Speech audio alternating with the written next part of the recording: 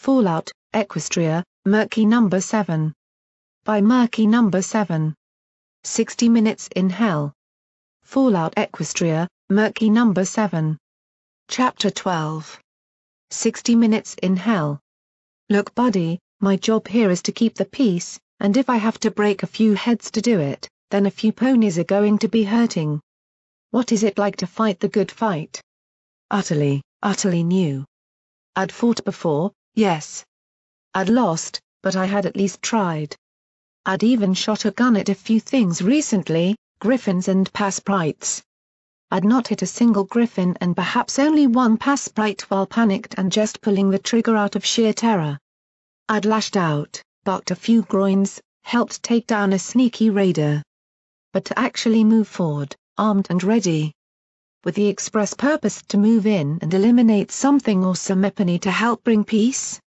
To take a stand, make the decision to commit and then push yourself into the firing line to save others? Could I do that? Ponies needed help.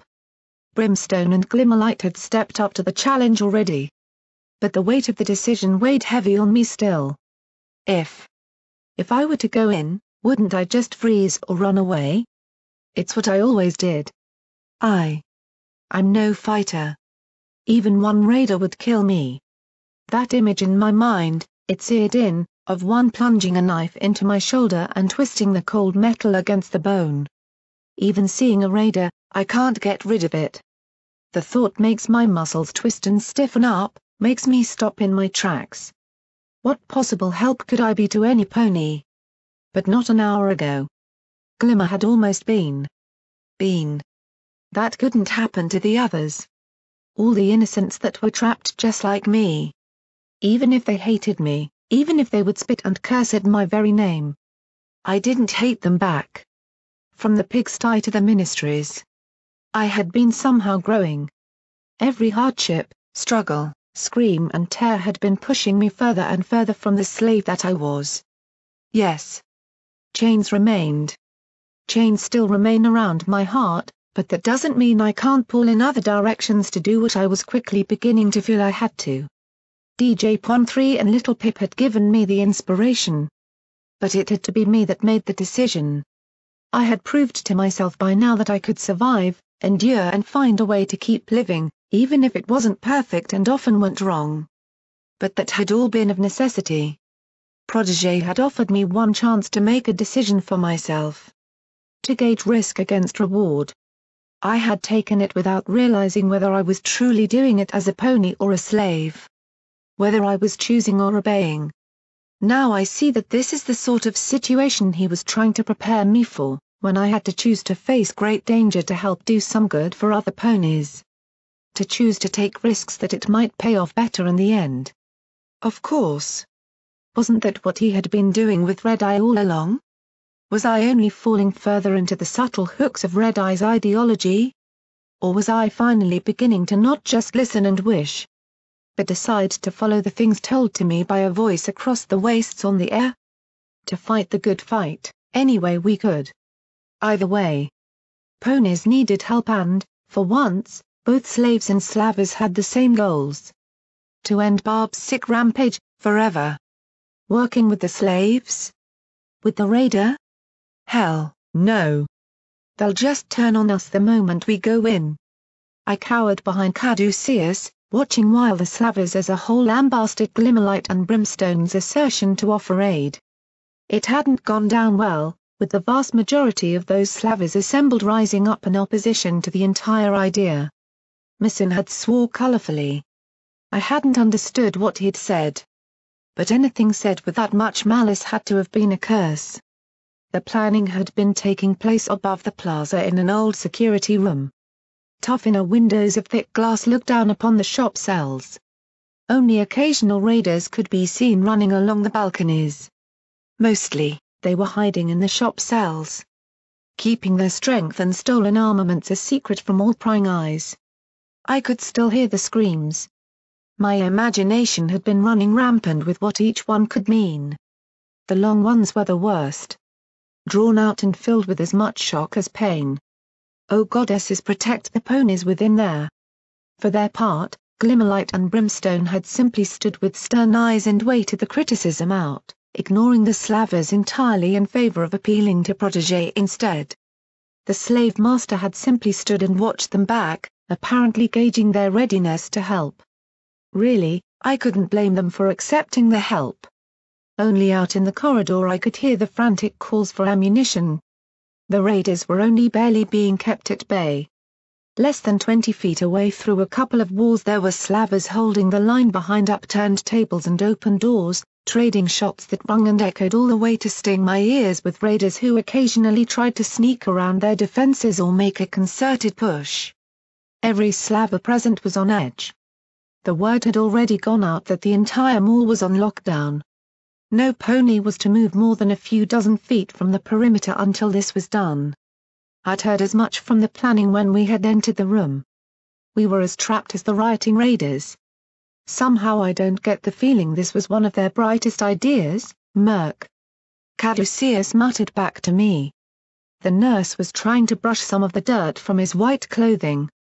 It was already stained beyond recovery from just living in Philadelphia, but he persisted as though from some nervous tic or motion.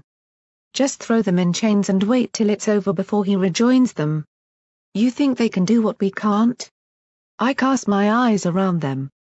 Earth ponies and unicorns, stallions and mares, all types of ponies from the slaver team in the mall were consistent in their belief. But there was one voice I expected to hear. But didn't. My eyes found the master. He was standing on the opposite side of the table from Glimmerlight, looking smug as ever. Spotting my own eyes lingering on him, he twisted his head to grin at me. I retreated behind Caduceus again, pressing close to his side. I didn't like doctors. But he was a nurse. Technicality, right? This isn't their job. He's already bloodied, look at him. He's killed slavers. Finally, I heard Protégé's voice clearly ring out through the opposition. They may aid us. The shouting reached a height upon which I could not even detect individual voices. My head hurt. Protégé raised a hoof for silence, aided by the master slamming his huge hoof on the desk for order. At their combination of wills, the slavers shut up immediately. Brimstone has never defied our rules as a worker unless Glimmerlight is threatened, that much I understand.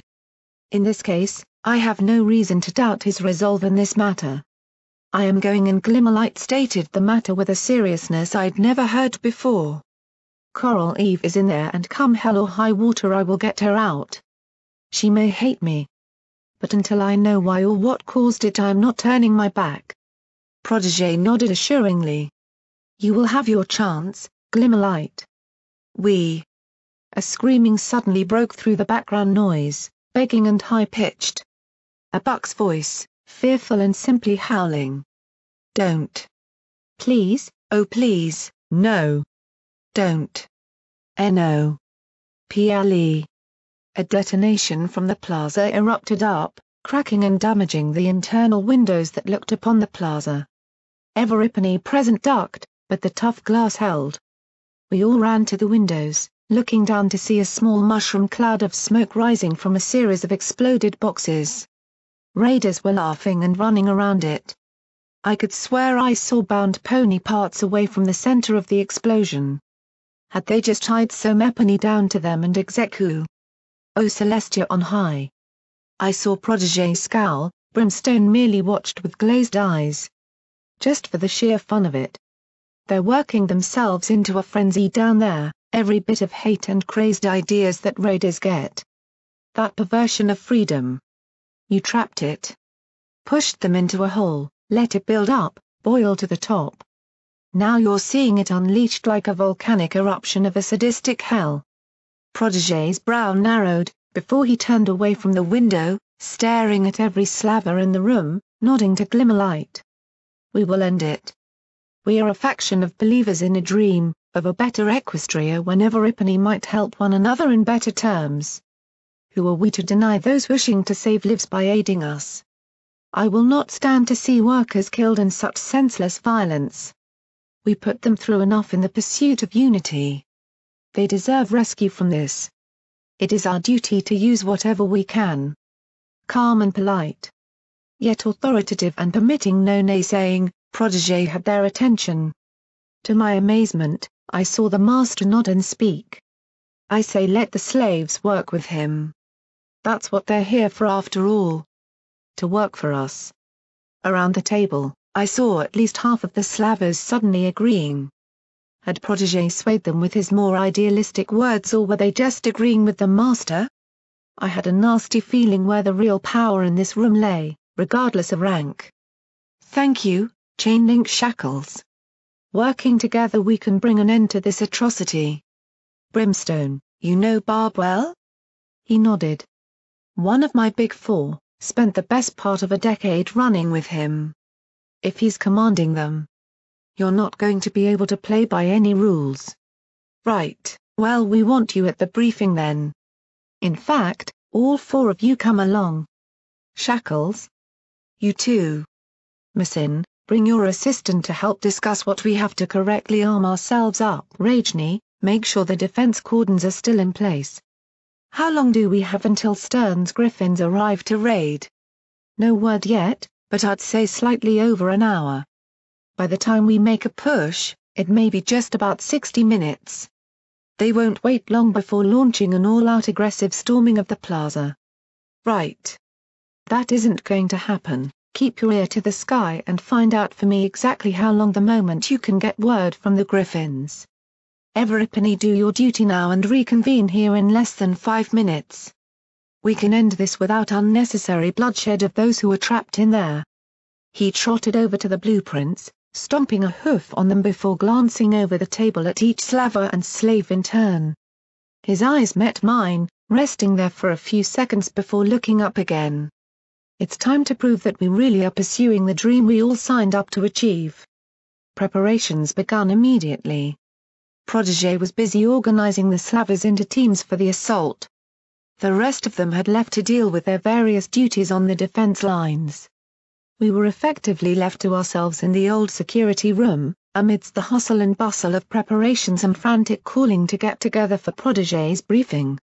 Alone, dodging out of the way of a swearing slaver dragging heavy boxes of ammo across the floor on a cart, I looked around. Now empty cages lined each wall where weapons were once kept. Feeling vulnerable, I found myself trotting over to lie down with my head in my hooves inside one. It felt familiar and reassuring. To be sat in a cage. Glimmerlight had been staring through the window, Brimstone beside her. Those two. They were so convicted to go into the battle to come. Both had reasons and those to protect. They simply felt they needed to, choosing to be the good pony. Already I could see Caduceus standing beside Glimmerlight, laying a hoof on her shoulder and nuzzling her gently, clearly about to make his own choice. Glimmer. You'll need some Epony who can treat a wound in there, I'm coming. You don't have to, Caddy. My life's mess-ups aren't yours to. Help all those who need help. That's what helping we've told me. We all believed it in there. Him, me, Life Bloom and all the others working or studying in that clinic. Trapped here, I found a new meaning to it with Dr. Weathervane, that sometimes we need to not just wait for those in need to come to us. I want to help. Not just because it's you. Even if that may be a part of it.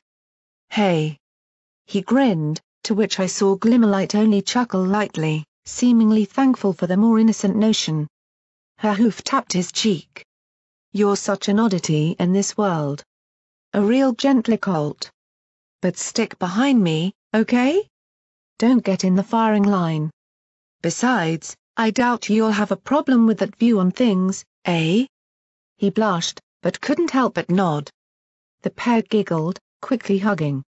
Alone at the back of the room, I could see the little bonds that aided each other. The mutual humor and ease of speech that was keeping them calm about their choice to do this. Now he was in as well. Just leaving me alone in the cage wondering about my own place in this. The only pony in the room still too afraid to say yes.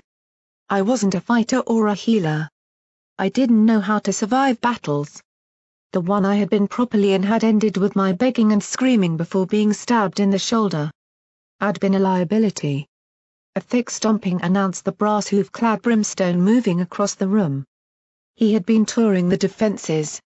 Many times I'd heard his voice cry out to force slavers into a better position or when to expect a push. He may not have known how to fire too accurately. But it was clear Brimstone wasn't a grand warlord for just the fancy title, with his grasp of tactics and understanding of his enemy. I'd just hid in here. Away from all the fighting outside, oddly detached from it all. Settling near me, the armor clattered as he sat, before I saw one eye peering down at me in the wall cage. He nodded at the pair of Glimmer and Caduceus, who were sat around an old rifle, Glimmerlight stripping it down while chatting to him about random nothings. Seems that we Bucks gonna follow her wherever. So, you coming along, kid? Lifting my head out of my front hooves, I glanced up at the big earth pony with wide eyes. No. Huh? He seemed surprised, turning more to face me. I just looked away, quivering slightly. I knew he didn't mean to put me under pressure. It was just his way of life to be direct. I'm scared. I rubbed my shoulder. The sight of that knife pushing its way into my flesh. Our encounter with the raiders had brought it all to the surface. I don't want hurt again. I'm afraid of Barb. Everypony gets scared. Brimstone spoke quietly, closing his eyes. Glim's scared of losing Coral. I'm scared of losing her. It's just about whether you can push it down, put on a brave face and keep going. But I am not worth anything to this, I'd just get in the way. This is just too direct, too big for me. It's best if I stay here and just pray for you all. Brimstone shrugged. No need to stand still to pray. Actions speak louder than words to the goddesses, Murk. You've made it this far. Survived this much.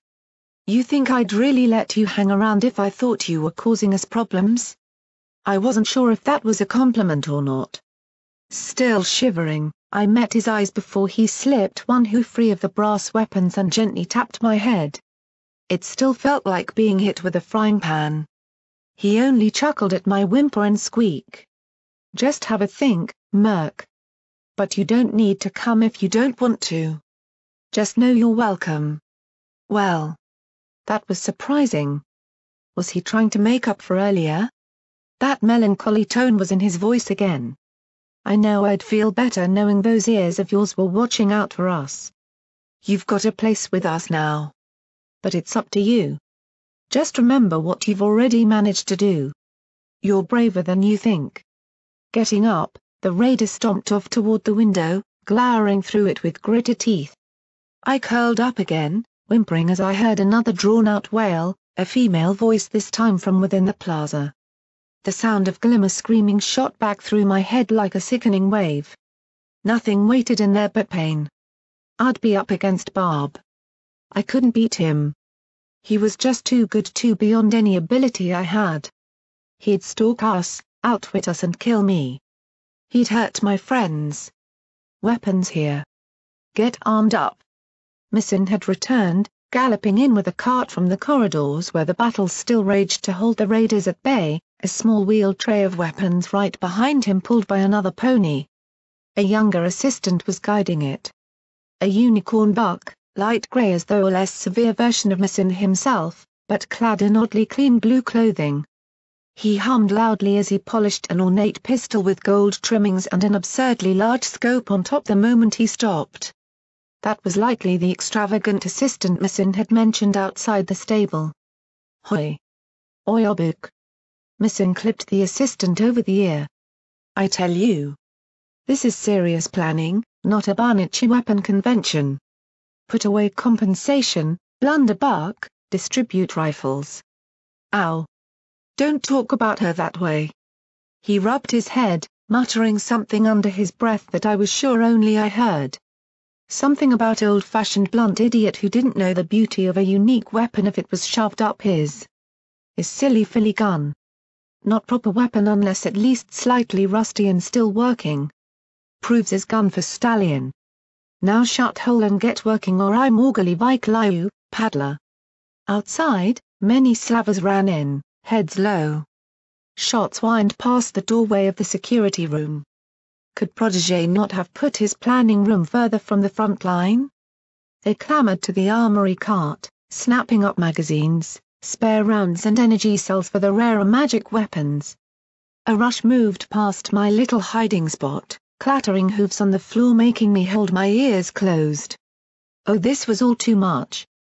Ponies were reloading, test sighting, sharpening knives, all for the big fight.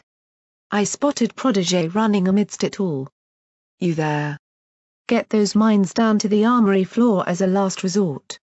Hardnut, I want you to take 3 of your subordinates to guard the storage room against further flanking efforts. Go. Dozen IPO down. At the command, Everipany dropped before the toughened windows that were our only way to observe the raiders within the plaza were peppered with gunfire. Some flew right through, ricocheting from the roof to ping around and lance into slavers. I saw one ping from Brimstone's armor when he sheltered Glimmerlight. Caduceus leapt immediately to the screaming slaver, holding him down to work on his neck. 5 slavers sprayed blind fire from unicorn magic-held weapons over the broken sections of glass. I huddled into the corner. Too much. Just fighting and pain and death. Too much. Those were armor-piercing rounds. Massin, how much stock of them did they possibly get? Not much. I must trust slavers with potato long before I trust them with AP rounds. Those will chew through cover at the wrong time if they save them though. We need something to even the odds. Do you think you can stock us up with some better equipment and ammunition? The strange arms pony snorted.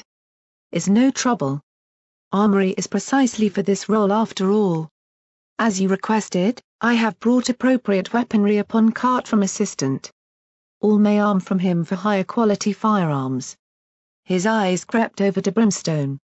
Even if means this Sverlock may break more rifles. Brimstone stamped one brass hoof hard enough to make almost every penny jump in shock. Myself included won't need any of your pop guns now. He almost growled at the arms penny as he wandered past him into the far side of the security room to wait. Glimmerlight rubbed her chin with a hoof, cantering over to the cart. 4 more slavers were picked out as the arming up began. In the end, Glimmerlight had drawn a long rifle and simple pistol for herself, along with some leather armor stitched up with small metal plates on the shoulders. She dropped Caduceus a larger saddlebag of stored medical supplies and a small submachine gun for self-defense. I simply stuck back from the rush to get at the weaponry. Was I even allowed? Glancing across at Protégé, I saw him slipping some extra marked ammunition for his revolver into a pocket upon his battle barding. My master glanced back at me even as his magic drew another small backup pistol to store in a second holster. Our eyes met briefly, or rather his eye. Even with one visible, anything beyond the visage of Unity's student was hard to tell. Right, Everipany. Briefing time, gather around, we don't have long. Thus began the sequence of planning. Everipany leaned in over the table, a couple dozen in all. I simply hung back in my cage. My friends turned back toward the table. Slavers were filing in ragely swept though the larger doors from storage where she had been checking to make sure it was all clear. Brimstone and Caduceus trotted over. Glimmerlight stopped near me. Made a decision, Murky? She tried to offer a smile, but it was strained. Her eyes held fear, apprehension and yet still determination. I didn't want to leave her. I shook my head. I'm not going. I just. Sorry. I'm too scared of him. My eyes couldn't match hers, I looked away, curling up inside the cage to spend my time. Her hoof gently ruffled my mane, leading me to look upwards again and see her grin. It's all right, it's not going to be nice in there. No shame, okay? We'll take care of it. With another gentle pat, she moved on toward the table. I watched her go, followed by Caduceus. Everipany was coming together to help save a few slaves, Brim's raw power, Protégé and his slaver teams, Glimmer's training and stoic mindset, Caduceus' medical abilities. every throwing in every little ability they had. How did they do it? How could they be so brave and go in there without being scared? Brimstone's words echoed back to me. Every gets scared. But wasn't being brave that you weren't scared? Protégé held a spot before the Mal's blueprints. Already I could see markings with chalk on the paper that circled various corridors. Now, the raiders have broken well free of the areas we sought to contain them in. Protégé's voice was terse. The guardroom that should have held them has fallen, permitting them access to firearms and a defended position that makes a direct assault on the plaza incredibly difficult. The only main entrance to the plaza is through the cage door. The very thing we used is now the biggest obstacle to us. It's a choke point. Not only that, but they've also branched out, here, here and here. A small cane pointed to 3 corridors leading out from the guardroom away from the plaza cage door. Each had a red scrawled line. In other words, Polnipizdits. Armory is secure, but slaves have acquired much inventory from guards. Misson tossed his head back to his small cart, tapping that wooden hoof over what I guessed was the armory on the map. There is no chance of them reaching the armory now, however. Good. Protégé moved the cane. Those red lines show where we stopped them, but it's clear Barb knew exactly what he was doing. Those positions were hard to take and cost him dear. But very easy to defend from. Straight corridors with no cover and a hard shelter at the far end. Misson grunted. I began to wonder if he held more of a tactical position than I had previously realized within Protégé's staff of slavers. Makes little difference, we have rocket-propelled grenade. Boom, yes? Normally, yes. My master's face sunk a little, before tapping the lines again with the cane. Those sick wretches have strapped the workers to their cover as living shields. Any assault would have to kill them to get by. That is not something I will accept as a course of action. Brimstone nodded, simmering a little. Just what I'd have done. But he won't kill them himself. Those shields are all that's stopping any pony launching some hot metal down the corridor and blowing everything in it to hell. You're sure? Barb isn't stupid. He knows his raiders can't take a direct assault from a heavily armed and organized group in a meat-grinder assault. That made Protégé pause a second, rubbing a hoof against his chin. Then why make this whole stand in the first place? He must know that Griffins or, if it got real bad, Alicorns would simply wipe out the entire population. Brimstone actually laughed, making many of the slavers cast unsure glances to one another. He's smart, but that don't mean the wee bastard's not still a raider. They don't want a slow death in here, boy. They want to burn out in a blaze of glory. To make people see their great last surge of violence and make all those behind fear them in their nightmares. He doesn't want out of this. Wait. No.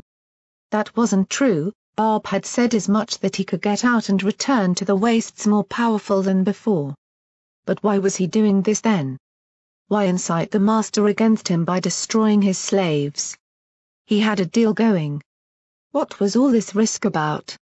I wanted to shout it, let them know he clearly had something else in mind. But those light green watchful eyes just kept staring into my heart from across the table. He seemed to chuckle as I withered under his gaze. Then what do you propose, master?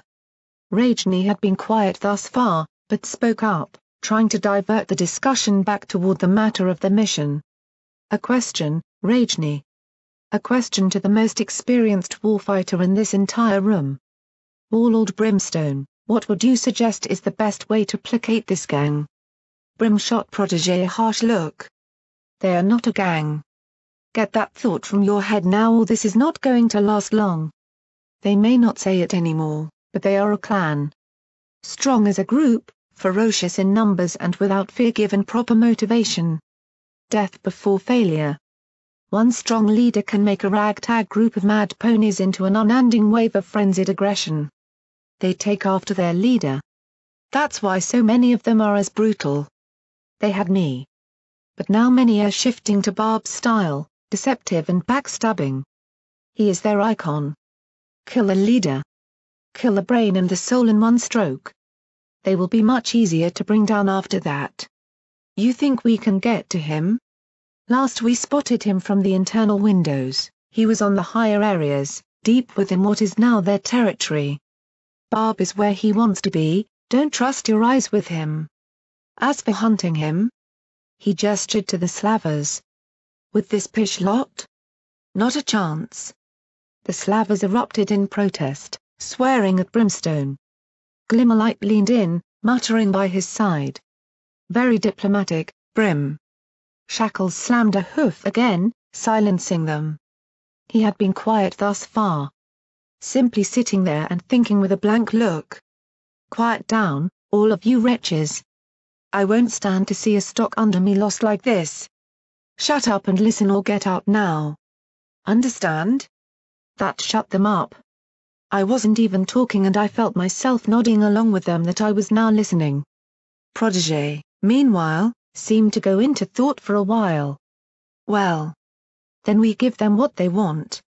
Or what they think they'll be getting. A distraction. We don't assault properly, but detonate a lot of explosives and throw a lot of deliberately inaccurate fire toward them. Make it seem like a large storming that's just stalled and is consistently failing on their barricades. Take all their attention. I'll need 3 teams. Shackles, I want you to organ. Protégé's eyes crossed across mine across the table and room. He must have seen something in my look. He stopped on the spot, thinking deeply. I knew he had his own suspicions. No. Masin, make up 3 teams from the guard groups. Call in any you need. Shackles, I want you to go and try to delay the Griffins as long as you can. Stern has already contacted me to say her raid team will not be considering workers a valued hostage to rescue. We must get this done before they arrive. If the master had spotted the divergence, he stayed quiet about it and carefully hidden. Instead, he just gruffly snorted and tossed his filthy mane at the mundane job offer. While we do what to get the slaves? A raid. A small team shall infiltrate the plaza. I believe there is an outside door leading to one of the shop cells. So he did know. I will take a group including Brimstone, Ragni and a select few others to launch a surgical strike into the heart of the raiders while the majority are distracted out in the guard room with the false assault. The object is simple. To kill Barb by any means and if possible, clear one barricade from behind once we have a sustainable position inside the plaza. Other guards will follow us in greater numbers to cover our backs once the element of surprise is lost. Fast, direct and aggressive. Cut off the head and let the body wither. Glimmerlight immediately spoke up, shifting away from me to lift her front hooves onto the table, trying to take what authority she could. I could feel her shivering. My poor friend was still feeling the shock of earlier. If there's a team going in, I'm going to. We can try to secure the slaves inside or get them out the side door. Some of them do not deserve this. Shackles actually laughed. Silence, slave. Your masters will choose who goes and who stays. You offered your help, but a rookie initiate is not going to alter our plans. No. Protégé spoke quickly. While I cannot say I fully agree with either of you, you are welcome to come and attempt to protect Jenny we find or Coral should you locate her, Glimmerlight. But Barb's death takes precedence to end the greater incident. That's fine. So long as I get a chance to help them. Good. Get your things ready, we will be leaving soon. Glimmerlight nodded firmly and turned to canter to the other side of the room, continuing to strip the long rifle down and pull parts from Masin's cart. Without him looking, I noticed. Caduceus glanced at her snapping it all together, joining the growing noise of preparations and then respectfully bowed his head to Protégé.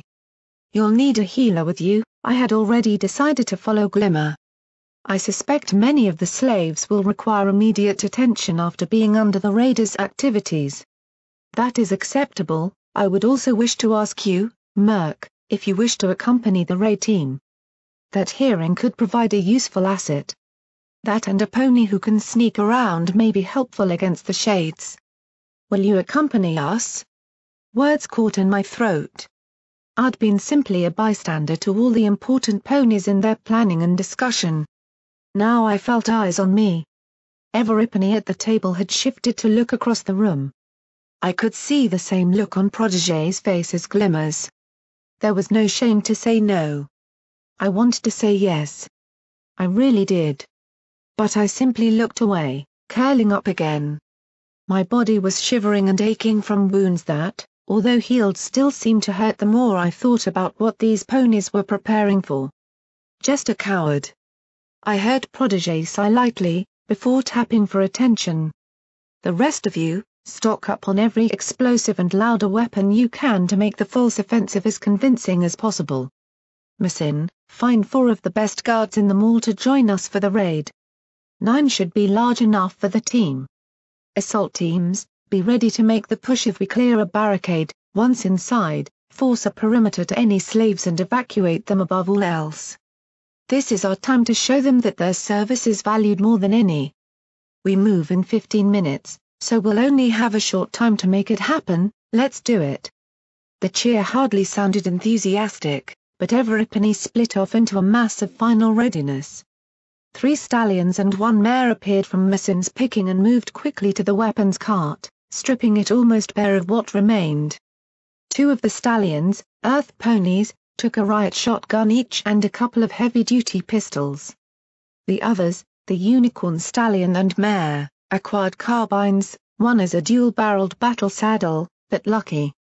All stuck with the thick padding of their Slava guard, strapping a couple of cylindrical canisters to themselves and making sure their gas masks were ready. They were going on what sounded like a suicide mission. Glimmerlight racked shut the bolt of the rifle with her hooves, while holding a few test rounds in her magic. She'd left small parts all over the floor, instead crafting what looked like crude metal sights for the top out of some scrap. Her face was still and serious, concentrating on the work. Even as I watched, she moved on to a spark battery, stripping the casing off till I could see the pulsating magic gem at the center. She held it near the barrel. What was she planning with that thing? How could she think so calmly to do this? Going in with a team to the center of almost 100 raiders? They were all going to die. How? Just. What let them make the choice? Glimmerlight's eyes hadn't looked brave. But she was going in there anyway. I just didn't understand. How could you be brave and scared at the same time? That wasn't how it worked, right? I wished I had time to tune into DJ Pon 3. He would know what to say. How the good fight worked. But there was another voice in my memory. The mayor. Back when I had been beaten down, hurt and degraded in front of an entire city. She had been willing to stand up and show her support of me, despite her fear of the master. She'd said something. Please, don't give up, there is a bright future. You will find your courage, Murky. After those words, I'd stood on my own and walked almost proudly away, not letting the master have the satisfaction of me being hurt before her. I'd been scared. But I'd done it anyway. Back in the stable, when I had been trapped, separated from the ponies I had only then begun to see as friends, I had finally begun to know what it was like to take strength in others.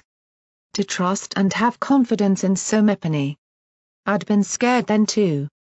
But Glimmer had talked me into knowing I could do it anyway. Was that what bravery was? To be scared. But to be able to stand up tall and push through even when your mind tells you it won't end well? To take the risks because you know they have to be done? I was so scared of Barb. That one pony was everything I feared. Everypony I couldn't hear or sneak away from. His raiders had caused me pain and tears in so many amounts. They had almost hurt Glimmerlight beyond thinking not 1 hour ago. They had to be stopped. Another voice I remembered. Much more recently, the Ministry Mayor herself. Twilight sparkle. The twinkling lights of that star-shaped message emerged in my mind to utter those words. Make friends, take time to make amends, do not be afraid to fight if in defense of a better world. This message is to let you see from me the thoughts and fears of Everypony now. We're all dreaming of the same peace, even if we don't know it. Good luck. Brim was right. Everypony was scared. We were all afraid, but we all wanted the same thing in the end. A final voice, amidst the clutter and banging of the battle and arming up, it was so clear, just like before in the wreck of Massin's wagon outside the city. The obstacles in our path can be overcome if we just work together. So don't abandon those you care about, yeah? These days that which we fight against is bigger, more obvious and deadlier than any ponies in the past ever had to deal with. Only by sticking together can we truly save lives and make ourselves better. No matter what horrors we all must share along the way. DJ Pon3 had inspired me to take up arms before to defend my friends that little bit longer. Very quickly, a greater fear began to come to mind. I had seen the raiders execute some Epony in the plaza, heard them torture others. What if those were my friends next time and I simply had to sit in here and listen to it happen? Those words, from ponies I cared for, were inspired by or had learned from circled around my mind, repeating, meshing together their messages.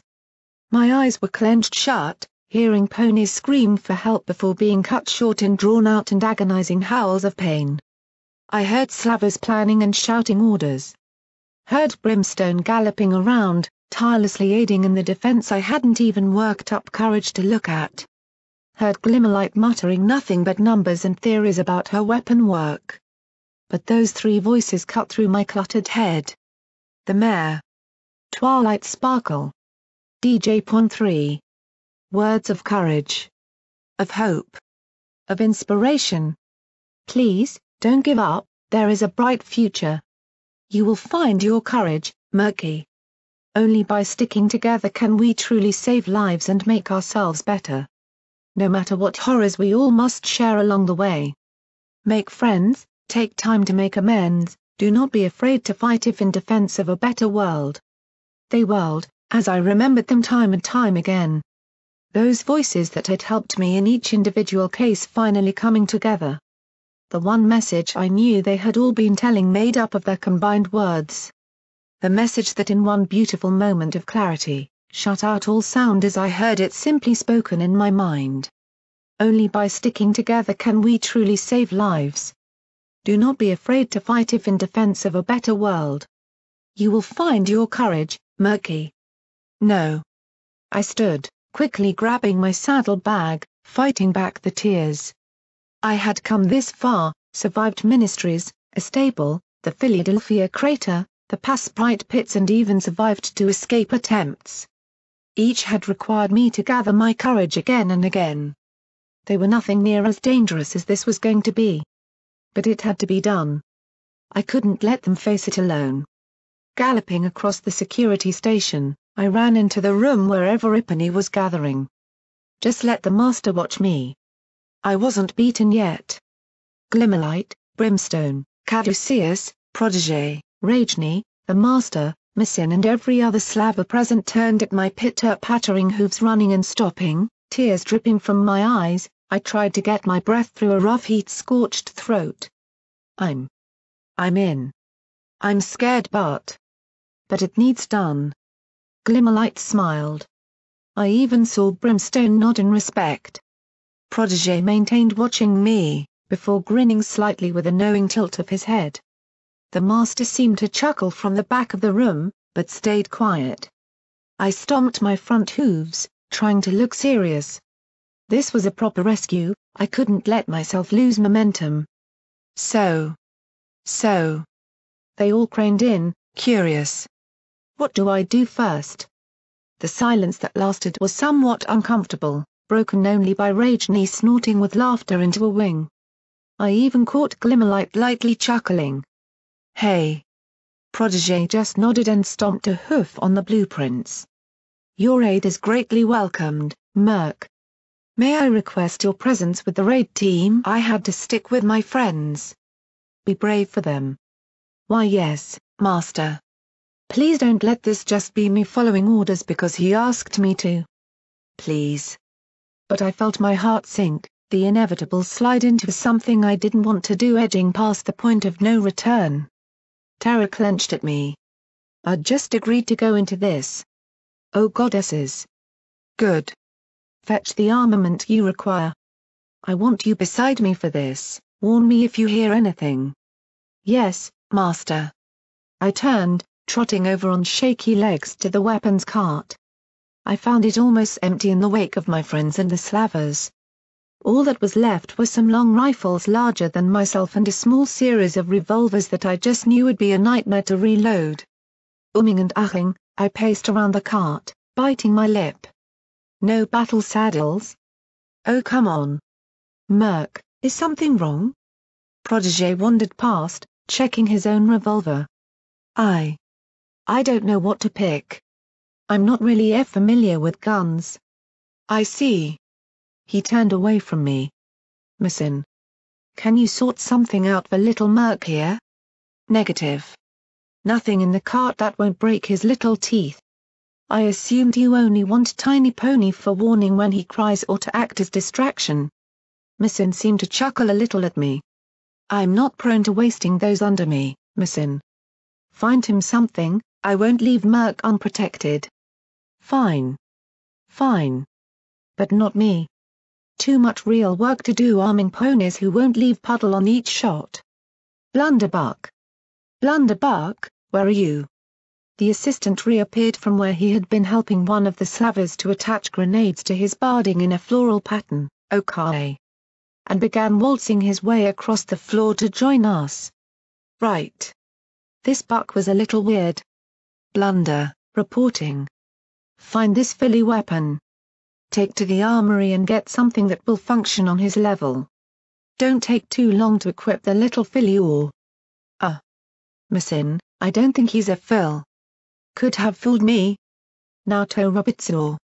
The buck saluted dramatically on the spot, before spinning in a completely unnecessary direction to face me, smiling entirely too much. Are you ready to get ready, Merc? Let's get you to the armory. Oh, we are going to have such fun finding you something. Slack-jawed at the entirely over-enthusiastic, sing-song-voiced Blunderbuck, I just stared to the side, noting Glimmerlight nodding her head encouragingly. Go with him, Murky. He's all right, I've spent a little time with him before. Blunderbuck brightened up. Ah. You remember me? Yes. Murky, is it? Wonderful. Protégé trotted past, away from the cart, nodding to his assistant armorer and myself.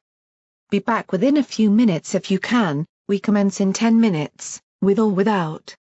We'll only have an hour or so to commence the raid. Got it, Tsar? Why yes, Master. I felt myself being pulled by Blunderbuck out into the hallway, where he happily trotted beside me. So, what are we going to do, Specify. Speak few. Exactly? Do? He asked with wide eyes. Dear Merc, this is an important thing, a pony's proper outfitting is like acquiring a new suit. Oh, we must find you that something that fits just right. Oh yes. I know you'll just love them. And they'll love you. He took off at a gallop, his magic pulling me lightly along. This will be so fun. Time to find a gun. Oh yes. The armory was gigantic in the mall. Behind a dozen guards and a huge door that was over a foot thick, it was even more secure than storage or the plaza. This must have been some sort of safe vault back in old Equestria. But now, the large cages within it contained benches and racks of all sorts of weaponry. Massive wall docks housed shelf after shelf of parts and boxes of ammunition. Another cage had explosive warning signs all over it. All this from just the entrance. And I could see it only went further in. Blunderbuck danced his way into it, springing from hoof to hoof before spinning to face me, a rather too large smile on his face as I trotted in, wide-eyed. Oh, Murky my dear, I cannot express my delight. It's abundantly clear that somewhere in here is the gun that will fit you just right. Carefully trotting away from all warning signs, I followed him into the primary workshop, surrounded by all sorts of bizarre deconstructed firearms. Nervously, I tried to offer at least some requirements to avoid breaking my own mouth. Can't wait to get started. But first, can I say a few things? It's kinda important the gun that I get is something that's quiet and small. He swaggered past me, passing a hoof around my neck briefly to wink and dive off into one of the large cages. Quiet. Small. Got it. A dull crash sounded as he dragged a box off a cabinet top to dig around, shouting out to me as he searched. I picked at what seemed to be a giant cannon with a tiny bayonet attached to the end. I have so many wonderful firearms, just wait. You will see. I poked my head in the cage, finding him surrounded by a wealth of guns strewn all over the floor. He looked like one of the foals I'd seen in a Hearthwarming Eve poster years ago with presents. Can I have something that fires a small bullet, so it won't hurt me? Sure. How about a shotgun? It's loud and proud and powerful as can be. The massive combat shotgun hovered up in front of me. The barrel about as wide as my hoof. Even I found myself looking around it with a little exasperation. Loud, proud? Have you even seen me? Ah. Well. Murky, have faith. He threw one hoof around me, the other arcing out over the racks of pistols, rifles and shotguns. You see, I will bet you that somewhere in here is the gun that will get you. Come on. I've got everything from mouth held to battle saddles. I gasped on the spot. Yes. Battle saddles sound good. I'd like one of th. I was distracted by a crash, caused by Blunderbuck throwing open another cage door and dragging out a box filled to the brim with pistols of all shapes and sizes. Digging through it eagerly, he drew one, shoving it right into my mouth without so much as asking. I felt my tooth loosen again. Really? Because I think this big magnum has your name written all over it. AWW. Look, it matches your mane. Glancing down, I saw the grip did indeed have a wooden construction rather similar to my own filthy hair. But the chambers revealed bullets liable to make me swallow the gun if I fired it. Sighing, I spat it back into the box. Pass. But Blunderbuck was already gone, heaving open a third of the tall cage doors to throw out weapon after weapon that, standing in the main workshop, I found myself dodging repeatedly.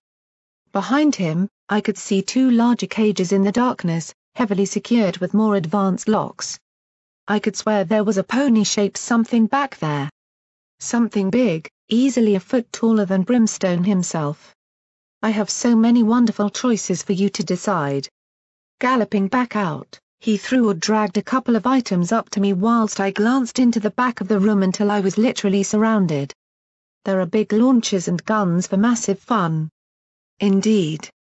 All of them had long bullets or thick grenade shells dropped near them as examples. Finding my lower body half buried in them as I sat down, I just sighed on the spot. Launchers and big hunting guns are not quiet.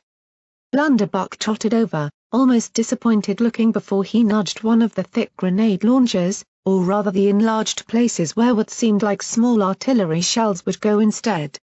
Mr. Peace would have gotten along with Blunderbuck, I was certain. Maybe not. But I've heard of this particular shell launcher throwing people 10 feet in the air when it lands. Ugh. This buck was just insane. I'd likely be better off asking Glimmer if I could borrow her backup pistol again. I stood up, crawling out from under the pile of firearms and weapons. That's all, I think. I'm gonna head out of here and... Wait. There must be a gun here that will fit the ticket. How about a minigun or a nice flamer? His magic pulled them out, holding the massive weapons beside him. True to Massin's tale before, I could see a sniper scope on the flamer. What was with this? Wait. Those weapons were attached to battle saddles. Yay. Maybe he had one in my size. Smaller and lighter.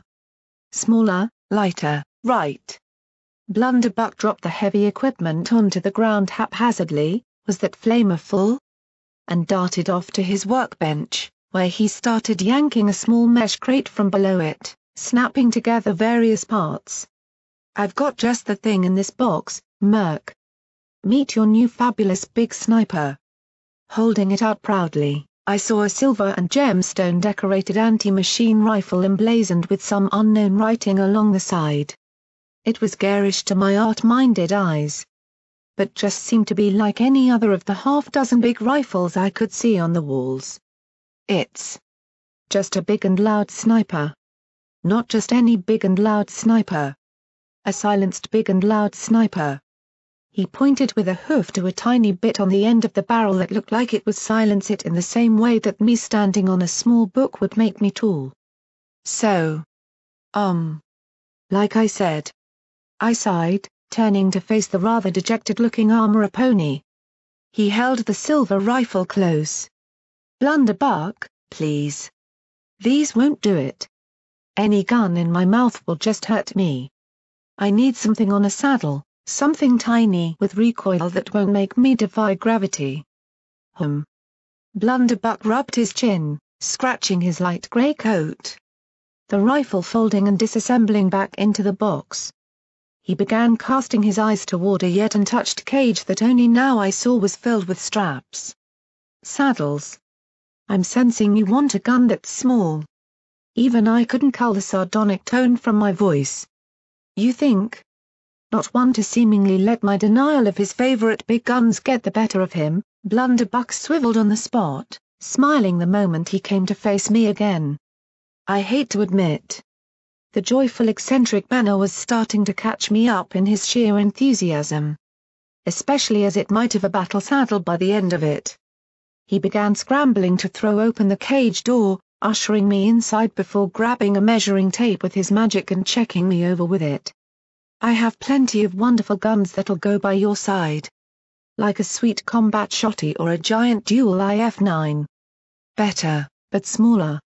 He began to pull some leather straps with small gears and slides of metal off the racks, wrapping them around me. I could barely contain my excitement. He was customizing it for me. I was getting my very own at last. But what to have on it? Oh, the possibilities. "I see. Well, how about a carbine, or a sawn-off or a pistol? There are so many wonderful firearms the likes of that." Each swept into the cage or down from above to hang before me where I let my wide eyes glance across them. "You. Or there are plasmas and lasers. They have both no recoil. Or perhaps what you need is a hushed and poisoned dart? Now you're talking." The odd contraptions for energy weapons hurt my brain to even imagine how they worked. But bright-colored flashes sounded really cool. I could even make them match my coat and mane. I wanted to skip in a circle, but the gradually building light battle saddle around me held me in place. I heard a whirring and sliding as it wound its way around my fleece, attaching little spindles and mechanical instruments to one side. The hooks for weaponry and tools went on next. Blunderbuck hopped around me, if anything, his voice becoming higher-pitched the more he wildly got excited. But I cast my eyes across the half-dozen weapons arrayed before me. I wasn't even really into shooting. But a battle saddle was just so cool that I had no idea what to pick for it. When would I ever get the chance again? My fear of the mission was thrown back, hidden if for now by the delight of all this choice. But instead of just one stand out. Now that's too many. He craned a hoof over me, holding his head against mine. Normally, I'd have recoiled at some Epony being so close, but too much excitement was welling around in my body to care. Not a bad problem to have if you ask me. Once again, I cast my eyes over it, feeling the momentum of the moment and his excitement mesh with my own. The darts would be awesome. But the carbine I'm liking too. Do you have something in a longer range dart? No. But I've got a dart that's less than lethal, if them dying's not for you. Ugh, so much choice. Oh. What to do? What to do? I visibly hopped, an idea finally coming to mind. Of course. That's it. There's really just one way, to find the gun that really suits me best. Blunderbuck's eyes widened, seemingly confused as I hopped into the racks and racks of small pistols, searching and searching. A shiny pistol. That's small. Quiet and polite. That will fit on this saddle just right. Aha! There it was. My hooves dumped dozens upon dozens of pistols out of the way or threw open the cages to spot it. Rarity's Grace lay atop a pile, right where it had been left. As gorgeous looking as ever, it would sit gracefully and artistically upon this new battle saddle of mine. I grabbed it in my mouth, before it flew out again from Blunderbuck's magic and began to clip on amongst the various fragile pieces he was attaching to my sides. Don't forget style. That should be considered. So we know for sure it won't sparkle and glitter? For the one who is sneaky and small. Just like me. Finally, leather straps and a small metal frame descended over it. The entire saddle felt tiny on me, tight-fitting and thin with Rarity's Grace covered by thin black leather to hide the sheen. This saddle was probably the lightest one I'd ever seen to fit me and only capable of holding small weaponry and tools. But I didn't care. I had one. I had one at last. It might hold much less, but it feels the best. 'Cause it's all measured up just for you, see? Blunderbuck laughed out loud at hearing my pleasure with it. Pulling a strap tight to latch the mouthpiece to my side? Well, that was interesting, but with a quick flick of my hoof, pulled by Blunderbuck, the mouthpiece whipped off my side and flecked around to be ready in front of my jawline. Oh wow! Another flick sent it flipping back out of the way. But it didn't restrict me moving at all. It was just an extra little bit of leather and metal that sat around me to support light arms and things. I smiled so much to Blunderbuck, why couldn't all slavers be as cool as him? This is the #1, greatest and perfectest saddle in the world for me. Armed up, no. Saddled up, I trotted in a circle, grinning, before heading to the doorway. Rarity's Grace felt snug and smooth beside me under a little flap of dark leather to stop it glinting. Blunderbuck accompanied me into the corridor before waving goodbye. Then let the mission begin. And may the best side win. With a laugh, I turned and galloped off back toward the briefing. I'd be scared as all hell soon. But for now, I could be happy with a proper little saddle just for me at last. Yay. Unfortunately, merely owning a battle saddle didn't particularly make me feel any more powerful en route back to the security room. Twice I was ushered by galloping slavers to simply flee with them away from a barricade as armor-piercing rounds ripped through it. The corridors were a war zone of barely blocked-off defenses holding the ferocious raiders inside. They weren't the best shots. But they had a frenzied courage to not flinch from any incoming fire. Sticking low, I dodged under slavers that returned the shots with their own, squealing whenever Sir Mepany kicked my small form out of the way or knocked past me in doorways. I just stayed happy inside. Tried to force it all out and concentrate on the reassuringly tight and comfortable feel of a little battle saddle around me. Yes. Stay happy. Stay brave. The thought occurred that Protégé must really trust me to simply hand me a weapon for the raid. Not too long ago, he had shot me. From taking so long to properly heal, I now had a scar on my chest from that. He had stood before me, denied me and brought me down with a bullet. Now I was being permitted to be around him. Carrying a loaded firearm. The shock of the thought made me stop just outside the doorway to the security room. What if I'd been the one with a gun? Could I have pulled the trigger if he had been in my way to freedom? Somehow, achingly. I began to suspect that I could not have. Despite everything that he had done to me, I could not envision myself in that position and going through with the last horrific pull of a trigger to find freedom at the cost of killing Sir Mepany who seemed to care for me. As twisted as the kindness was. Sighing and trotting inside, I found most ponies still in a state of half-readiness. Sir Mepany had dumped armor and suits from the security station lockers on the floor, where they had been stripped of their metal plates. But the atmosphere was different. No pony was really talking. Most seemed to be in their own little worlds. Checking weapons, carving wood with magic into little shapes, cleaning a bolt or barrel. Brimstone paced nearby. I couldn't see him in this portion of the multi-roomed security station, but I could certainly hear him. Part of me wanted to talk to him. but even with our little exchange earlier, I just didn't feel quite ready to know what to say to the hulking raiders so soon after his complete rampage in the storage room. Every pony had their little tricks to keep themselves distracted, to try and prepare themselves mentally for the upcoming storm. I could see Glimmerlight still working around her long rifle, attaching the spark battery to the end of the barrel. Its light blue glow shone through the protective casing with clearly overloaded energy. I could see 3 other drain batteries near her. Whatever she was up to, I doubted I wanted to be near it when it went off. She looked up as I trotted nearer, smiling widely to me. But I'd been around her long enough to spot when it was just her forcing it. Even Glimmerlight couldn't be too happy about this situation. She'd had a rough day with Coral revealing her secrets to us all and then the encounter with Barb's raiders. "You're looking swanky in that saddle, Murky. It suits you." I tried to smile as well, succeeding in a much less effective manner. "Thanks. It just feel good to have. And look."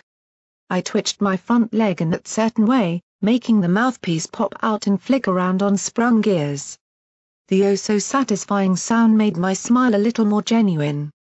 With the same movement, I sent it back. Then out again. Eventually, Glimmerlight just laughed, reaching over to ruffle my mane. But her eyes were more serious, looking into mine. "Good stuff. Loving the flick action. But I'd prefer if you didn't need to use it. Please, Murky. Try to stay back from the fighting when it starts.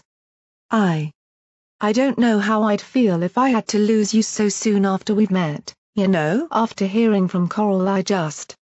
She looked away, then back, before hugging me tightly. "I just feel glad knowing there's still a few folks care for an overly promiscuous casual mare like myself who's got barely any respect for her own life and memories. Don't think I didn't see you trying to help when those raiders..." I just tugged tightly back, nuzzling into my sister's shoulder.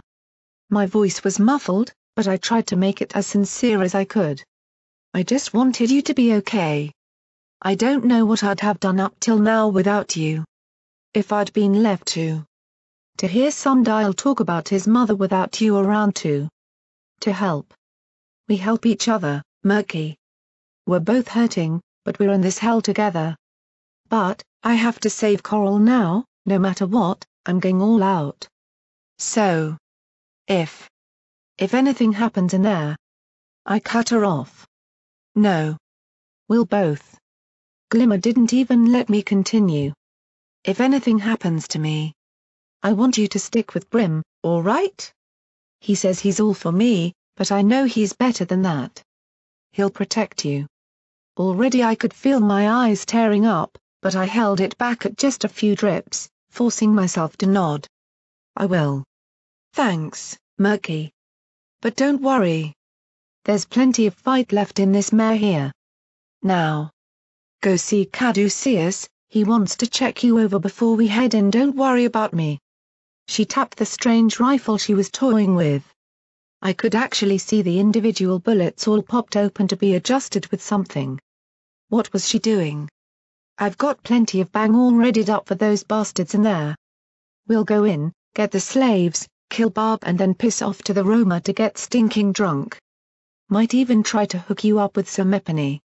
I blushed on the spot, feeling embarrassment overwhelm even fear for one wonderful moment of simple worry. I hugged her once more, before leaving Glimmer to her work and wandering toward a huge pile of armor that had the Nurse Earth pony sitting near it sat nearby. Caduceus was leaning on the wall and organizing his medical supplies into neat rows, organizing and counting. Most apparently for his pack or into the armor he had pulled from the pile earlier for quick reaching.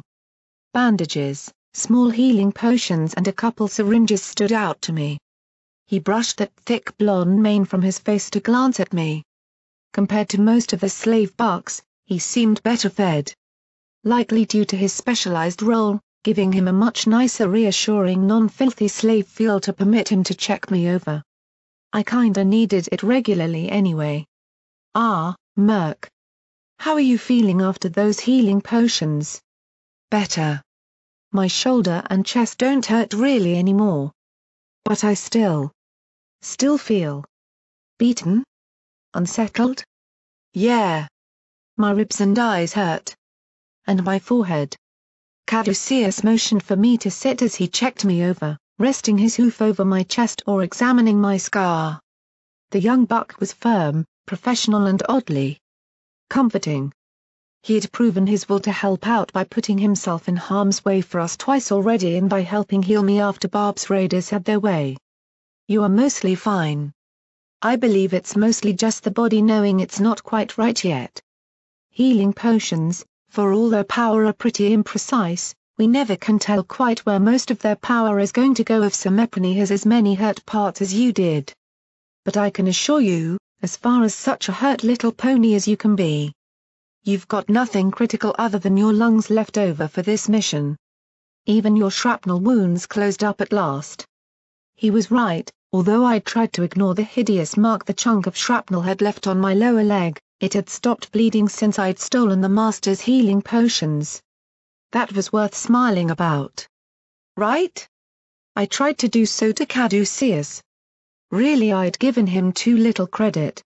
Caduceus. Thanks.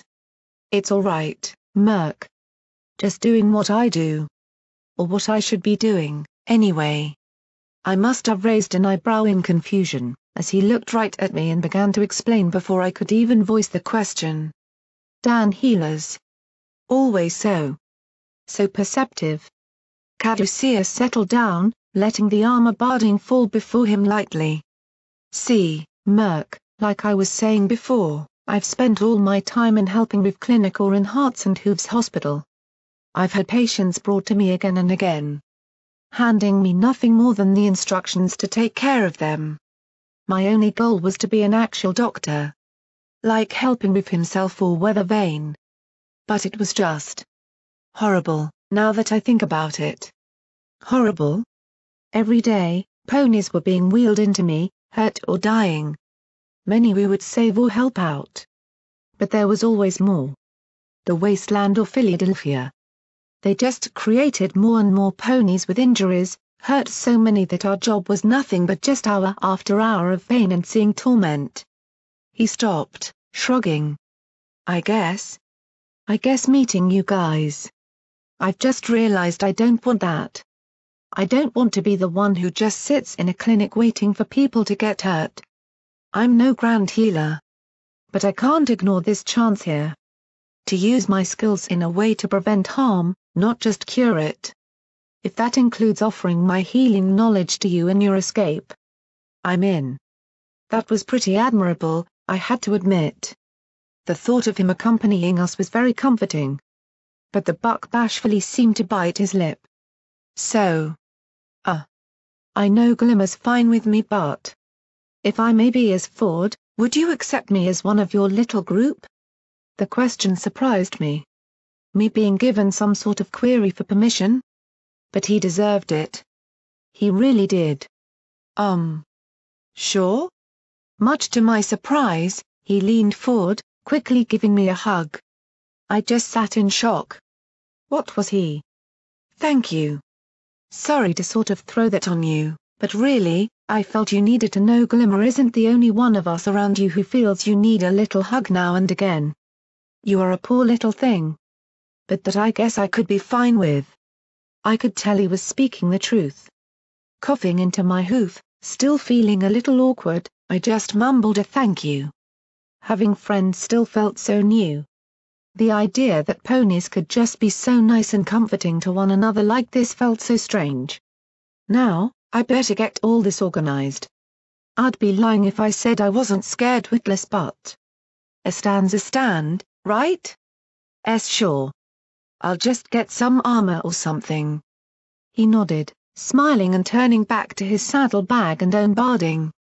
Trotting toward the pile of armor, I began piecing through it, carefully attempting to not make a noise that would disturb the dozen or so ponies around me that lay in wait for the time to move. Everything outside, the raider attacks, the desperate defense and the cries of the slave hostages every so often as they were thrown and shoved into cells with each other for storage. It all seemed muted in here. Two ponies watched the window, training rifles through it that kept most raiders out of line of sight. Somehow, I was more afraid of making a noise here than when trying to avoid most Slavs out to get me. Like I would disturb their peace. Most of the armor was simply too big or heavy for me. Some plates of armor, stripped from combat barding, looked the right size, but upon lifting were immensely heavy, as though from a highly dense material. I dragged out a small vest, it seemed the right size. All nice and black too. But a quick examination found the actual armor inside had been stripped out. Just my luck. Digging through more, I found one that still had its armor plates inside. While not black, it was still dark blue and seemed about the right size. I could sew down a little and fit into if I had time. It certainly seemed like a uniform of the ponies who worked here. I couldn't read, but even I could recognize the same shape of words. This one bore an emblazoned word in bright yellow upon its back, the same as above the door to this room's station, one all too easy to guess. Security. Immediately, I simply dropped it from my hooves, sighing at a lack of anything worthwhile. What kind of idiot would wear something like that? Any pony would see those bright yellow letters for miles. You couldn't hide and sneak around with them. Eventually, I simply decided to forget anything big. Armor wasn't my thing, as I'd found in the past. It only slowed me down or made it harder to squeeze into little places. If I was being shot at, I was doing something wrong anyway. It'd be better to just stay light and as agile as my frail little body could ever manage to avoid everything altogether. To that end, I simply took a few small pieces of thickened leather to shove inside my fleece around my torso. At the very least it'd stop it hurting so much when I hit the ground from diving or being thrown. Pulling my fleece and battle saddle, back on, I began to trot around, looking for some place to curl up in and wait myself. I would sketch until the time to go. Hopefully of good things to calm my mind that was quickly beginning to readjust and remember what I'd agreed to do here.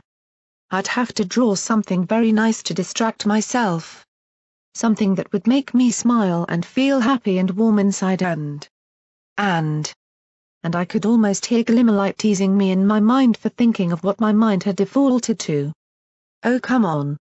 Now she was invading my own subconscious.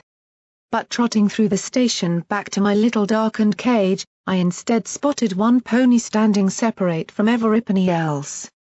Rajni was leaned against the cage I'd wanted to go into anyway, fiddling with the scope on her light flyer's rifle. But Protégé. He stood alone, apart from everybody else near an internal window that gave security guards of old a view into the plaza. It was pockmarked with bullet impacts, clearly until Sir Mepany gave up trying to get him through it. I could see his face reflected in it, looking more somber and forlorn than I'd ever imagined he could. Without really knowing why, I began quietly trotting up towards my master. His revolver floated in the air beside him, reloading. Unloading. Reloading again. A consistent activity that was just an ongoing twinge from his telekinesis. Spotting me in the window, he turned just enough for his one visible eye to see me. I see you've acquired something you always longed for then, Merc. Good for you. Yes, master. Thank you. Trotting up further, I hopped up to peer into the plaza. It was mostly empty, but clouds of smoke emerged from burning wood near the fountain. Clearly, most of them were all in the shop cells for cover or underneath us in the guard room for defense from Slaver assaults.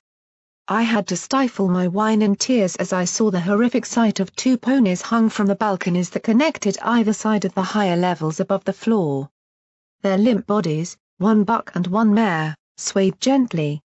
We said nothing more for a few seconds, while I tried to pull myself together. Protégé seemed to gaze at everything and yet nothing in any detail. He didn't even turn to me as he finally broke the silence. Speaking softly and barely moving his lips. I had a dream once, you know? Master? A dream of Equestria. Of green fields, bright sunlight and vivid colors amongst a peaceful and safe world for everybody. Of a time in which there are no divisions between individuals and no hatred of purpose and direction. a world in which we did not live in fear that we'd never get to be what we truly wanted. No masters. No slaves, simply a free nation of opportunity and optimism. As best I can, I pursue that dream, Murk. Master Red Eye gave me this chance to create a world which I might be prouder of than the one I was born into. He lifted a hoof, placing it on the glass, staring intently past it into the plaza, at the atrocities committed within, at the blood-stained and wrecked shop fronts. I had seen this world. Protégé spoke of an Aurora's memory orb. Had he done the same? He was a unicorn. But this just isn't what I ever wanted to happen. I turned my head to look at him. Almost shocked into gasping, I could see a look on his face I'd only once seen before atop a roof outside Philadelphia. Pain. Pain and sadness deep in his eyes. He wasn't a harsh taskmaster or cruel overseer. Right now all I saw was one pony who longed for something better than the hand even he had been dealt. "I'm sorry, Master." "No, Murk. It is me who is sorry. For everything you've been through as a part of all this whole mess in Philadelphia. No pony deserves to be born a slave. To never even know or be allowed to choose their own life." I shuffled on the spot, turning to the window again, feeling a little awkward to see my master express such emotion even through a simple look. I'm sorry that all this has happened." I barely muttered it. Protégé glanced briefly at me, as though judging to see if I were truly meaning it. I was surprised to find I did. Even if I felt guilty inside it helping cause it. "Thank you, Murk. I'm just glad you and your friends are safe at the very least. But I have let down those I swore to protect. If I had the resources or options to keep those raiders separate, I would have. Philadelphia, for all its ideals, I sometimes wish could do more to help those who don't deserve such a life in here." An awkward silence took over again. It was clear exactly who part of that last sentence was really meant to refer to. Resting my head on my hooves that were up on the window lip, I simply remained beside him for a while. But something began to bug me. From his journal I'd seen and from the things I'd heard every Slaver say about him, he just felt so out of place amongst Slavers. Master. Can I ask you, something, before we go in there?" "Of course, Murk." I scuffed a hoof, trying to build the courage to just ask. Finally, I took a breath and spoke. "Why are you with Red Eye?" My master still didn't turn round, his eye following one slave as she made a break for it below, trying with all her might to stand, gallop and escape, before being dragged right back into her cage by a raider.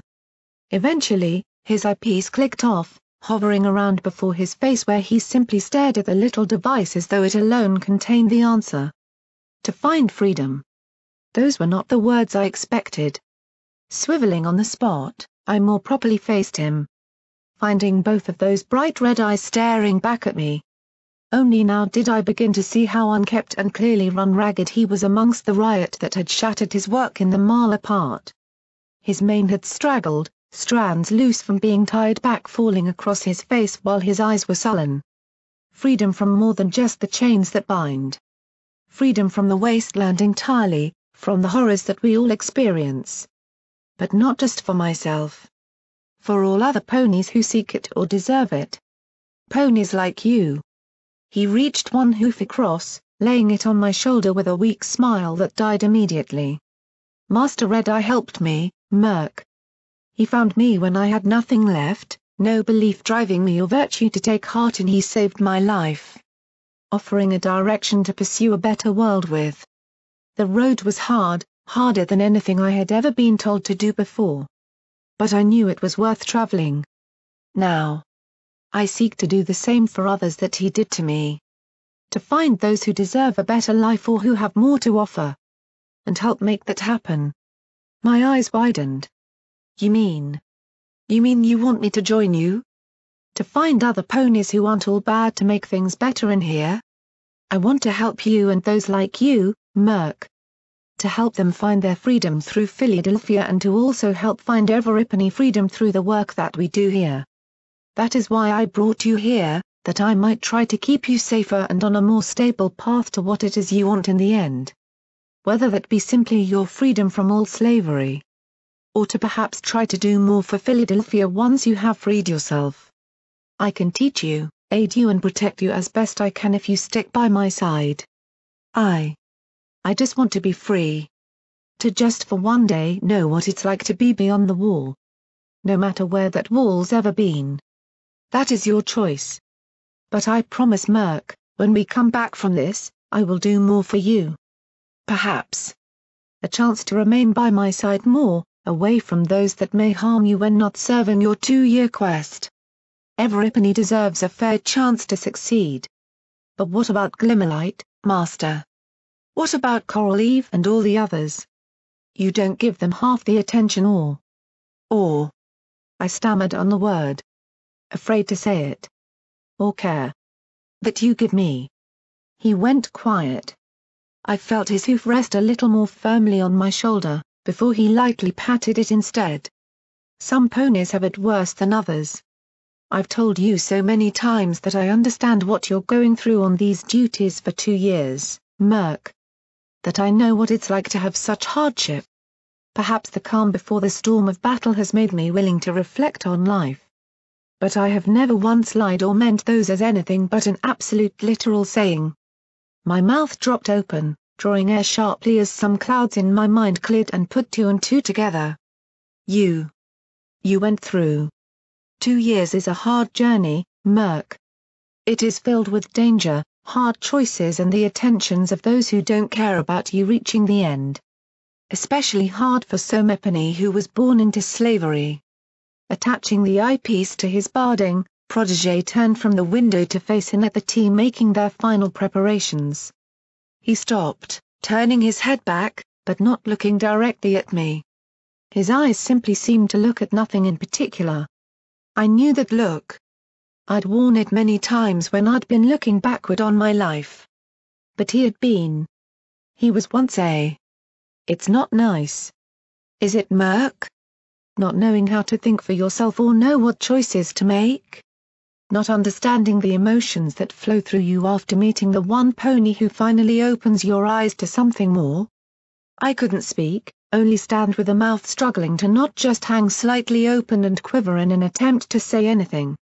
More than ever, I finally understood the link, the way that he always just got how I was feeling or what I was thinking. The one element of life that connected us in a way only we could ever understand to ourselves. Protégé looked more the striving lonely pony than I had ever truly seen before, as I saw him offer a thin smile and turn back to the teams as Rajni returned and strode over to him. I hadn't even noticed her leave. Word from Shackles on the Griffins. 60 minutes, Master. That's all they said. They'd permit you to handle the matter internally before they make an example of Everipany inside for rioting. Apparently a couple dozen slaves don't matter to them beside of making a proper showcase of why you don't riot. But Masin reports all teams are ready for the false assault. Thank you, Rajni. Then I suppose we should get started, we don't have long. Everipany looked over at the words.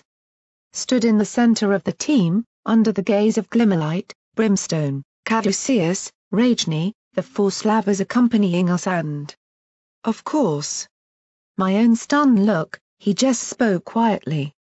I shall not make a grand speech or shout words of encouragement. But our courses set in ponies require our aid and air.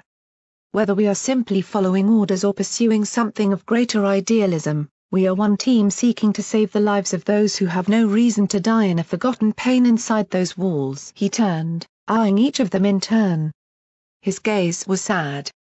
But not just for others, now I knew the great truth behind why he cared so much about slaves. I saw Brimstone match it with that rock-solid glare. Saw Caduceus pull his saddlebag tighter. Saw Glimmerlight show her support with a little wink. We do not stop. We do not leave them to this fate in the same building with which we have been striving to create a better way than what we see every day out in the other worker dens. Finally, his eyes stopped across mine. No pony deserves to just be a forgotten number. My eyes were welling, but I controlled it, forcing it all down and with great trepidation. Nodded. In response, Protégé seemed to lift the corners of his mouth a little. Turning away, slowly, the eyepiece returned to his face. Goddesses watch over you all. Let's go. An artificial night blanketed Philadelphia. Storm clouds moved above us, rolling and swirling amongst the smog, creating a charcoal roof that darkened the normally red haze of Philadelphia. Glows of the industry were the exception rather than the rule all too suddenly, as most ponies had rushed indoors or under cover from the trepidation of the oncoming thunderstorm. With good reason. In Philadelphia. The rain burned. The wind whipped at me, whirling down the larger streets and howling in the alleyways. It was more like a siren of its own, warning every pony to get away from what the sky was about to unleash. On far streets, I could see the thin lights of a cordon keeping the mall under watch for any raider breakouts. We waited around the back of the mall, hiding in silence amongst ditches just away from the shop sells metal stock entrance. Protégé and Ragini were up ahead, Glimmer and Brimstone behind them, then the four slavers and finally Caduceus and myself bringing up the rear. The early warning in the medic. Behind us lay another couple dozen slavers, awaiting the chance to rush in and support out first push. Truth be told, part of me wanted to be up front right now, with Protégé. My mind was welling, confused, afraid, panicking and absolutely curious now I knew what he truly was. Really, everything of how I saw him had been turned on its head. When we got back after all this. If we got back. I needed to have a long talk with him. I sat amongst the dirt, crouching low and watching the door. I was tasked to hear the assault starting. But that meant I could also hear every gunshot. Every scream from inside. That is if I could hear it above all this wind. It actually hurt my ears, sending my big one flapping back and forth as it blew madly all over Philadelphia and sent small twisting dervishes along the dusty roads. With any luck the primary storm would just miss us before. Flash. Eek. I found myself wrapped around the nearest pony. Unfortunately for him, that turned out to be Caduceus. Half choking as my front legs crushed his windpipe in shock, holding on to him with wide eyes. The sky had lit up for half a second. Lightning. I didn't like lightning. With luck like mine I was always afraid it would just hit me wherever I was. Almost lethargically, the storm brewing above let out a distant and deep rumble of thunder that made my mismatched ears throb and jitter above my head. The sound grew and went on far longer than any normal sky had a right doing. Without Pegorsi properly treating it. The equestrian weather patterns could be downright ferocious. The sky rumbled again, louder, more urgent and wild. Squeaking, I crushed tighter, barely even hearing Caduceus' gasps and frantic hoofing of me to stop it. I hated storms. Car. Breath. I dropped off him, still shivering on the spot. But suddenly altogether sullen as I saw the earth pony nurse choke and gasp. Oh. Oh, I'm so sorry. Sorry. I didn't mean to. It's. Phew. He lay on his side for a moment, rubbing his throat. It's all right. No harm, phew. Done. When I said hugs were fine that wasn't quite what I meant. Hey. He forced a smile, nodded that he was indeed fine, but I still sat back in my ditch nervously. This waiting for making me so nervous that I felt ready to leap and just run or dig into the earth any second. I felt so exposed out here, even with the rickety corrugated metal shelters above our positions short of a door. Just waiting.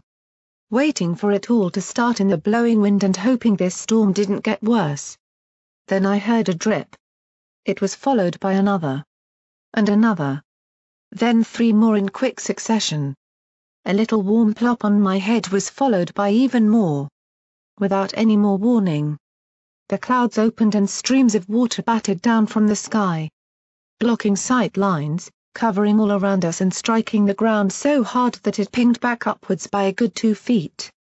The wind sent it whirling under our shelter, washing across us every few seconds.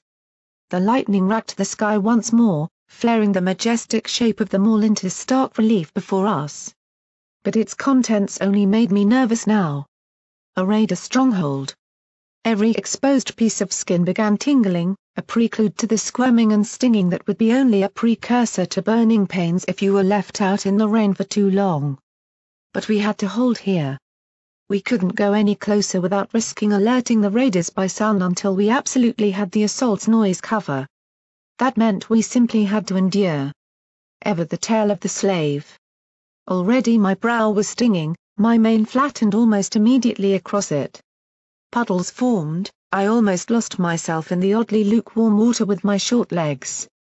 Caduceus was tossing his head, trying to flick it all off. He was blinking a lot, same as me. The water was making my eyes sear and ache. Whimpering, trying not to scream in fear of making too much noise, I did my best to stay under the little shelter we had.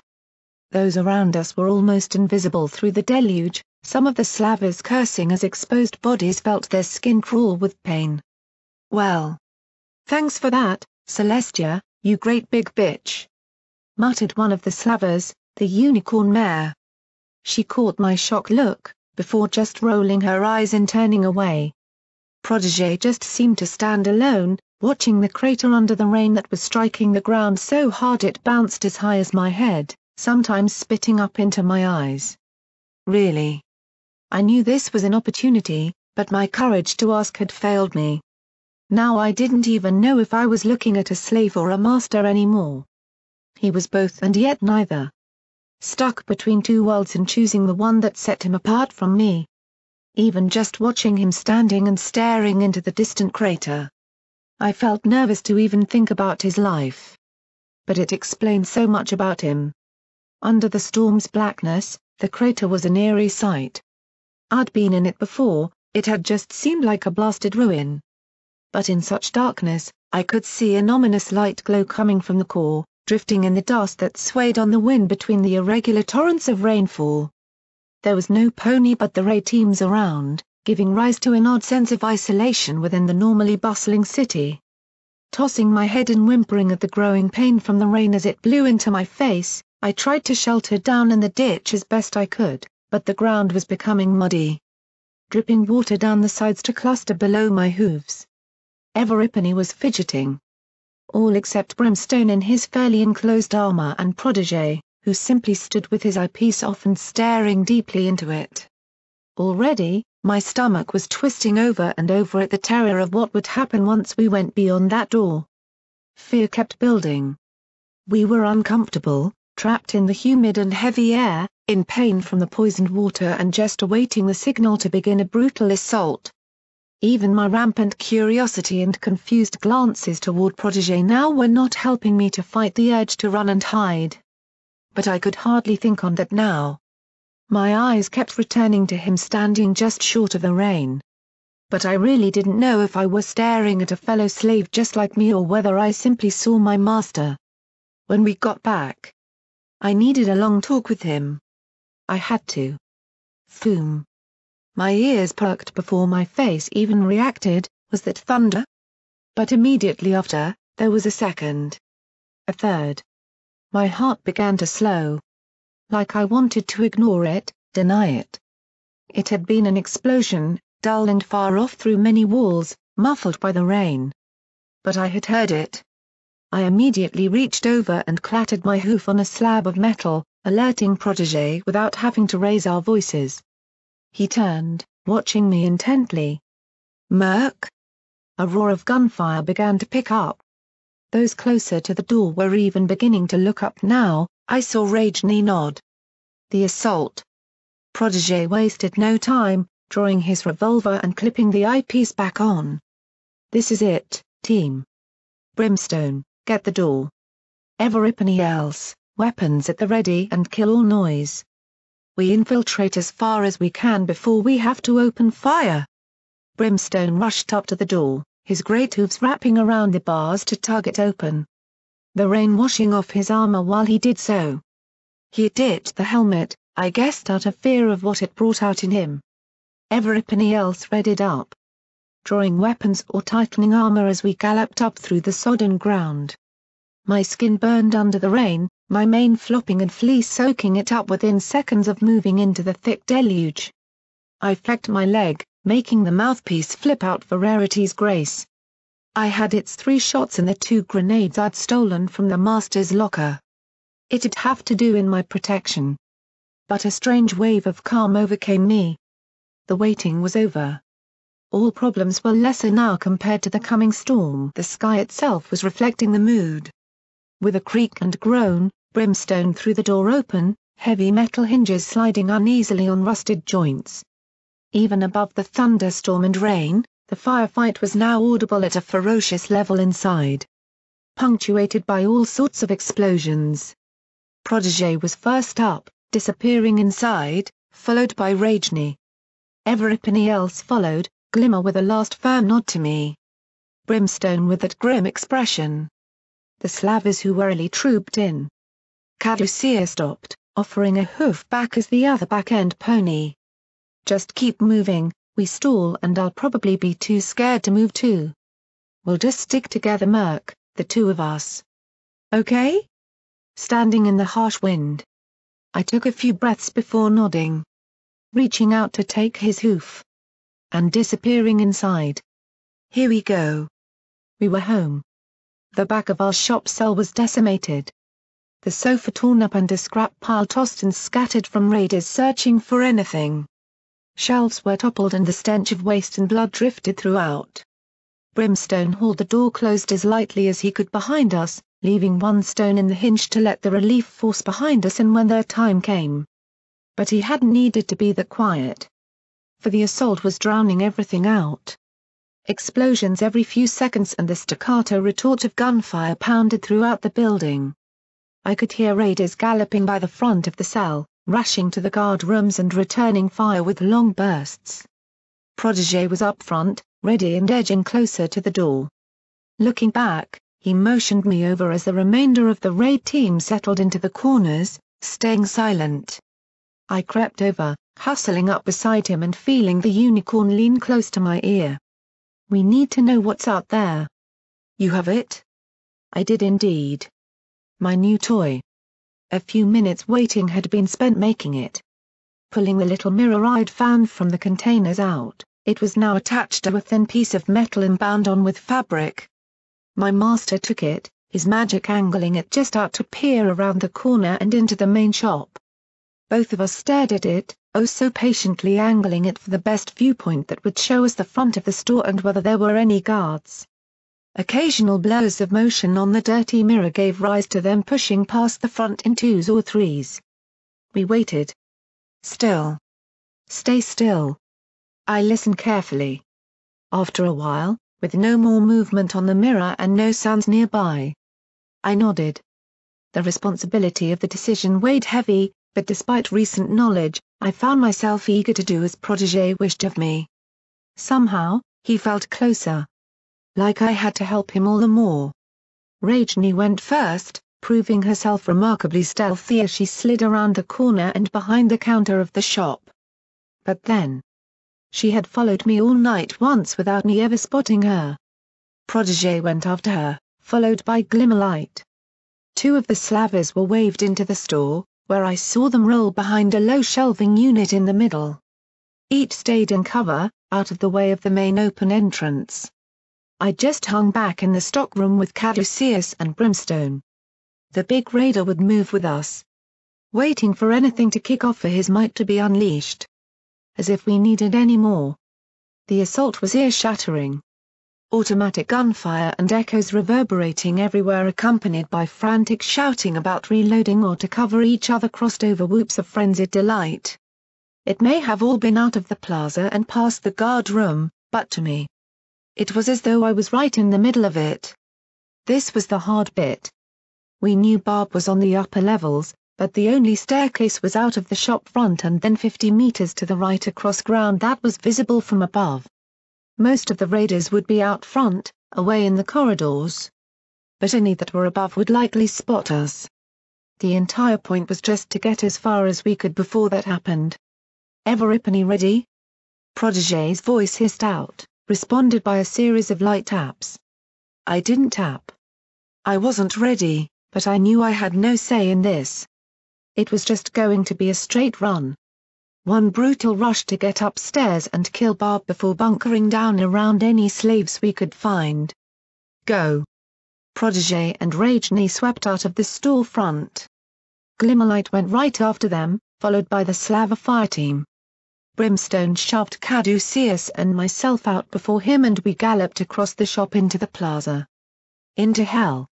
Under the storm, the plaza was leaking terribly, water dripped from the skylight above or down from rusty pipes on the walls. Already the whirling wind could be heard under the rumble of thunder. Lightning flared, lighting the entire grisly sight of a raider encampment. Fires had their smoke mixed with the rain, offering sight upon their mutilated bodies that were hung from balconies or horribly tortured unto death while lashed to wooden planks. Skins or blood-stained clothes were scattered everywhere and the stench. My stomach twisted all the more with revulsion, requiring Caduceus to grab my hoof and pull me on. We galloped right into it, hopping over the foul remnants as we stuck to the wall of shops and every shadow we could. Above us I could hear the raiders. If I turned my head I could see one or two on the opposite side of the plaza, up above on the balcony. They weren't looking down, instead distracted by the sounds coming from the guard room. Cover!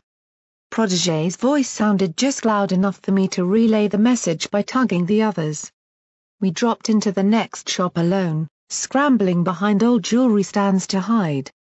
Poking my head out just enough, I saw 3 more raiders run across the plaza from the stairs. We'd dodged all sight by sheer luck. The next stretch of the plaza would cover us much better. The balconies didn't exist this far back, as the entire level above stretched across the entire plaza, filling the whole gap above us. But that didn't mean raiders couldn't be anywhere. Already, I could hear them trotting around above us through the lower roof. We would have to fight at the top of the stairs one way or another. Listening intently, I heard the door we came in open again, the second team of more Slavers creeping in to await their backup assault. The stage was set. Move! Protégé was curt and simple in his commands, avoiding too much noise. Rajni led this time, moving out around the shop too. She walked right into a raider. The Ma reacted with shock at the griffin, before opening her mouth to cry out and throw a hoof. Why hadn't I heard her? Had she just been lying in the shadows out there sleeping? Rajni wasted no time. Before a single sound could be made, her talon wrapped around the mare's mouth, using her superior size and strength to quickly wrench the raider's neck hard enough that I heard a sickening pop. Shaking under both the tension and fear, I had to calm my stomach by looking away when I spotted the mare still living for a few seconds before the injury caught up with her brain. I'd always thought that killed instantly. Proving me tragically wrong, the mare's eyes flickered, panicking. And finally going dead. Wrenching the neck once more to make sure, Protégé's griffin bodyguard pulled the mare inside and dumped her in the corner. The griffin saw my horrified face, just winking at me. Too much for you, flightless? Her hushed whisper drifted into my ears. Bet you just wish you had that pigsty back, right? I just looked away, leaving her to flick her wings with a grin and move back to the storefront. Was she enjoying this? We slipped out as one team, keeping to the wall. A low sound of moaning and pain entered my ears. Multiple voices alongside plenty of shuffling nearby. Slaves? I sped up, aiming to move over to Protégé and alert him that we were near the prisoners. This was going well, if we could just. Protégé was blown clean off his hooves before I even heard the thumping sound of a gunshot reach us. Sniper! Where is he? The Slavers spun, but Rajni was well ahead of them, taking to the air and raising her energy rifle. Across the plaza, in another shop cell, a second muzzle flare kicked up that took a chunk out of the concrete wall above Protégé's head. With a flare and snap of discharged magic, Rajni melted the sniper's head clean off with a green lance of light. That was it. There was one brief moment of horrendous silence. I hoped that it might have been lost in the noise of the assault. But then one shout went out, calling every pony up, then another to get guns. Then a half-dozen hooves. We were busted. Caduceus ran forward to protege, as did I. The slave master was already trying to pull himself up, favoring his left side. Hold still. Hold still. Let me get a look at. I'm just winded, the armor took it, we need to erg. We need to move. Go. Even so, Caduceus and I still helped him up. Around us, the raiders were realizing they had been breached. Hooves on stairs sounded alongside the screams of slaves as they were presumably threatened to stay still. Carrying a limping protege, we let Rajni and the slave armed with a battle saddle lead. Simply rushing now, we reached a stairway. It was not unguarded. Large and wide, the stairwell to the upper floors was thick enough to take 8 ponies at a time. And not your scrawny post-bombs ponies either. But barricades were set up on it, one at the halfway point up where the stairway reversed and went back on itself to the upper level and one at the bottom.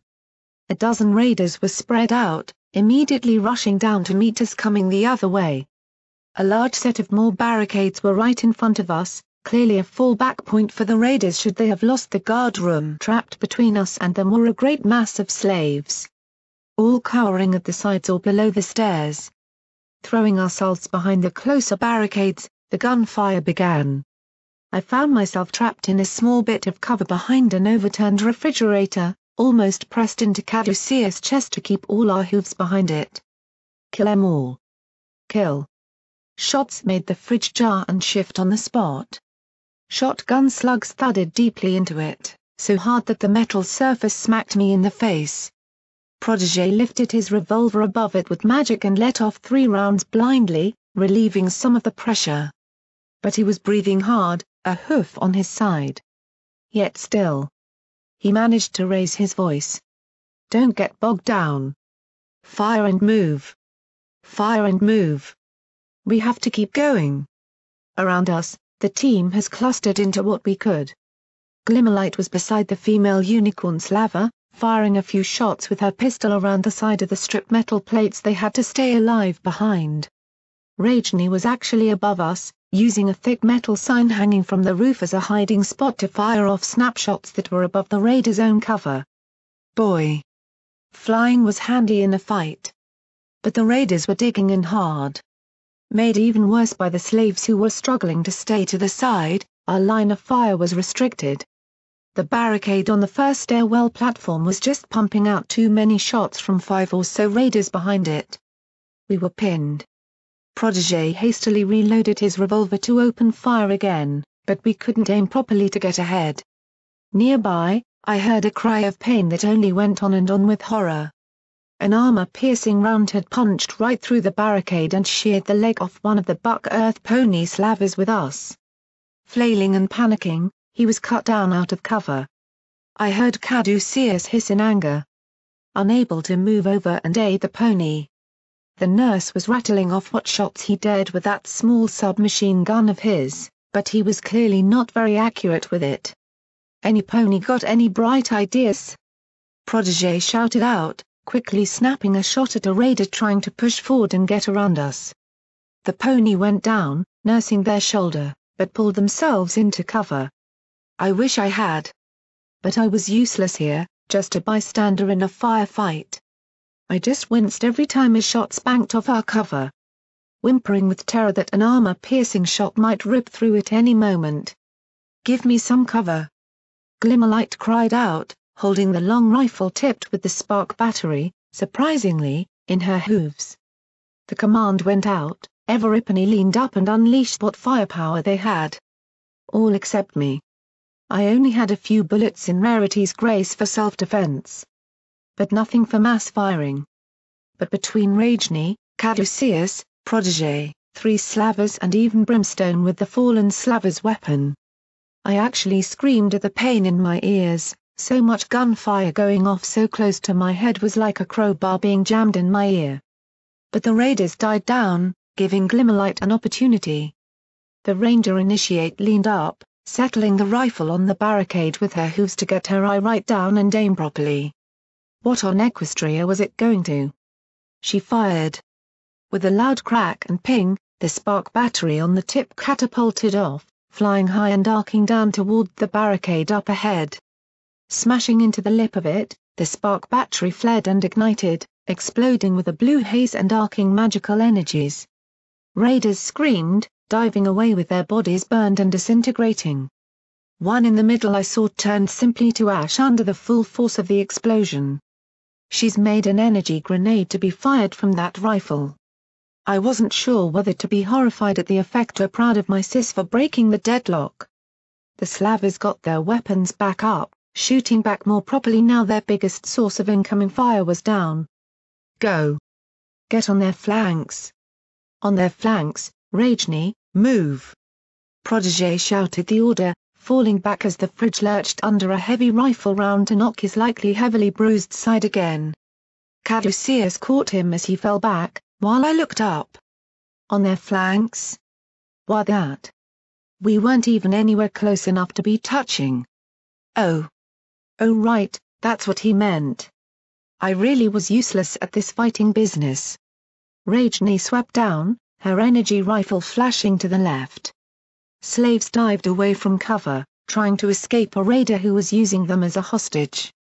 Rajni's fire cut him down before the execution shots went, and on the other side, I saw Brimstone rush up, pulverizing one piece of cover under the sheer weight of him and his armor to allow the Slavers following him to move in. Protégé turned to me and Caduceus.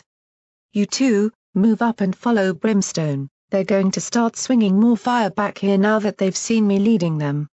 I'll support Rajni's side while Muzzle Flare and Granite Hoof keep up fire from the center. Go. But I didn't. Geo. My master commanded, making me turn and gallop across the battle line towards Brimstone's cleared area. The big raider was now hiding behind a pillar until he could get a chance to push forward again. What if ARGH? ARGH. Shots were whizzing around me, pinging off the ground. They were firing at me. Where do I go? Where do I stop? What cover is good? Screaming, almost dancing on my hooves, a sudden weight slammed into me and pulled me to the floor. Kicking and scrambling toward cover, I found Caduceus was the one pulling me in, wrapping his hooves about me to tug me to safety behind another wide pillar. Behind me, I saw the fridge torn apart. If we'd stayed there, Protégé hadn't gotten far.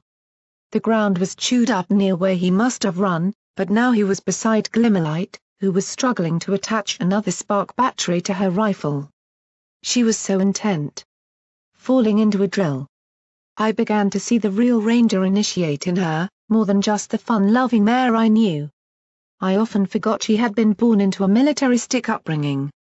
Shit. Caduceus swore, the first time I could ever remember hearing him do so. But turned my head, I almost joined him, almost. It might have been Sugar.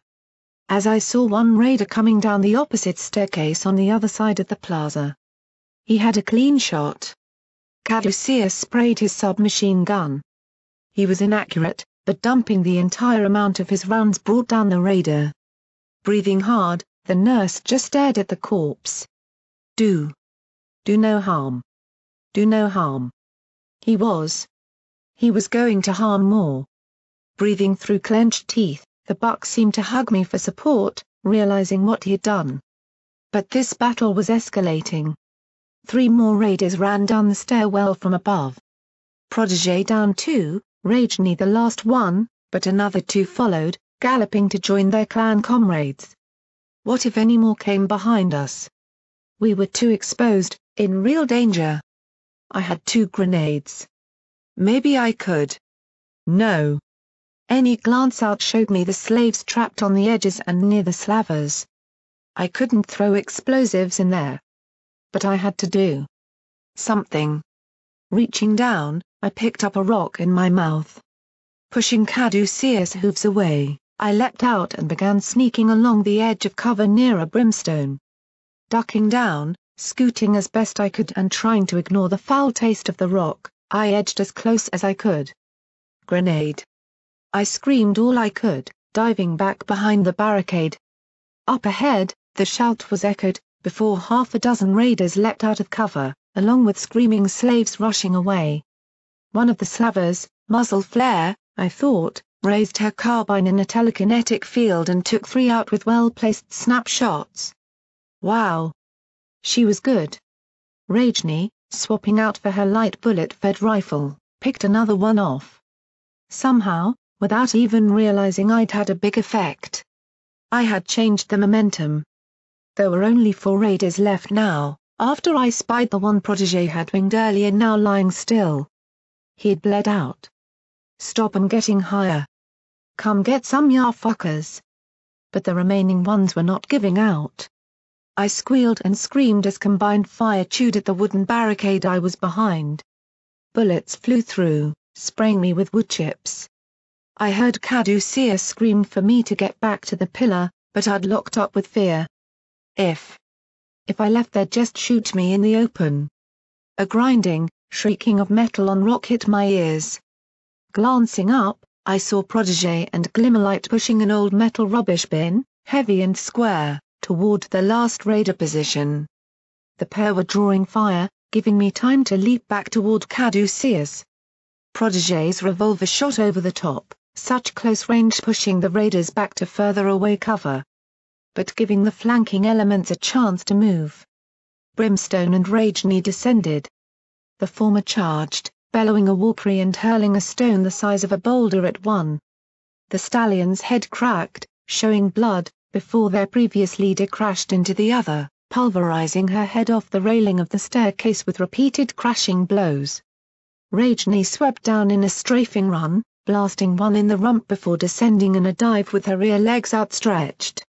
Between Brimstone and the Griffin, they tore the remainder apart in close combat. There was still a small war going on in the guard room. Still another whole level to go. But somehow I felt a certain degree of pause and relief. Protégé set the slavers to guard the stairwell until we could properly regroup, before Rajni flew out to watch for any pony trying to come up behind us on another stairwell from the opposite side. We gathered in the middle, Caduceus immediately running into the slaves. Protégé lay down against a barricade, breathing hard and clutching his side. I could see Glimmerlight busy searching for coral leaf, while Brimstone I did not want to approach just post-battle as such. I found myself trotting over to my master. Are you all right? Well, if being shot and being alive counts, I suppose. Ugh. But the slaves here are safe. Too late for many though, damn raiders. He cast his eyes around, mine following them. The atrocity was clear. Many of who I thought were simply tired slaves lying at the side simply were not. We'd secured the majority, but the raiders had done so much damage to them. I saw ponies weeping over lost ones, blood-stained rugs covering bodies and those who simply lay in corners with wide eyes, nervous of any pony coming close. Caduceus was fighting to help one pony whose mouth had been cut at either side into some sort of grim smile. But she was consistently moving away from him, screaming and pushing herself closer to other mares. I could only stare and shockingly know why. We couldn't pause long, they would be fortifying the area above. At the very least, we controlled the stairwell, so they couldn't send any pony to summon their guardroom defense backwards. But it was only a matter of time before we were overwhelmed. We had to push on and call the relief force once we had cleared the balcony above. Coral. Oh Celestia. Caduceus, over here. I spotted the nurse galloping before I even saw Glimmer trying to help the light grey unicorn up. She was a mess. Battered, bruised and bleeding. Her coat, just off-white to a tinge of grey, was pockmarked with all a matter of beatings, while that long blue, white and black mane had been cut out of its braiding to hang loose. But even with her exhausted strength, she was still trying to push Glimmer away. Get off me. Coral, please, let me help you here. Caduceus took over for her, gently moving Glimmerlight to the side himself. Clearly, he figured that Coral would respond better to so many different. Drawing some bandages and a healing salve, Caduceus set to work. Coral's eyes, however, seemed to focus on me. Why you? Murk. You came in to help. Gulping, I nodded. Yes. So did Caduceus. And Glimmer. She wanted to help you. Great. Being helped back into the same slavery her actions put me within in the first place. That and... She stopped, her eyes focusing behind me. Coral shivered. A look of sudden fear and blinding hatred all at once in her eyes. Turning slowly, I simply found Brimstone Blitz nearby behind me. His own beady eyes matched Coral's now fierce glare. You! Glimmer! Don't tell me you're working with this monster. Don't you remember what he did to us? He's changing, Coral. He's trying to be better and make up for things, just like I am too. Shut up. Shut up. You say you're trying to seek my forgiveness. Then you work with the beast that destroyed our village? That killed our families and friends? The one that brought us here? My mind reeled. Sat amongst them, I found myself unknowing of even who to look at. Coral was made of sheer fury in her face right now, Glimmerlight pleading. Brimstone was just an impassive rock that simply stared back before finally looking away. He didn't say a word. Brimstone had been the one to do that to them? To bring them in here? Sweet Celestia, why hadn't they told me? I just paced on the spot, looking from pony to pony. Glimmerlight stomped a hoof. Brimstone saved my life over and over again, Coral. He saved Murky too. He's changed, Coral, becoming a better Glimmer. That raider destroyed our lives. Even aside from what you did, he is a blight on this world. Nothing better than Barb and his lot, they're the same clan. Brimstone's trying to help us stop Barb. Trying to redeem himself. Stop right there. Coral pulled herself up, pointing a hoof accusingly at Glimmer. There is no redeeming yourself for an entire life of being what he is. How many ponies has he killed, Glimmer? How many children left homeless and orphaned because of what he did to their parents? Ponyville would still be around, we'd still have a home. But no, you betrayed us. He destroyed us. It'd be a mercy for him to just be killed. Throughout the exchange, Brimstone merely stood solemnly, eyes closed. The big earth pony seemed to show little emotion normally, but after knowing him for a while I could see the lack of an expression. The one that stated something had penetrated that thick hide of his. I was still trying to get around it all, decipher it all in my head. I'd thought Glimmer and Brimstone had only first met in here. It cast a whole new immediate reality on just the sort of things Brimstone had been responsible for in his life. There's no fixing it, huh? Glimmerlight spoke curtly, keeping her eyes everywhere but on Coral. Well. Forgive me for trying. But I'm going to go do that now. What are you? Barb's up there. He's done all this now. We're going to stop him. You say they're all the same. Well, here's where we prove Brim isn't. Because him and I are going up there. We're going to help Protégé in killing that bastard once and for all. We'll show you things aren't the same. Then afterwards. Then what? I'm going to remember, Coral. HM? Glimmer's eyes narrowed. I'm going to remember. If that's what it takes to understand. To know what I did. I'm going to work on it, go through my orbs. Remember what it was I did. I can't promise I'll be quick or easy with it, but I want to know what it was I did to you. Just so I can understand. You were my best friend, Coral. The pale grey unicorn seemed to bite back another bitter remark, but shifted on the spot, testing her bandaged hoof on the ground before returning the look. I just hope that someday I can be half the pony Brimstone is. He doesn't hide from his past like I do. He told me when we met, and you know what? I still forgave him. Perhaps it was easier because I didn't remember. That it was nothing other than an unseen fact of history. So maybe you're right that my will to forgive any pony and anything is a lie. Maybe I'm not that beautiful pony who can bury any hatchet and just smile.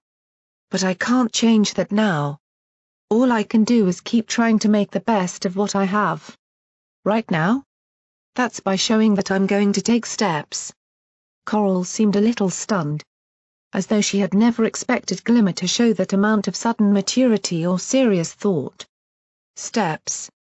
Glimmer's horn lit, pulling the long rifle towards her where she racked the bolt. By going up there and bringing down one of the ponies who destroyed our village, Brim's going up too. Maybe once you see him try to end this, show he's on the other side now. You'll know we mean it. There was an uneasy silence after that. I could see Protégé standing nearby, clearly only a few seconds off giving the order to keep pushing. We'd been stopped for a couple minutes to reload and get our breath back, what felt like an eternity when we were still exposed in this plaza. Finally, Coral looked away, snorting. You've got a long way to go, Glimmer. If you ever hope to even want to make me see you as ever really looking to properly apologize. This was no accident or random consequence, what you did. When you finally remember. Just be ready to accept who you really are. But do not ask me to see that raider as anything other than that. He's done too much to me already. I'd still have my son with me if it weren't for you two. Not have him locked away with Red Eye. With that, she turned, limping away to the clusters of slaves again, stopping only briefly to turn her head and speak quietly. If you're looking for Bob, he's upstairs in the old restaurant. He's been lording it up. Having mares sent to him and such like, as though it's his fortress now. Then she was out of sight, behind the staircase. Silently, under Protégé's nod of approval, we began cantering up the stairs. Above us, I could hear the raiders shout that we were coming. The real battle was about to begin. But as I passed the lip of the stairwell, dodging the piles of ash from Glimmer's energy grenade, I could only hear the faint sniffs of a sound from below it that I knew all too well from 1,000 times of doing it myself. The sound of Somepony crying. Battle had been joined before I even caught up to the top of the staircase. The others had pushed ahead, leaving myself and Caduceus to follow up in our own time. The young nurse was still in a state of half-shock at his self-defense earlier. I wished I could understand. I'd never killed any pony. I began to feel I might have to the moment I saw what we approached. The sound was catastrophic, energy flares, bullet echoes and pings surrounded by the chip and shatter of concrete and whipping fabric. Screams, shouts, taunts and orders rung out alongside frantic scrambling and sliding. When I finally saw it, I almost stopped just to stare. The raid team had run forward, pushing off the stairs with sheer speed to get out of the choke point, but they had met a wall of resistance. Up ahead, behind more scrappy barricades, raiders were ducking and diving, throwing all sorts of fire out at Protégé and his team. Smoke and mist flew into the air as either side's cover was chewed up or blown apart. Already I saw Protégé himself running out under fire to dive and roll on his side, crying out in pain from the impact just to take better cover. 3 raiders lay dead in between where they had clearly charged. Into this madness, I ran. Leaping up and over a fallen concrete block riddled with holes, I passed by Rajni sniping from the back, the retort of her rifle dizzying me as we pushed onward. 3 seconds of tense galloping later, I dropped beside Glimmer into heavier cover. Already, the thunderstorm was getting worse. Lightning lit the firefight, shattering the skies and the atmosphere with every thick white flare of illumination. Higher up to the skylight, the wind was even blowing down and in, carrying the burning rain inside to leak and fall upon the floor. Between the shots, whipping dust, rain and storm, the entire thing was complete sensory overload, a madness of violence and chaos that swept across the entire second plaza level. Push in. Push in. We cannot stop. Protégé's voice carried out, followed by the pounding as I saw Brimstone charge right past us heedlessly, directly into the lane of fire. Using the chance, Glimmerlight leaned out, fired the rifle and then charged after him. So much smoke was being kicked up from missed shots that we could almost move without being seen across the second level of the plaza. A rending crash sounded ahead, Brimstone bucking a metal plate so hard it collided with the raiders behind it, before we all ducked behind it again. Opposite us, Protégé and the 3 Slavs poured a ridiculous level of firepower ahead of them to force the raiders back. Murky, stay down. Stay down. Glimmer shoved me to the floor rather roughly, a torrent of fire washing over our cover enough to fling shrapnel of concrete and metal all over us. Cowering upon the floor, I witnessed my friend firing and hiding, over and over again. Each time racking the bolt with enough force I was afraid it'd break. To my surprise, a few more ponies rushed up behind us. More of the slaves with captured weaponry charged up the stairwell, unloading everything they could into the raiders with vengeance in their eyes. Anything above 2 feet from the ground became a killing ground. One of the slaves was beheaded by the heavy round before they could even scatter, but their distraction allowed the slavers to run up, whooping as they decapitated a raider in appropriate response. Glimmerlight forced me down as Brimstone took the bulk of the barricade's metal plate and actually lifted it similar to how he had done in the stable. Acting as moving cover, he pushed onward with Glimmer taking pot shots behind him. Keeping low, I ran to the side, screaming as I heard an energy blast sizzle close enough to char my tail until I dropped alongside Protégé. Clear the balconies for the relief force to push in and support us, they can flank beneath us on the other stairwell. Then it's a straight shot with a cornered barb. He quickly turned to me. You holding up? I wasn't. It was an effort to barely stop myself from fleeing the brutal gunfight. But only the fear of being shot down really kept me in one spot. Only from my skin tingling did I realize that a leak in the skylight was dropping down. Glancing up, through the whizzing rounds and blasts, I could see the oddly skeletal shape of a platform below the skylight. Rain dripped around it, down upon me. Already, most of us were soaking again. Seeing me clearly speechless, Protégé pushed me down with a hoof. Stay here. Just shout if you hear them flanking up behind us. Leaning out, he took a shot with his revolver before rushing forward, disappearing into the madness. Raiders were everywhere. Shots came from above, on the 3rd level of the plaza, from either side in shop cells or directly ahead behind barricades. A scream went out, before I saw muzzle flare fall to the side, her neck punctured. Caduceus rushed to her, pressing hard on the wound while he dug out a potion. But if I dared peer out, crying and whimpering as my ears threatened to deaden under the cacophony of chaos, I saw what Protégé meant. The balconies that overlooked where we'd come in were swarming. No relief force could come in that way under that watch. Around me, ponies, slaver and slave, pushed into it. Another of the 6 remaining slave volunteers went down, dropping just in front of my cover. Brimstone's advance was all that was keeping us going, along with Rajni diving from area to area, her wings carrying the journey while she sniped at those on the 3rd level.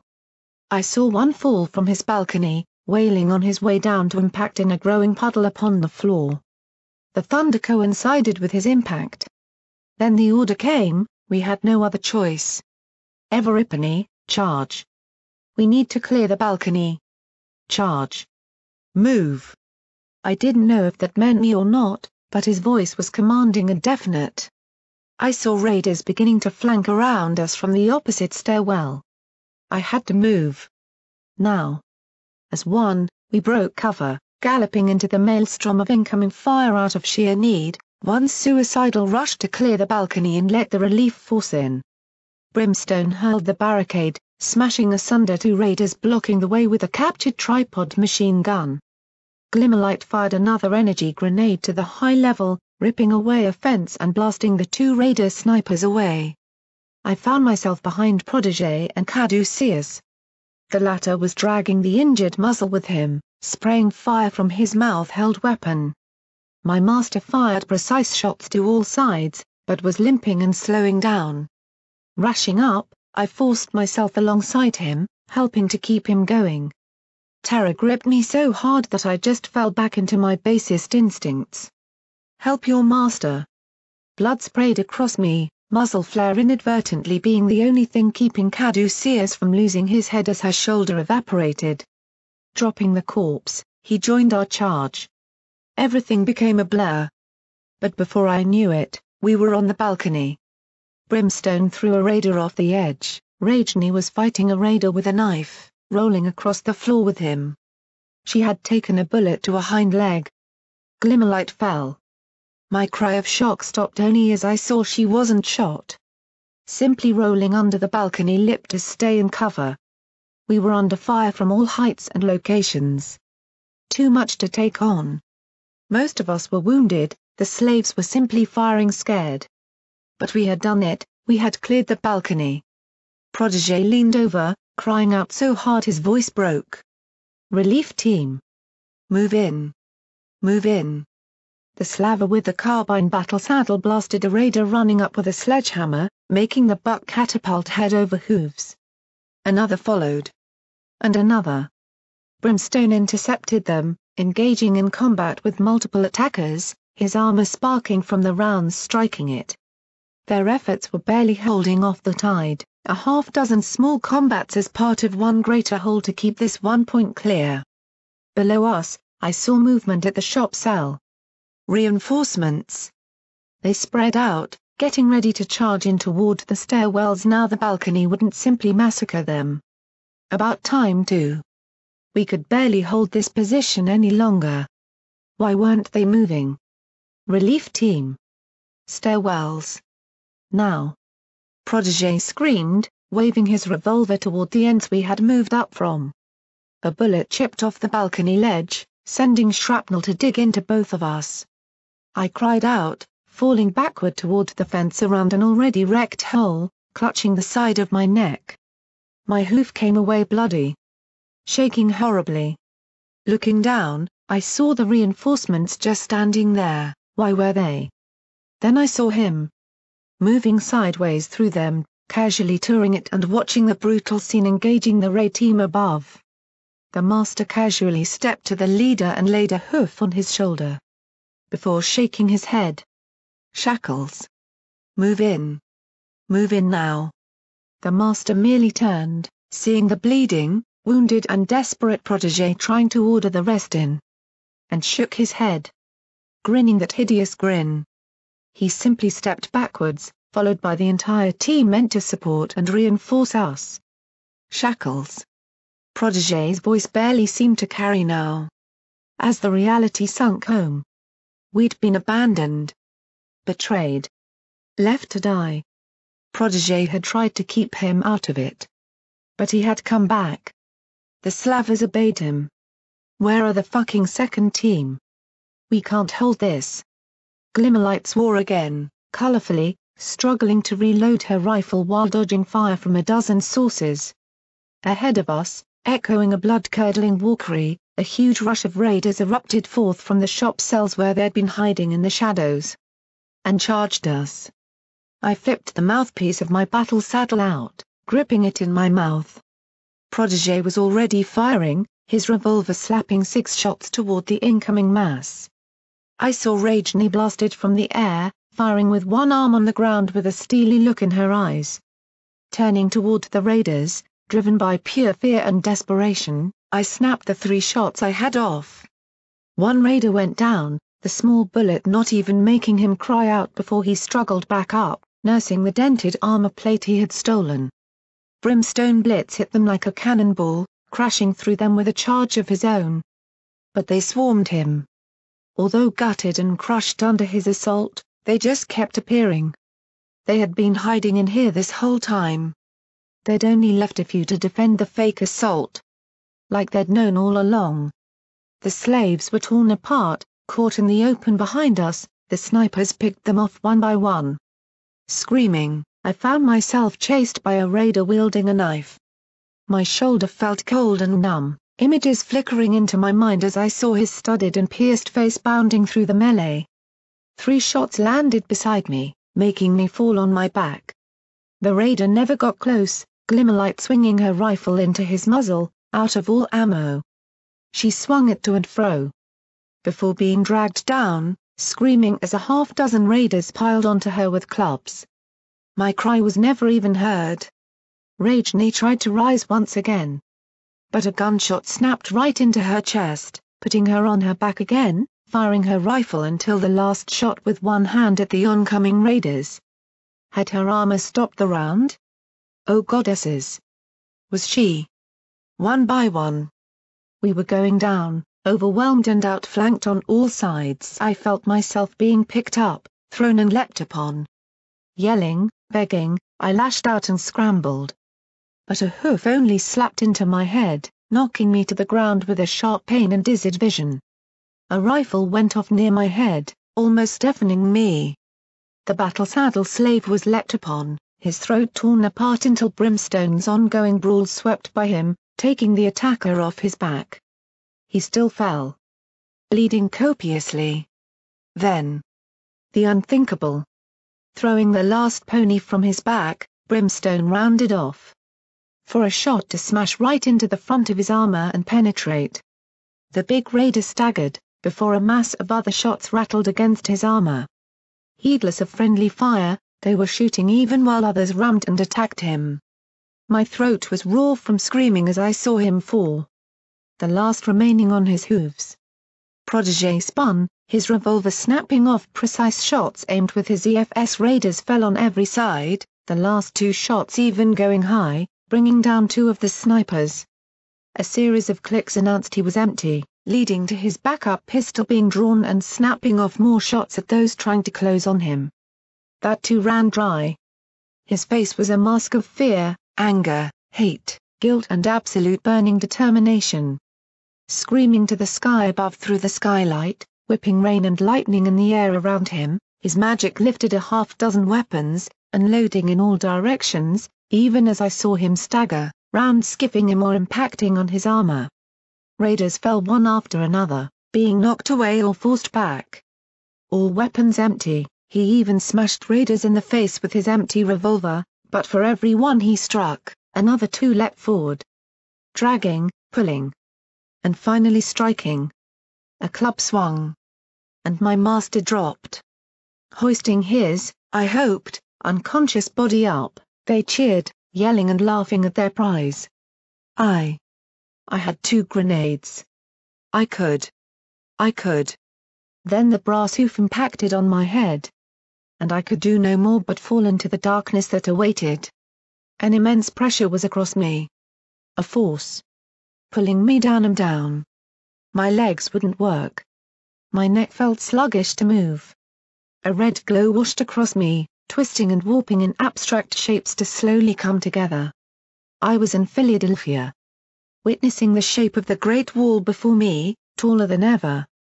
Dizzy, tired and parched, I could only lethargically shift and moan toward it as the construct got higher and higher, growing from the ground while my own place of lying only got deeper. A monumental force around my torso, tugging and striving, holding me down and pulling me deeper into the crater, across the lip and slipping further and further in. I couldn't even scream. I couldn't cry out.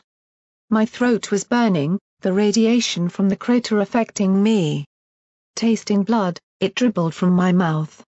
But there ahead of me I saw a light.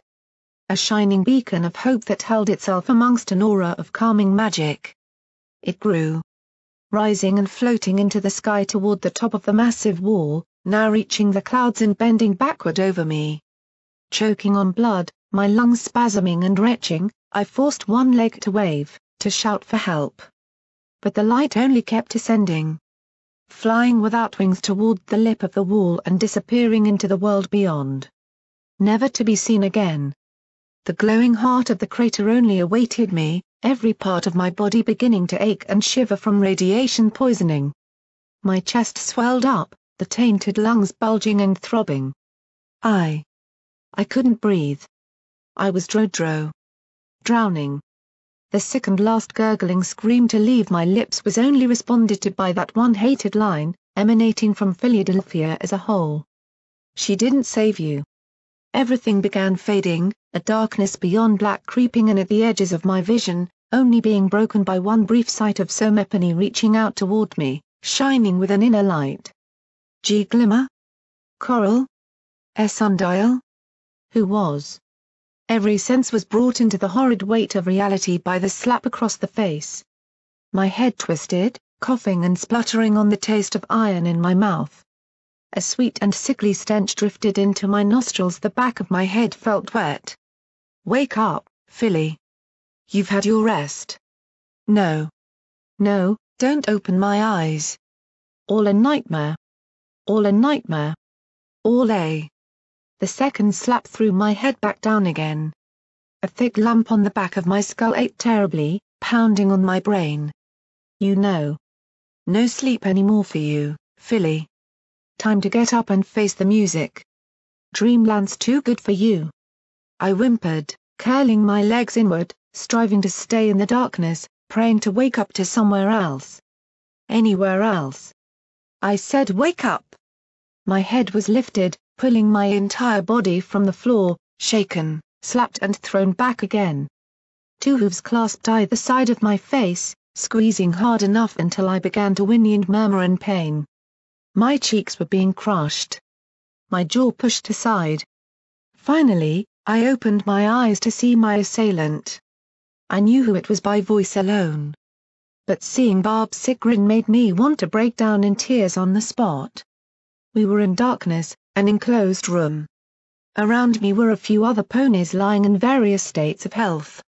Some of them had died. One had been lying right next to me with open mouth and eyes, 3 curved knives embedded in his sternum. The gunfire had finally stopped. But other, more messy and sickening sounds had replaced it within the immediate vicinity. Bob, however, gradually came into clarity. Upon witnessing him, I simply screamed. The chieftain wore the carved skins of dark-coated ponies. Hanging across his torso like crude barding, they, if anything, helped him blend into the darkness even more. He had made camouflage out of ponies. Draped across his shoulders, I could see the dark blood still sticking to the back of his neck. Layered like barding, it settled across thin leather armor that bore carved designs of barbed wire running below the still wet skins. Held on his front hoof, a long blade seemed to pulse with dark magic. A spell-imbued weapon or something? Seeing my gaze flicker from side to side of his new Sikh attire, Barb chuckled, trotting forward, making my eyes go wide when the barding of skin rippled and glistened. There we go. All awake at last. I was released from the telekinetic field, thrown to the ground and left to curl up in this macabre place. I was beginning to think we might have needed your little Buckfrian to keep you alive for a while. Pity he's a little busy right now. Another fleshy crunch sounded from outside, accompanied by a shocked gasp of pain and retching. Oh. Caduceus. It really is quite lovely, you know? That satisfaction of seeing so many rush blindly into your trap and just knowing you're going to have fun with them afterwards. Welcome to the kill room, little filly. Glancing from side to side, shivering as each lifeless corpse stared back or was frozen in a horrified expression. They'd all died knowing. What do you want with me? Oh, that question. Barb seemed delighted, trotting in a circle waving his head with a smile. I do so love that question, it always allows one of the better answers. Backing away, I squeaked as I accidentally nudged into another of the multiple corpses in the darkened room. I could barely see. My vision wasn't adjusting in this odd half-light. Barb moved forward, his crisp white teeth showing with a mad grin. Which is simply nothing. And nothing. Nothing at all. You aren't special to me, not anymore.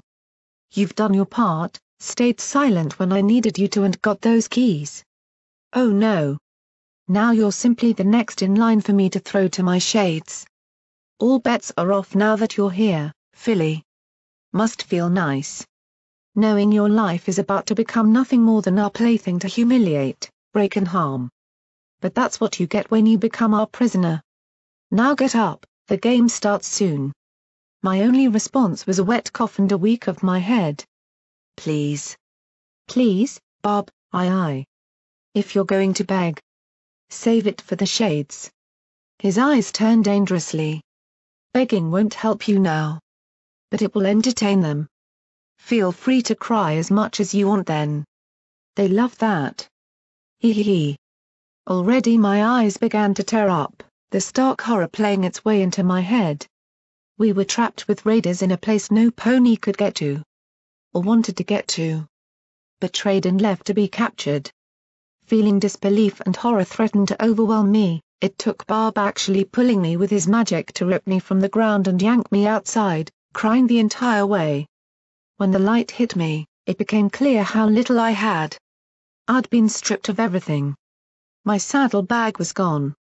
My battle saddle torn off and even my fleece had disappeared. I felt horribly exposed. But what lay out of the room was so much worse. That same hell I saw on my way in now lay around me within an old restaurant. Raiders screamed and whooped, laughing and savagely picking on the new influx of prisoners. They staggered or lay on the ground, their malnourished slave bodies unable to cope with the fun the raiders were having. Others lay lifeless, just hunks of skinned meat hung over the balconies of the plaza. The remaining slaver who had charged with us was lying in a heap, bloodied and stained atop the restaurant counter like some hideous living trophy. I could see one mare humiliating and seemingly ready to take advantage of one weak-looking buck. A hideous cry went out, followed by a ripping sound of which I didn't want to guess the origin of. It had come from another black room behind the restaurant's kitchen where blood now seeped out of the doorway. Knowing Barb's new armor, I began to feel distinctly sick as to what that rip and agonized cry was. But each of my friends and allies, oh goddesses, they were alive, around me. That was about where the good news ended. My eyes first saw Caduceus, dropping across the floor, his snout broken and leaking blood. 3 raiders rushed around, laughing and picking him back up again. The nurse limply let his head drift from side to side, clearly nearing unconsciousness. Glimmerlight was here, but kept contained in an old rusted cage on the other side of the room. One of her eyes was swollen, closed over as she lay on her side, breathing very thinly. Brimstone and Ragini were near her, both kept chained to the ground on thick manacles that the raiders had hammered into the concrete floor.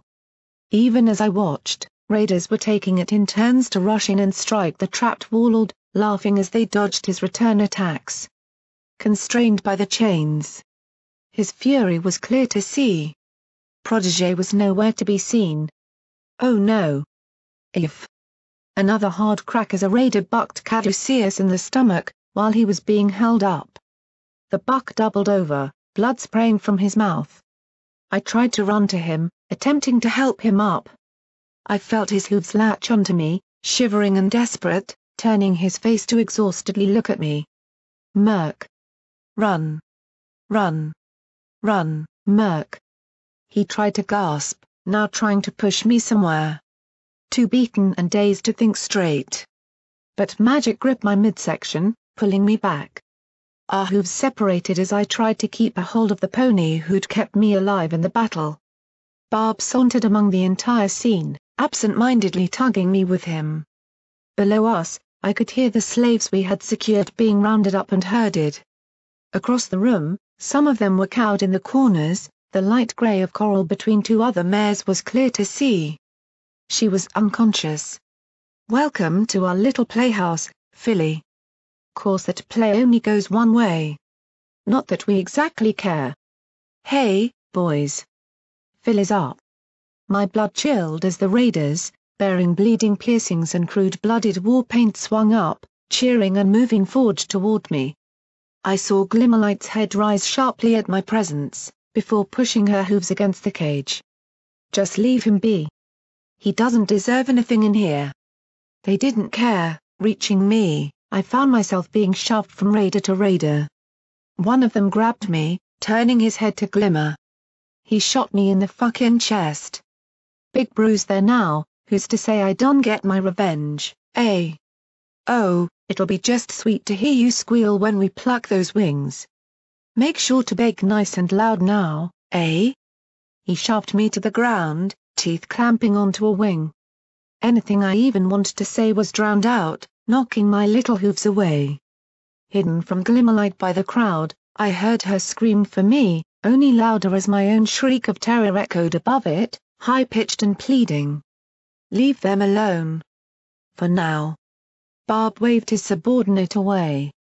My wing snapped back into its dead and held state, aching and cricking from the movement. I felt the wrongly grown bones grind under my skin. Get him in a chair, we've got a warm-up to do first. Time for a little six-shooter surprise while we wait for Shackles, boys. The bellowing roar momentarily deafened me. I was hoofed across the face, dizzied and dragged across the floor to be pressed against a small bench. Coarse rope was wound around me, cutting off circulation and burning my skin. Only when I realized it was soaked in rainwater did it become clear why. The storm was still raging, more and more water beginning to leak through the roof and puddle on floors or sweep across the plaza. I could hear the skylight banging in the wind. Hear the thunder smashing its way across the sky, punctuated by lightning that gave the raiders a terrifying, demonic appearance every minute or so. Murky. Murky. Are you all right? Did they do anything? Glimmerlight's voice shouted toward me. If I strained my neck I could just turn my head to see her cage. The mare was pressed against it, looking through one eye to check on me. They hadn't.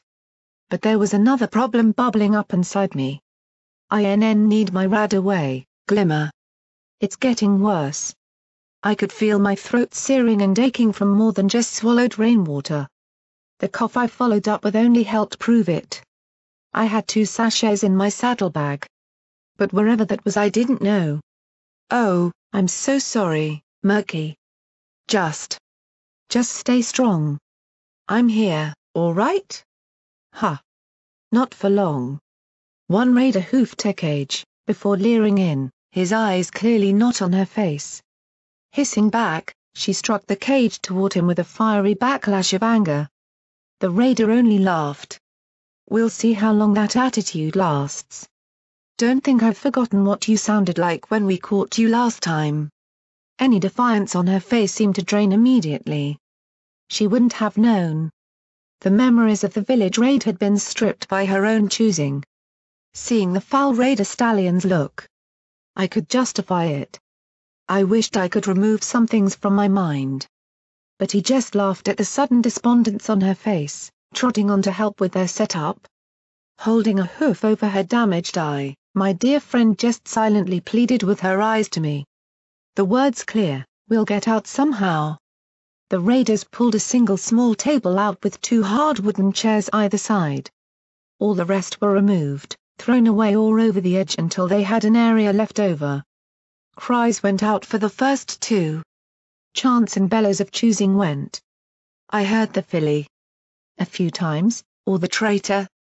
Bob, presiding at the middle, waved his hooves to take it all in. You all know the rules. The leader gets first pick. Then we'll let you all vote on the lucky 2. First round. I say. His eyes cast about. From me to Glimmer. Then they rested on Brimstone before looking back at Glimmerlight. He grinned, before turning to point at the one surviving slaver. Let's have him. Don't we all remember him throwing food across old Rusty Nail? Let's bring him in to see how brave he is now. A cheer went out, dragging the struggling and shouting slaver toward the table. Immediately they began chanting. Next. Next. Next. Barb's eyes settled on the impassive Brimstone, then again on Glimmerlight. Before grinning wickedly. Oh no. Oh no. Then his hoof shot to the side, away from her. The griffin. But Rajni would not be taken so easily. The moment they approached her, the griffin lashed out, sifting her talons across one's face and even beating her strong wings to slap them back. Laughing, Barb hopped down from his perch to look at her. Still so resistant, Featherbrain. What? You think you've got a hope? You think someone's coming to save you? Stern's lot are going to fucking waste you all. I can grin knowing you're going to be taking an anti-machine round to the head very soon. You. Barb chuckled, accompanied by the raiders. But you see. Dear Griffin. They aren't coming. I'm sure you've noticed that I am no idiot. You think I'd have started this if it were anything but a completely controlled move? Do you not remember Shackles casting you and your colt-kiddling master to us? Oh no. Right now he'll be out there telling the Griffins that all is fine. That I've agreed to negotiate with him and end the violence. Sure, we might get a little punishment. But we're a tough lot. Only now. There won't be any protege in power, he'll be long dead by then. Rajni struck out, her claws whizzing inches from Barb's face. The raider didn't even move. Really, you all played your part so well in our plan to get Shackles in power, where ponies like me will benefit so much under his protection and interests. Poor protege. The prodigal son of Red Eye. Cut down while foolishly leading a suicidal mission against me. Only for Chainlink Shackles to show his worth by ending this with words. He'll be praised. Really, did you all honestly think I didn't know about that side door? Really? Fury swept Rajni, with a loud cry, she leapt forward. Her chains, thinner than brimstones, partially broke from the wall, till her talons swept across Barb's face. Forced to move, he recovered his posturing as fast as he could. But Everipany had seen him have to react quickly. It broke the spell of arrogance. I knew his anger when he was forced to have to react. That same dangerous voice cut in. Oh, big mistake, Griffin. Big mistake. No. You're not going in the game, you get to suffer. To suffer the worst thing any flyer could ever have. His eyes looked to the side, finding me. Then he grinned. Getting an idea. Pin her down. Break her wings. This bird won't fly ever again. Rajni struggled immediately, pulling on the chains, slashing out. From nearby, I saw raiders pulling over an old iron block along with a sledgehammer. My sides tortuously ached, tears springing into my eyes. The imagery of a slave master holding an anvil and a hammer ready, of being dragged toward it.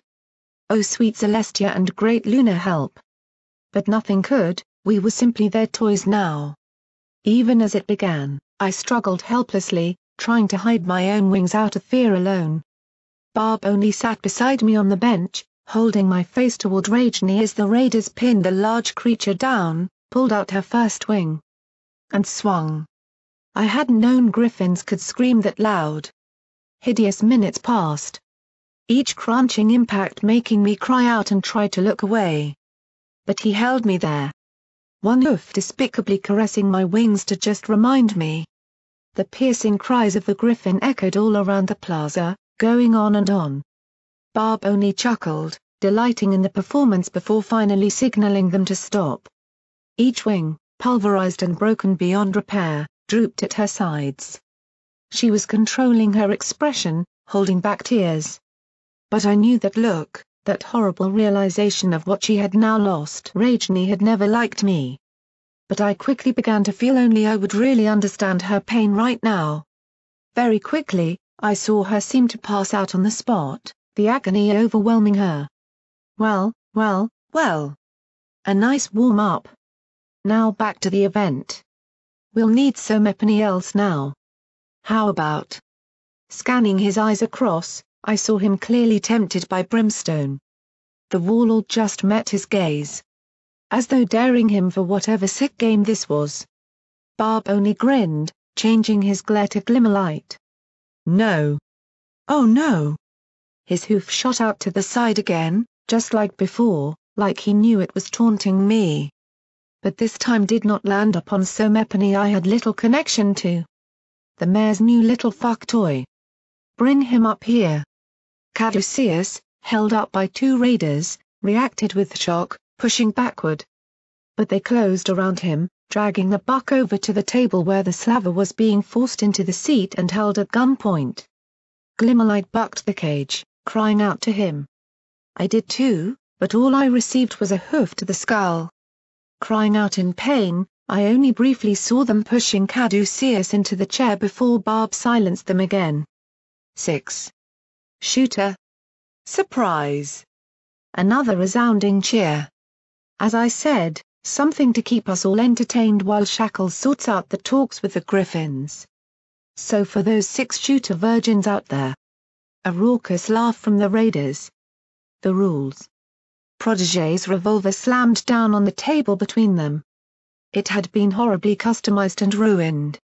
There seemed to be a new metal sheath covering the back of the revolver itself, preventing any pony seeing the chambers, while the trigger had been extended on the mouth grip to allow a hoof to press it easily.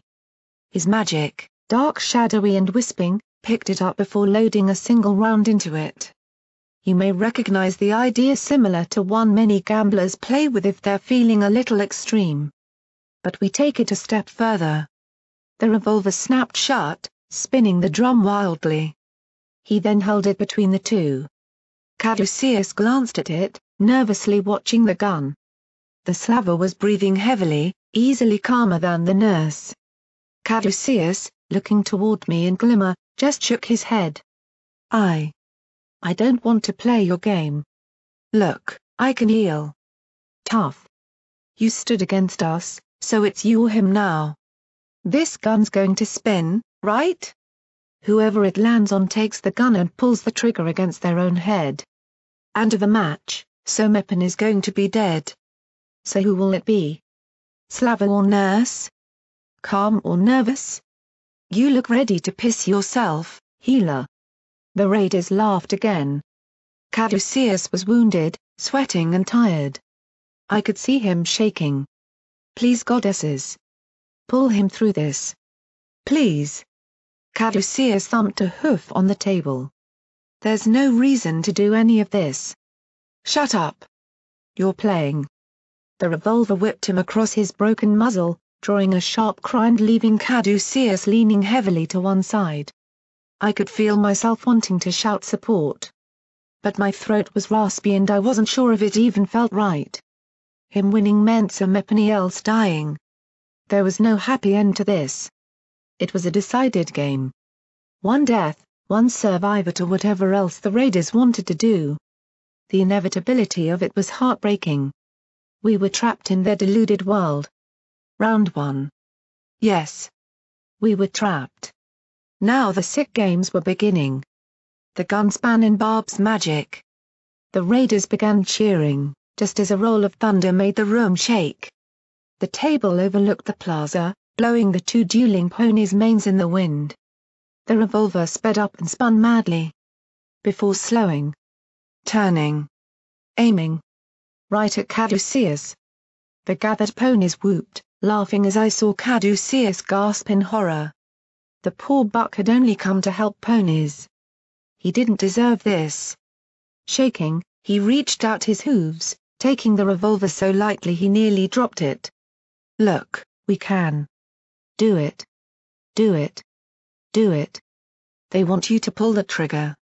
Best not upset them or it's kneecaps for you, lad. Ha ha. Wiping his mane, Caduceus took the pistol.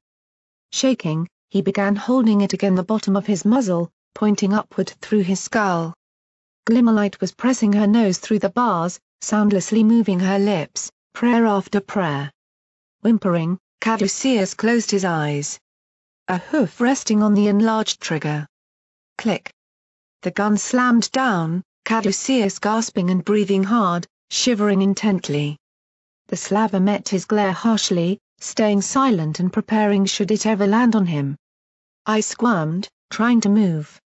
Caduceus needed support, so Meppany beside him. Round 2. Spin, spin, spin. The revolver traveled even faster, blurring before finally slowing down. Caduceus slammed a hoof on the table. Please. Stop this madness, before Sir Meppen. His watcher behind his chair rocketed Caduceus head forward into the table. I screamed out loud, stopped only as my throat lurched and spat blood across the chair. It kept coming, slight spray after slight spray. Bound down, it hurt my body, unable to properly move with it. Caduceus was pushing himself up. But I could see his eyes on me. So Meppany. Get him rad away. He need. Crack. Another hoof to his skull. Recovering from my coughing fit, feeling myself flush with heat and shiver in fever, I was awestruck. Here he was in the middle of this sick game. Still following his oath. Maybe if you win. Hee. We'll say that if you win, you can get him what he needs to survive. Sound fair, Everipany? Nurse wins and the filly gets his medicine. Pressure's on now, Caddy, hee. The gun was still spinning, sped up again during the distraction by Barb. but now it came to rest on the slaver. Growling, the slaver picked it up, holding the barrel in his mouth and pulled the trigger quickly while roaring in anger. Click. Slamming the gun back down, he shook out his black mane. Fucking game. Fucking raiders. Fucking sick bastards. The game did not stop. The gun spun. The gun stopped. Once again, it faced the slaver who swore, pounding the table with a hoof. Snarling and knocking back a raider who tried to force his hoof, he just picked up the gun and held it. Fuck. Fuck. Fuck. The gun was raised to his head. Few click. UUCK. Crying out, punching a hoof up on sheer terror-filled adrenaline, the slaver celebrated in sheer relief. Halfway down. We're into the home run here, my friends. Barb announced, waving a hoof in grand fashion. Lightning lit him from behind, flaring him into a mad silhouette, that skinned barding becoming beaded with raindrops that sizzled on the dead flesh. His magic pulled the gun from the slaver, leaving him to breathe out, snarling a sudden grin at his opponent. 1 in 3, nurse. 1 in 3. Caduceus just sat and stared at it, looking on the verge of breaking down completely. The gun began to speed up again, but I saw him only now turning to look toward Glimmerlight. The two just stared at one another, sharing unspoken support in the middle of this hellish nightmare we had been trapped in. I kept trying to think of ways out. But there weren't. No pony was coming for us until we were already dead. We had no way out. No way out. Other than to survive this. The gun stopped facing Caduceus again. I heard his near-silent whimper of fear. He was putting on as brave a face as he could, but I could see his cheeks stained with stressful tears. Turning, he saw me looking, even though my building sickness, I made sure to keep my eyes on him, trying to offer what pitiful support a coward like me could. But his face hardened upon seeing me. I could see the look in his eyes. Barb had promised him a chance to get me rad away if he lived. That was just the little bit of freedom we needed. Come on, Caduceus. Steeling himself, the buck turned, sweeping up the gun and planting it under his head again. Breathing deeply, closing his eyes. He seemed to go utterly calm. Raiders were chanting, the slaver was thumping his hoof on the table, as though getting caught up in this. Right. Right. Do it and I can heal. Goddesses. Forgive me for doing harm in this moment. He pulled the trigger. Ever so slowly I saw the gun move. React and click. The cheer was enough to make me whine in pain at the noise. Raiders were taking bets of all things from caps to turns with prisoners. One mare seemed particularly eager to get a hold of Caduceus if he won. I wasn't sure he appreciated it much, falling to lie his head on the table, hyperventilating in shocked relief. Suddenly, the slaver didn't look so calm. Glimmerlight was pressed against the bars, watching with a hurt look. We shared a glance. This was coming to its end. Caduceus had survived one more round. It felt sick, praying that somebody else got the bullet, but he was our friend. Next round.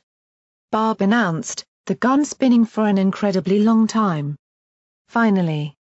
It began slowing, twisting and sometimes accelerating again to draw out more thunderous stomping from the raiders. Even the raiders below us watching the doorways were cheering as they waited to hear the bang. Slowly. Dreadfully. It pointed back at Caduceus again. I heard Glimmerlight scream out. You can do it. Trust. Trust in something. You can still win this, Caddy. He was shaking so much, hooves cradling the revolver, looking across at Glimmerlight. I could hear his voice stammering. One more. 50% chance. Oh. Oh goddesses. Come on. Do it. Do it. Go ya coward. Finally, shakily, it went up to his jawline one again. His eyes looked sideways at me, before becoming determined. Beginning to utter something. A healer's oath. We pledge to the great goddesses. To the ministries as one. To Equestria as a whole. He began reciting. We of the Ministry of Peace choose to suffer any hardship to bring healing to those who need it, who require our aid, be they pony or any creature. Kindness in all things, strength to carry through and let those in need know we have the courage to stand in the line of fire to save them. Raising his voice, shouting above the raiders, he took one last look at the slaver before him, who was already beginning to look nervous. I may have been born long after a time such an oath was meant for, but I see ponies in need of my skills. I will find the courage to stand up for them. Weather Vane taught me that much to go through fear to find the chance to heal. Glimmerlight could hardly look prouder, smiling, crying, nodding her support to him. He could do this. Come on, one last chance. One last. Blam. Every sound ceased. Other than the echo of the revolver going off slamming back and forth between the plaza walls. Slumping forward and to the side. His body fell off the chair and collapsed lifelessly upon the ground. Glimmer's voice reached my ears before I could even take a breath, a drawn-out wail of horror and loss. My own cry strangled itself on my rough throat. The effort forcing me almost to unconsciousness and feverish fainting. My eyes were just locked on him on the floor. Just. But no warning or goodbye. The raiders whooped, laughing and stomping. Bets changed hooves. The slaver cheered out, throwing his hooves in the air, slamming the table in jubilation. Brimstone merely lowered his head, snarling with barely repressed fury. Barb took center stage, recovering the gun. And just like that it's over. What a round. What a surprise for the good doctor, eh? I'd lost a friend before I even got to properly know him. Through the most unfair and random chance possible. The Wastes claiming another good pony without regret or reason.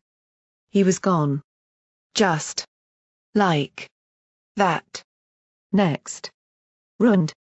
Barb, loud and proud, was demonstrating all the presence of the leader now, the shadow left to lie silent. My tears wouldn't stop coming. I kept remembering the scant day or so around Caduceus. Another pony who had been kind to me torn away by some stupid reason. I'd been starting to really like him. With a polite and professional attitude. The way he wasn't afraid to just give me a hug or take care of me even when he knew he shouldn't be away from the hospital. He'd risked his life to save us. Now Philadelphia had left him as just another corpse. That same body that was now being heaved over the balcony to fall into the half-flooded plaza below. Glimmerlight was calling them every name under the sun, banging the cage. Even Brimstone took a swipe at one raider who got too close, sending him smashing back into the others. They just laughed. They didn't care about any pony. Feral and sadistic. They just cared about satisfying their messed up minds. But he couldn't be just gone like that. It wasn't right, it was too early. He was meant to survive. To escape with us. No. Now who's next? How about you lot choose this time, eh? Immediately, the crowd began chanting. I saw Rajni wake up from the noise, moaning in pain as her ruined wings spasmed or tried to move. The raiders threw hooves in all directions, calling for who they wanted. Some pointed at slavers they hated, others at slaves who they thought would be funny. Many all crowded to get Brimstone in there. But there was one or two names meaning the same pony above all of it. Philly. Philly. Philly. Pegasus. Pegasus. The little runt it is. Their cheer almost drowned out the thunder itself.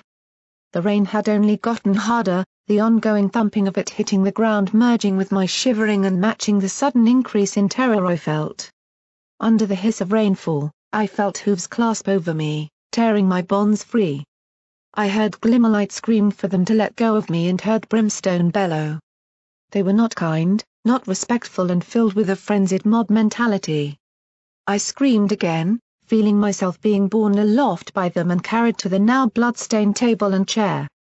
Hooves grabbed or pushed me all over as they massed around to force me and my wounds were knocked, making me cry out. Places I wanted no pony touching me were shoved or pushed from the crowd, making me shrilly plead and push back. Many of them imitated my high voice, none of them managing to get to the same height.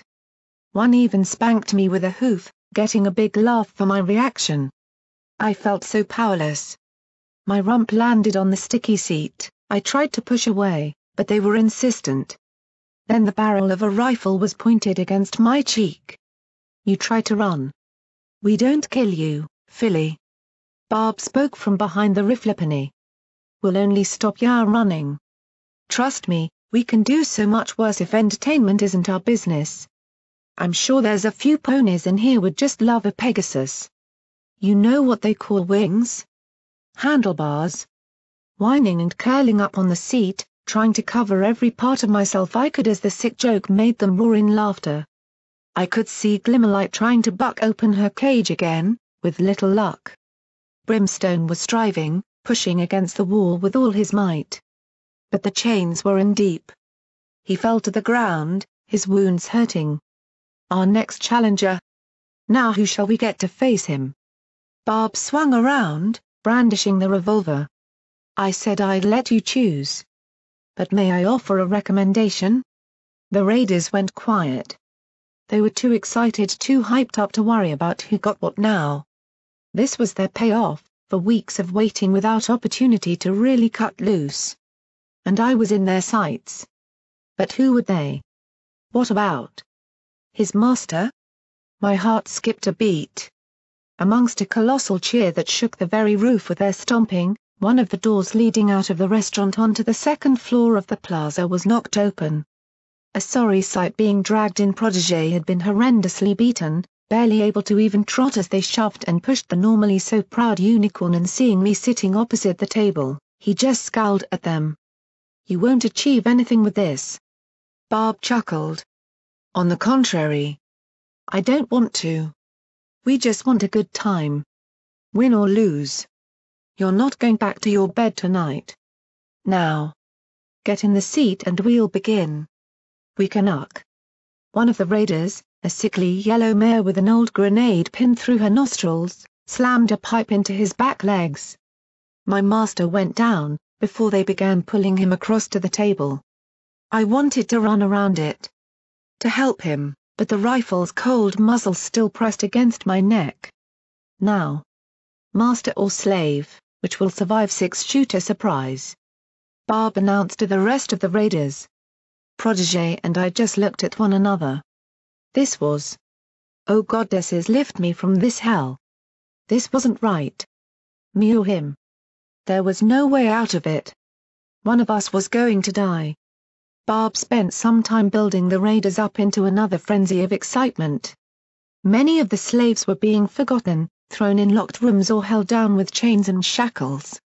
A huge portion of the gang had come up to view this match. Surrounding us on all sides, we were alone in a sea of raiders against the balcony of the plaza. Behind us, rain poured through the skylight, the wind making the Ministry Mayor posters billow and whip around. Only through a small gap could I see Glimmerlight, Coral and Brimstone at the back. I couldn't stop crying, trying to not look at the gun, not wanting to imagine what we were going to actually do. But Protégé would not be cowed so easily. He was unsteady on his hooves, but he still managed to summon a little strength to sit up straight and point a hoof. "You're only allowing yourself time to end up dead, Barb. Talk with me. We can end this without any more blood." Barb simply leaned against the balcony, tossing his long dark blue mane out. Then he sneered. "I've put up with this idealistic shit since the moment you woke up, kid. I'm a little sick of it by now. I know what you are. Shackles told me pretty clearly. Slave. I am thinking that I can't stand to see one of Red Eye's nonsense through this entire game. I'd rather look at the real pony behind the mask." He nodded to four raiders. "Strip him." Without hesitation, they bounded forward, grabbing and pulling Protégé off the seat. He fought back, but the big burly earth ponies were far too strong. The eyepiece, something I was surprised he even still had on, was tossed aside, being taken by Barb. Then they began pulling, ripping at buckles and forcefully tugging at his barding and clothing. Over the course of a minute, they pulled everything that signified his uniform I'd come to know from the poor unicorn, leaving me to watch in horror. I got it. I got it. Off ya come. There was a tear of fabric. And finally, the barding was torn away, ripping the last of his clothing off my master. Even the clasp for his ponytail was taken, letting his mane fall loose around his head. Shoving him over, Protégé landed in a puddle, wincing from the acidic liquid. But he was no longer a slaver. Before me, battered, dirtied, sleep-deprived and kept away from food by a combination of duty and captivity, I saw a slave. Those two deep red eyes just found mine. Seeing my open mouth. He really was just like me.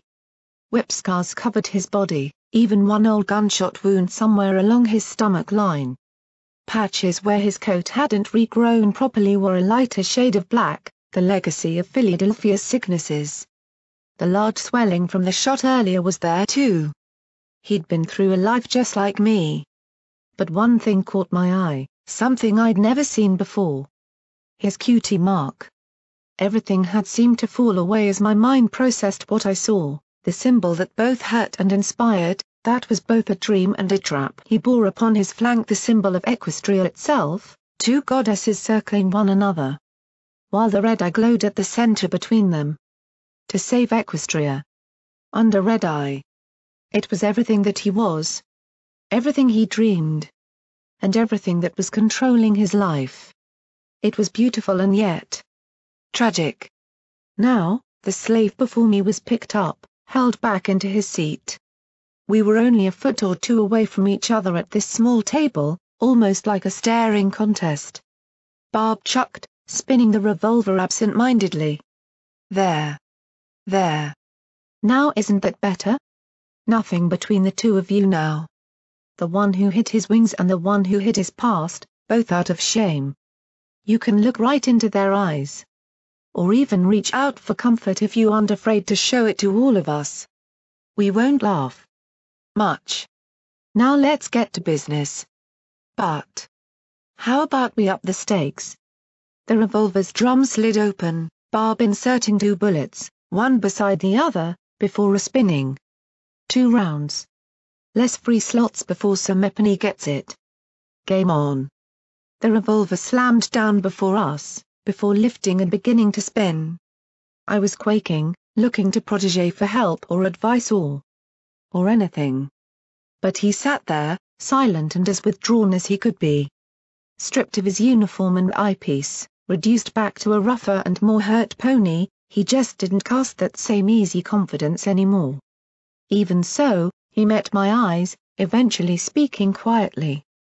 "I'm sorry. Murk." I gulped, nodding that I understood. I think it's not you. The Master W was going to do something anyway. Oh. Gag. Barb muttered, before the revolver started to slow. Protégé looked up at me, shivering in pain from the multitude of large bruising wounds on his side. "He what?" Tears dripping, I fought to muster the courage. This could well be my last few minutes, I had to say. Come clean at last. Let Protégé know that he'd been assailed from every direction, not just by shackles. To say that Grindstone was. The revolver stopped spinning, pointed at me.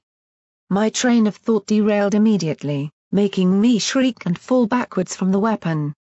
My watcher caught me, shoving me back toward it. No turning away. "It's your turn, pick it up." The raider forced my hoof forward, where I felt the heavy weapon. How Protégé's magic fired this so reliably I'd never know. I held it, crying over it. Feeling every wound throb and my sickness grow from the added stress. But Protégé kept staring at me, as though silently trying to offer any courage he could. No. He was still the pony I could look up to. Slowly, I raised the gun, pushing the barrel into my mouth to help support its weight. I looked to Barb. Please. Don't do all this. Either beg louder so we can all hear and ignore or just get on with it, Philly." There was no negotiation. Whimpering, closing my eyes, my hooves grazed the trigger, the feeling making my whinny at a high pitch. Around me, some raiders chuckled, beginning to exchange more bets. The intensity of the moment was making me sweat, an odd heavy heat in the air even amongst the storm whirling outside. Please. Please goddesses, please. Please let me. Click. Dropping the weapon, I cried out, my hooves waving and holding my own face in shock. I hadn't even realized I'd pulled it. Oh goddesses. Oh no. Oh boy. I. The game begins. Round 2. 5 cylinders and 2 bullets remaining. Merc. Protégé spoke sharply as I laid my head on the table, crying profusely. My eyes actually hurt from tearing up so much in such a short time. My gasps were just raspy coughs. Merc. Stay. Strong. The Griffins might. The Griffins will do nothing, cold cuddler. I told you when you woke up in the kill room. Shackles is having a little chat with them as we speak. Protégé glared up, anger crossing his face, his surprisingly long mane waving around his head. You trust Shackles? He saw fit to betray me, to betray Semepony on the same side as him. What makes you think he'll not just let Stern and her Griffins go ahead with their raid to remove a troublesome lying raider as well? He fears me, boy. What I'd do if he tried. Everypony does. Chainlink Shackles fears no pony. You don't ever consider yourself above him. That's his thing, he believes no pony is ever more controlling than he is. Your arrogance is blinding you to the ARGH. The Yellow Raider mare made her presence known again, the pipe cracking against Protégé's damaged ribs. Barb nodded thankfully to her, before returning his gaze to the revolver. Slowly, it kept spinning. Before finally settling on Protégé. My Maz. Or whatever he was to me, I didn't know, looked at it, before snatching it up in his own magic field. He took long breaths, hissing on each one, sucking the air in deeply. Simmering with frustration and nerves, he drew it up, turning the barrel against his own head. Before taking a breath. This will come to hurt you in the end, Barb. I saw the trigger begin to pull. Tightening.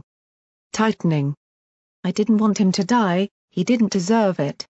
But I didn't want to either. His face screwed up, gritting his teeth. The raiders cheered at seeing any sort of tension or fear on his face. Seeing the proud master they'd labored under so worked up and working to stay strong at all. I hated this so much, this was wrong, twisted, humiliating and sick and wrong and terrible and... Click. Breathing out, sinking into the chair, Protégé let the revolver rest again, dropping it the last foot from his telekinesis. The crowd jeered the second round's failure to fire. Even Protégé was shaking on the spot, I could tell how much courage it took him to do that. The atmosphere was mentally straining on him as much as I, what with us backed against this wet and exposed balcony by a mass of raiders. One more down. Round 3. 4 cylinders left with 2 bullets. Off it goes.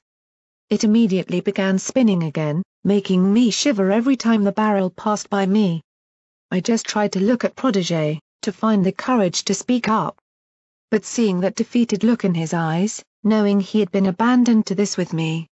It hurt so badly. My own terror wasn't helping, of course. It was all I could do to not becoming a mewling heap on the ground. The revolver began spinning harder. I heard the raiders pick up their bets, larger sums of cash or ponies being promised and exchanged. One wanted my wings when I died. It was going to happen even if I survived. The gut-wrenching sickness of that was only held back as I saw Protégé's face staring at me. I'm really sorry. Master. I began stammering. A feeling was building in me. One last thing I could do before we died. Merc? He seemed surprised, looking up. I lied to you. Barb's eyes met mine sharply, before grinning. He knew it as much as I. We were both dead anyway, it wouldn't harm anything now. It was the master who hurt me. I'm so sorry. I was just scared. Scared like always. My head fell into my hooves upon the table, sobbing. I knew this might happen. But he told me not to say. He threatened me. Scared me. I couldn't resist him. I could have made this not happen. It all came out, even as the revolver began to slow down, arcing past my eyes with its lethal threat. I just kept telling it all. About the stable, about Grindstone. About what the master did to me. I saw Protégé just stare back, unable to tell if he was hurt or feeling pity. Then finally, the revolver stopped moving. Pointed at me. I broke down further, only to feel a hoof stretch out and rest upon the side of my head. Glancing up. It was Protégé. You have nothing to apologize for, Murk. His voice was quiet, soft and shaky through the tension of the moment. You know what I am now. What I was. To not know choice or a will of your own. I know that. His eyes closed, before I saw one single tear form. I've been through the same before I earned my freedom. I understand. Those two words, those two beautiful words that for the first time in my life really meant something. Friends had said it, masters had implied it, many had believed it. But for the absolute first time ever did I now see a pony. A born slave. Who could truly know? I wanted to ask so many questions, to spend time and just share an understanding. But Barb's hoof slammed down, separating us and his magic tossing us both back into our seats. All well and disgusting to my eyes, doesn't matter now. Philly? It's your tune. Careful with the trigger this time. He sneered, bringing me crashing back to the horrific reality we were stuck in 50-50 chance with this one. The same chances Caduceus had had. Oh goddesses, if it were to happen now, please no. Pick it up. Please, I said, pick it up. Please. Don't do this. I don't want to die. Pick it up. The revolver slammed into my hooves, hard and stinging, tossed by his magic. Almost falling off my chair, my head twisting to avoid the impact. I saw Glimmer staring over, her eyes wet and a look of absolute horror on her face. She'd lost some epony already, we both had. But now she was watching another of her friends go through it. Do it. Barb's hoof impacted on the table, making me shriek in shock, turning back to look at the gun. Crying openly, I began to pick it up properly, hearing the raiders chant to do it. Over and over. Protégé just looked on in despair, clearly frustrated and hurt beyond measure at the inability to escape this. Slowly. Tasting the metallic tang and residue from the last shot that killed Caduceus. I placed the barrel in my mouth. My heartbeat seemed to grow louder, thumping. Growing faster as the panic set in, whimpering, whining, whinnying, I just sat and shook with my eyes closed. Part of me began to hope that I was even holding this right.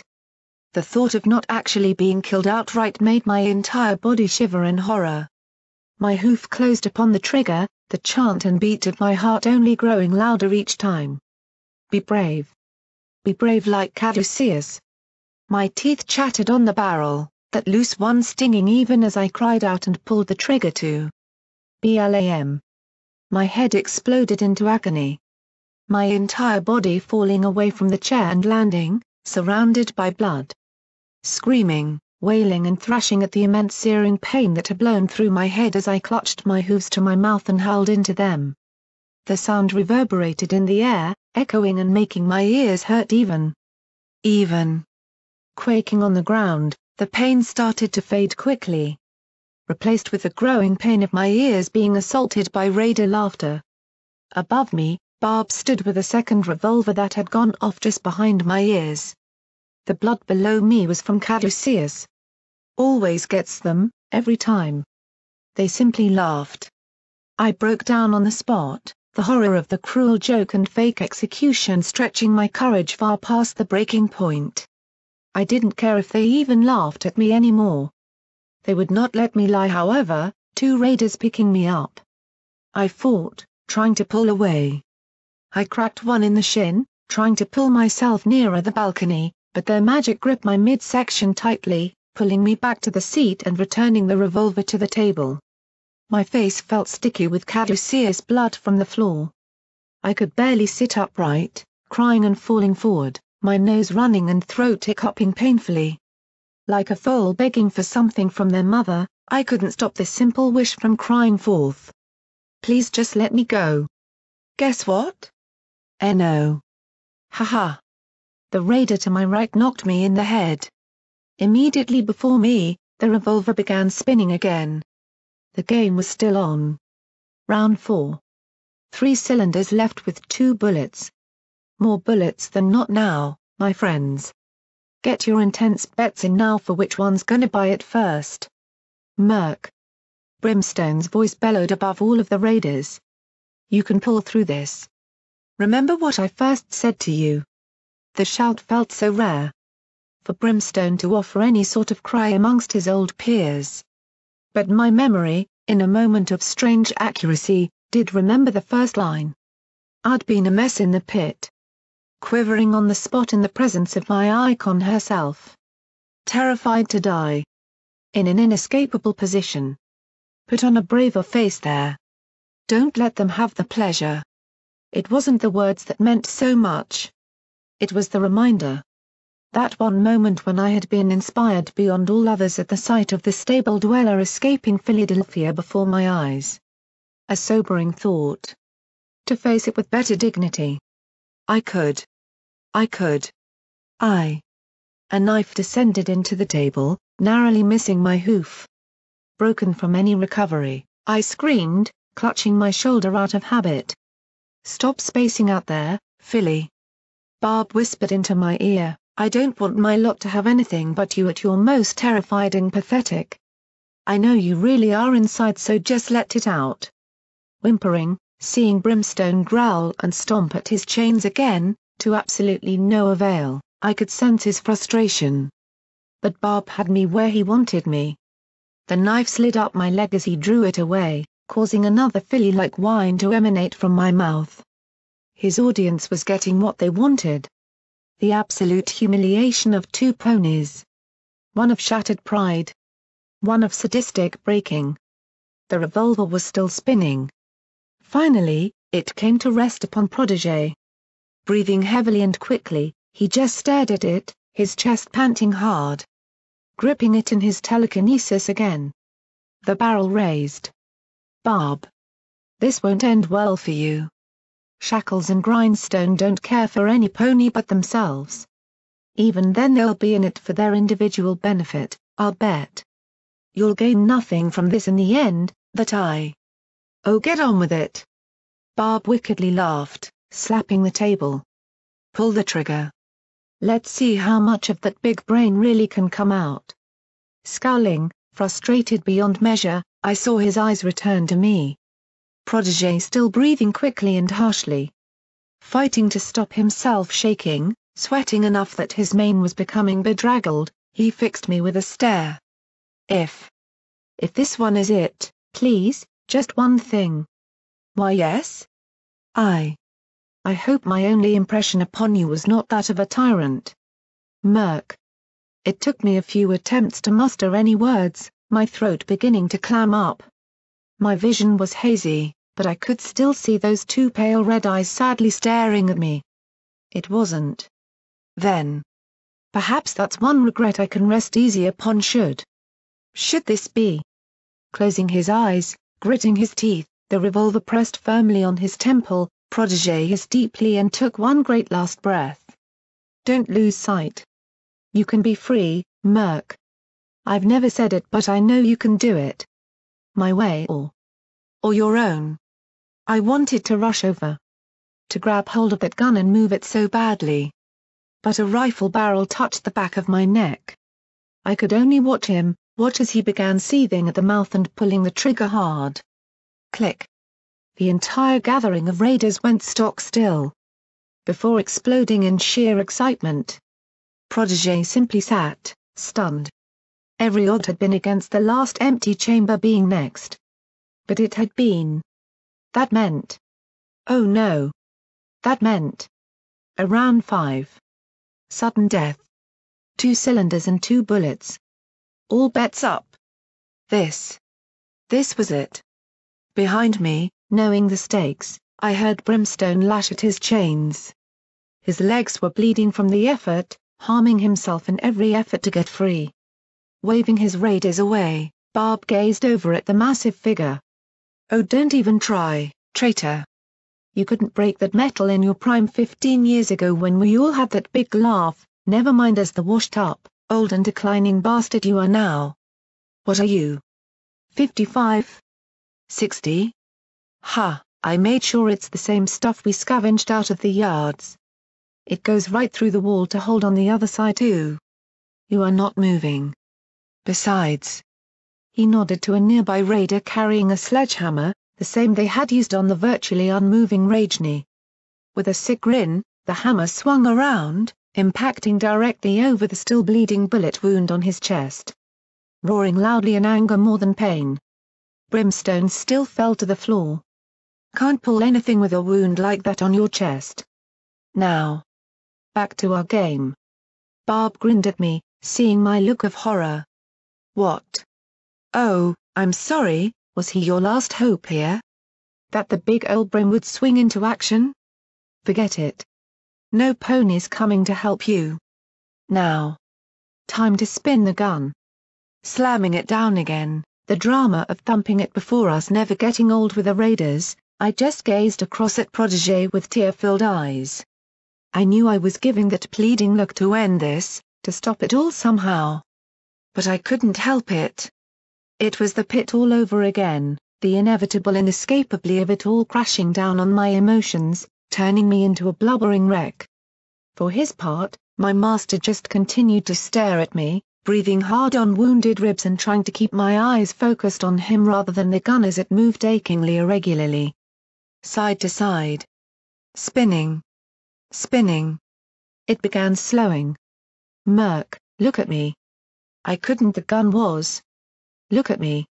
His authoritative tone returned, briefly. My eyes snapped upwards to see Protégé staring with an intense look, ignoring all the raiders stomping and prying for a better look than the others. Protégé, I. Just keep looking at me, don't look at them, don't let them get to you, Murk. Look at me." The gun began to wind down, moving deathly slow in arcs to face either way. But my eyes avoided it at last, focusing on Protégé. "You're a stronger pony than you know. You've come this far, Murk. Even if something ends today, you can be proud. I'm proud of you. Please, I don't want to." The revolver barrel slowly moved just a bit further, achingly slow as it faced me. Then Protégé. Then back to me. I didn't even move, just stared at the inevitable conclusion. Murky number 7, that unlucky corruption of the number and victim to the life that had been nothing but toil and pain the entire way. All to end tonight at the barrel of a gun in my mouth. To be born a slave. You know of only 2 endings. The quick execution that brings your life to a close. Or the long sickness and exhaustion until you finally keel over on the job. I now faced the former. A life of slavery, filled with hope at the end. But finishing today. Strangely, a form of clarity overcame me. That I was somewhat okay with it. I'd screamed, wailing that I didn't want to die. But the idea of a quick bullet to the brain. One flare and it all being finally over. All the pain. The starvation and sickness. Finally peace. My hooves lifted the gun. Slowly, I placed it in my mouth. Out of the corner of my eye, I could see Glimmerlight crying openly, battering the cage door in sheer despair. It hurt to leave her behind. Protégé too seemed pained that it was me and not him. Brimstone merely looked lost, like a part of what was helping him was about to disappear forever. My hoof found the trigger. I didn't really want to go, hope was still there, screaming in my breast to keep fighting. To look for some way out. I could escape still. I had my friends all here. I couldn't leave them, I couldn't. But I had no say anymore. My wet eyes turned across all of my friends, imagining them all as much as seeing them. I'm sorry. The barrel was pushed into my mouth more fully. I had to do this right. The mare, alone and searching for her buck-free end, or hopefully having found him. They'd promised to come for me, they would be searching for the already dead. Slipping around the trigger, I began to push. Glimmerlight and Brimstone, the most unlikely pair of friends to ever grace the wasteland. Their efforts to get out losing one of their number forever. With one last effort, screaming out as I did so, all the pain coming out. Protégé. Witnessing the one born slave who understood him killing himself before his eyes. Goodbye. Goodbye all. And let it end. Click. 3 seconds. That's how long it took my brain to process what had happened. But they lasted longer in my mind than I could bear to stand. Nothing. It hadn't fired. But what? My scream faded, the gun dropping limply in my hooves. Protégé was awestruck. The raiders silent. Then Barb revealed a bullet in his hoof. And grinned. Hoofed around when I last held the revolver, dumb filly. So. He narrowed his eyes, that mad grin spreading. How's it feel to have committed suicide and know you did it? There were no words. I just started shaking, realization and horror beginning to take shape. My mouth quivered, eyes widening, unable to cry any more than I already was. Small strangled sounds escaped my throat. I heard the revolver clatter to the floor from my shaking hooves. I'd just, oh goddesses forgive me. I'd actually pulled the trigger. The control tower all over again, only I'd gone over the edge. What had I just done? I felt anger bubble inside, at myself for knowing it had been awkward it. To know that a part of me still saw that sort of thing as a nice easy way out that I'd ever consider. Oh Celestia. That thought terrified me more than any raider. What had I done? Still shaking terribly, sniffling and whimpering ever louder, I eventually just cried out, feeling a wash of self-hatred and shame come over me. I wanted to find Somepony, to grab them and hold them and just cry and cry. To curl up with Glimmerlight, or feel Caduceus' comforting grip or even just fall into Protégé's shoulder again, any pony. AWW, look at 'em. I think we upset the little thing, lads. Oh, I'm a bad pony. Barb cackled, relishing in the opportunity to just completely screw with my head and emotions. But the game isn't over, we've still got one more cylinder. You've got to keep playing Little Murk. You don't get to cry and run away now. I don't want to. You will. Spin the gun. Following his own instruction, the shadowy magic began to pick up over the revolver again. Building speed, faster than ever before, the modified firearm began to whirl and blur on the spot. Round and round the revolver goes. Barb chanted, the raiders joining in. Who it'll kill? No pony knows. Last round. There's no tricks or jokes here, just one bullet and a chosen pony. Even Protégé couldn't keep his eyes off the weapon, glancing up to me occasionally. From the look on his face, watching me pull the trigger had drawn harsh emotions from him too. But both of us were simply silent now. Both knowing that the weapon would pick one of us. Back and forth. Round and round. Barrel. Grip. Barrel. Grip. Barrel. Grip. Eventually. It began to slow. The barrel drifted more lazily, flying on the momentum of the spin and slowing after every turn. Heart in my mouth, tears and sweat dripping off my face onto the table, my eyes just stared unblinking at it. I I couldn't do it again. If it picked me, I knew I couldn't. It was time, the barrel was stopping. Pointed directly at me. Before shifting, slowly. The last bits of energy to creep around one more half-turn to point directly at my master. I would have looked up, to gaze with apologies and words, fighting to know what I should say to him, whether I should thank him or just stay silent. Or tell him that I was glad to have met him and here. That I'd try to remember him or do something for him. But the barrel had one last tiny eke of momentum still. So slowly it stretched every emotion to just see it gradually moving and juddering. Before coming back to me and finally stopping. It was me. The raiders erupted into cheering and screaming. Bets were thrown back and forward already with the end result chosen. Arguments started, whooping and promises drifting between them. But I just sat and stared at the revolver. That one revolver that had stopped the closest bid for freedom I'd ever made. Would ever make. I felt myself shaken by the raider behind me, pointing a hoof at the gun. Shivering, I picked it up under duress of punishment, holding the weighty revolver in my hooves. This wasn't. No, it wasn't fair. I was supposed to escape. Glancing upwards and unsteadily holding the gun, I saw Protégé only look sad.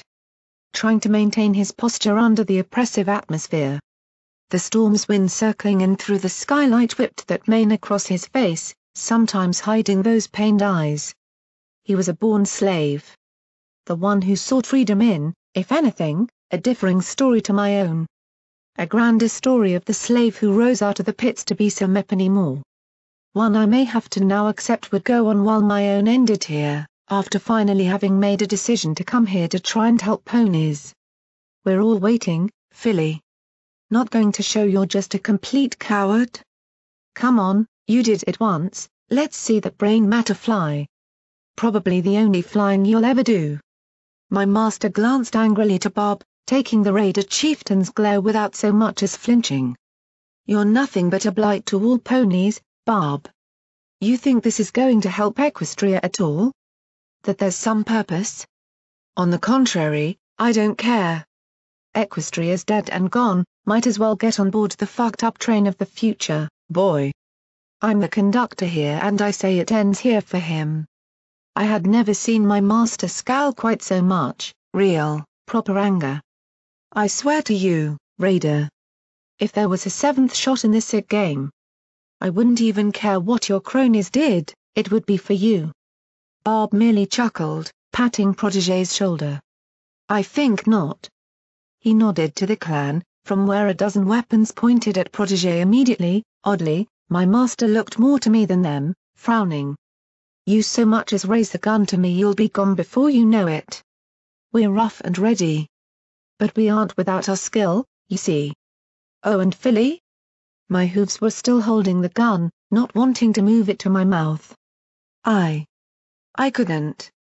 But on the mention of his nickname, I looked up, quivering.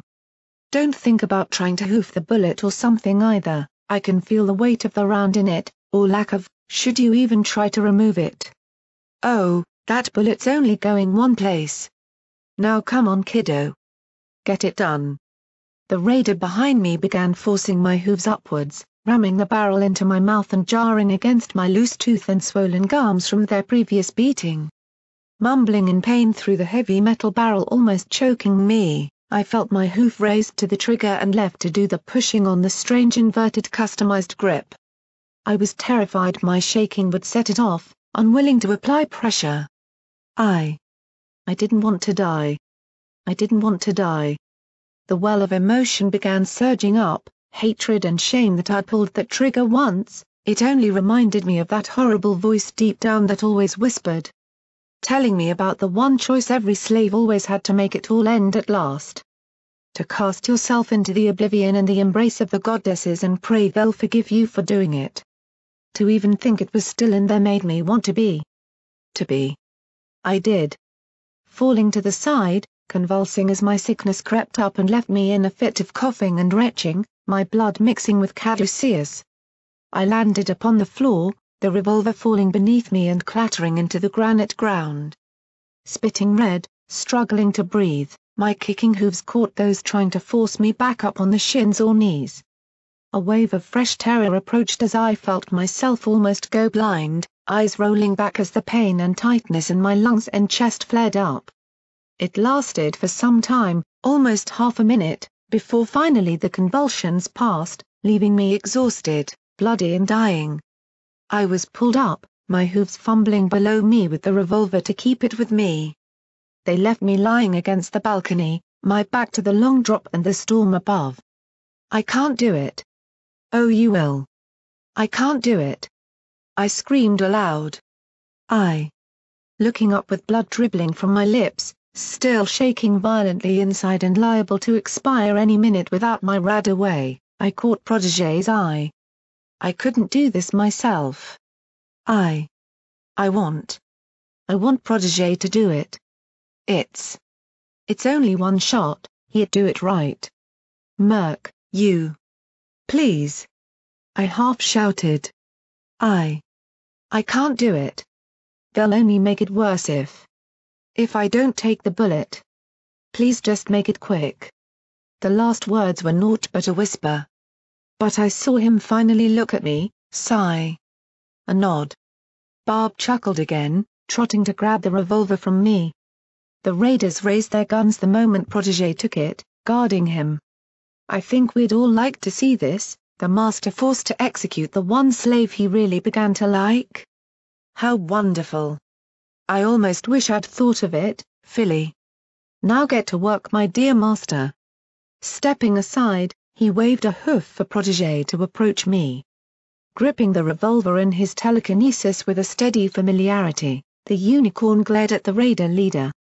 Before standing up, his eyes traveled to every raider there was, silently seeming to voice his disgust of them. Pointing their weapons back, they just grinned around the mouth grips. Slowly, keeping his head high, Protégé trotted toward me and knelt down. Everything other than the storm had gone silent, each sharp sound of his hooves closing toward me like an individual movement closer to the end. Murk. I just don't know what to say. Trying to calm my own shivering, I stared back toward him. The rain was dripping around us, itching and stinging. But that didn't matter now. Sorry. I just couldn't do this. Too scared of it. Of it hurting. I never wanted to die badly. No pony does. I'll make sure it won't hurt, I promise. He pushed over, beside me. Without really knowing why, I felt myself leaning into him, felt one of his hooves wrap around my shoulders tightly. I was so scared about what was going to happen. But it felt a little better knowing he was there when I couldn't even see my other friends through the crush of raiders eagerly awaiting the sight they would be entertained by. Never wanted it to go like this. I regret I couldn't, no. Wish I could, have let you go, Murk. But, Master Red Eye. I know. Opening my eyes briefly, I saw him looking down, rainwater dripping from his mane. Born slave. Remember? His mouth seemed to lightly curl up at my words. We were even. Understanding. Slowly, I felt the barrel press lightly against my temple at a certain angle. Oh. So that was the better way then. I trusted him. I didn't want it to end this way, Murk. Master Red Eye gave me a chance. Stuck by me, kept me alive and guided me to the freedom at the end. To make the choice for myself to go or stay. I wanted. Oh goddesses. To see the pain in his eyes. I wanted to do the same for you. I saw so much of myself from the moment we first met, when I told you that you needed to know freedom. I tried to give you what I could of it, give you choices. Allow you those reckless moments to roam free into the crater or the hospital because I knew it was teaching you the one thing that mattered. You impressed me so many times. More than any pony else. I won't forget you. I know. Neither I to you when I'm gone. Clutching tightly, I heard the trigger begin to move, shivering as the moment approached. I'm sorry to put you through this, protégé. But it just has to be you. I couldn't do this part. Here it comes. Click. Silence. Absolute silence. My eyes crept open, seeing the stunned look on protégé's face as the gun did not fire. But even more was the look of abject shock upon Barb's. The leader stood among his raiders, where their jaws had dropped, some with their weapons falling to the floor. They turned, looking away or between themselves as the reality of the moment finally landed home. What? Barb looked from side to side, his dumbfounded slaves shaking their heads or murmuring. The guards were chattering to each other. Did it misfire? A bad bullet? What? Barb stormed forward 2 steps, fury overtaking his expression. Then he found my eyes. He saw that look. That cheeky look that meant I'd done something to the gun. You little. You did something when you had that gun below you on the ground. But the bullet was still in it. I felt the weight myself. Coughing once, I just glared back up, with a brief intense stare to protégé. I didn't take it out. Barb's eyebrow raised, my eyes moving back to him. I just moved it 1 more cylinder along. Picking up on the momentum faster than any of the raiders, protégé swept up, the confused guards' rifles not immediately pointed at us. The barrel swept around, aiming as he spoke. Lucky number 7, you sadistic son of a bitch. BLAM. The revolver finally went off, lighting the entire darkened restaurant with a huge muzzle flare. Barb dove to the side, the bullet slapped into his shoulder and hurling the chieftain back into the guard who had watched me. Dropping his rifle, protégé's magic swept it up, dumping half the rounds into the ground with a painfully loud burst of echoing gunfire, sweeping just in front of the raiders on the floor. The sparking rounds made them lurch backward, clearing away from us. He began pointing it back and forward at them before they got their own ones up from their confusion. Don't move. Anyone wants a shot, you'll get one to the face before it kills me. Finally, their weapons were re-aimed, the wounded Barb hissing for them to keep us guarded. Protégé backed off to the balcony barrier, pulling me behind him. His eyes left none of the raiders. Swinging the rifle back and forth rapidly. You stupid buck. You stupid, idiot cold fondling little fucker. Barb bellowed, limping forward, his shoulder bleeding rapidly. How was he even standing after that round? You think you can pull something? We've got you covered. You two are fucking dead for this. You've got nowhere to go.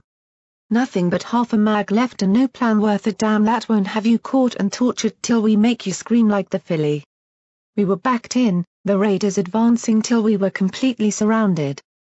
Our backs to the wall, protégé keeping me guarded behind him. I felt the wind behind us off the plaza balcony, the long drop, swirling banners and lashing leaks of rain to our rear providing a violent backdrop to our shaky position from the perspective of the raider gang keeping us trapped. Protégé ground his teeth, valiantly keeping me defended before the 30 or so weapons aimed directly at our precarious little position. My master's eyes glanced from side to side, the rifle following them, held close even in his magic field. Barb only sneered, but protégé remained steadfast, working through with nothing but desperation. Then I caught him out of the corner of his eye, a little glance and curl of his mouth. Maybe you're right. To my horror, he raised the gun upwards, the wind blowing at his mane ever more violently, as though giving up. But before Barb could even shout the command to take us, protégé pulled the trigger. Half a magazine's rifle round soared upwards, shattering the skylight and punching toward the roof. Maybe we have nothing. He began to speak softly. But maybe neither do you. I told you, Shackles isn't going to trust you as an ally. He doesn't fear you like any pony sane would. You're wearing my eyepiece. I'm surprised you haven't been wondering what that little counter at the top is. The one that started counting down from 60 about 50 minutes ago when I set the timer. I saw Barb's eye flick up, before scowling. What of it? 60 minutes to end this before the Griffins came in. I'd hoped we'd last the full 60 before now. So you've sort of forced my hoof a little. Then he smiled.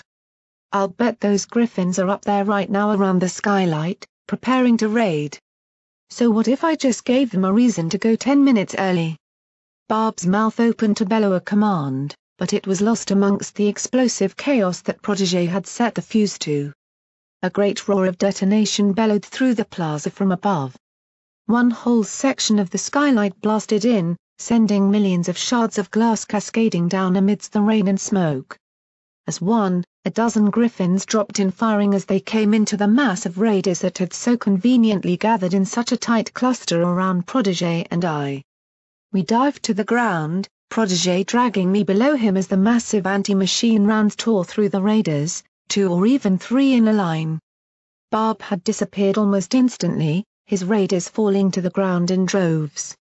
The griffins whirled in the air, rounding off and dodging the little incoming fire to let their second wave dive bomb in after them under the cover of the first.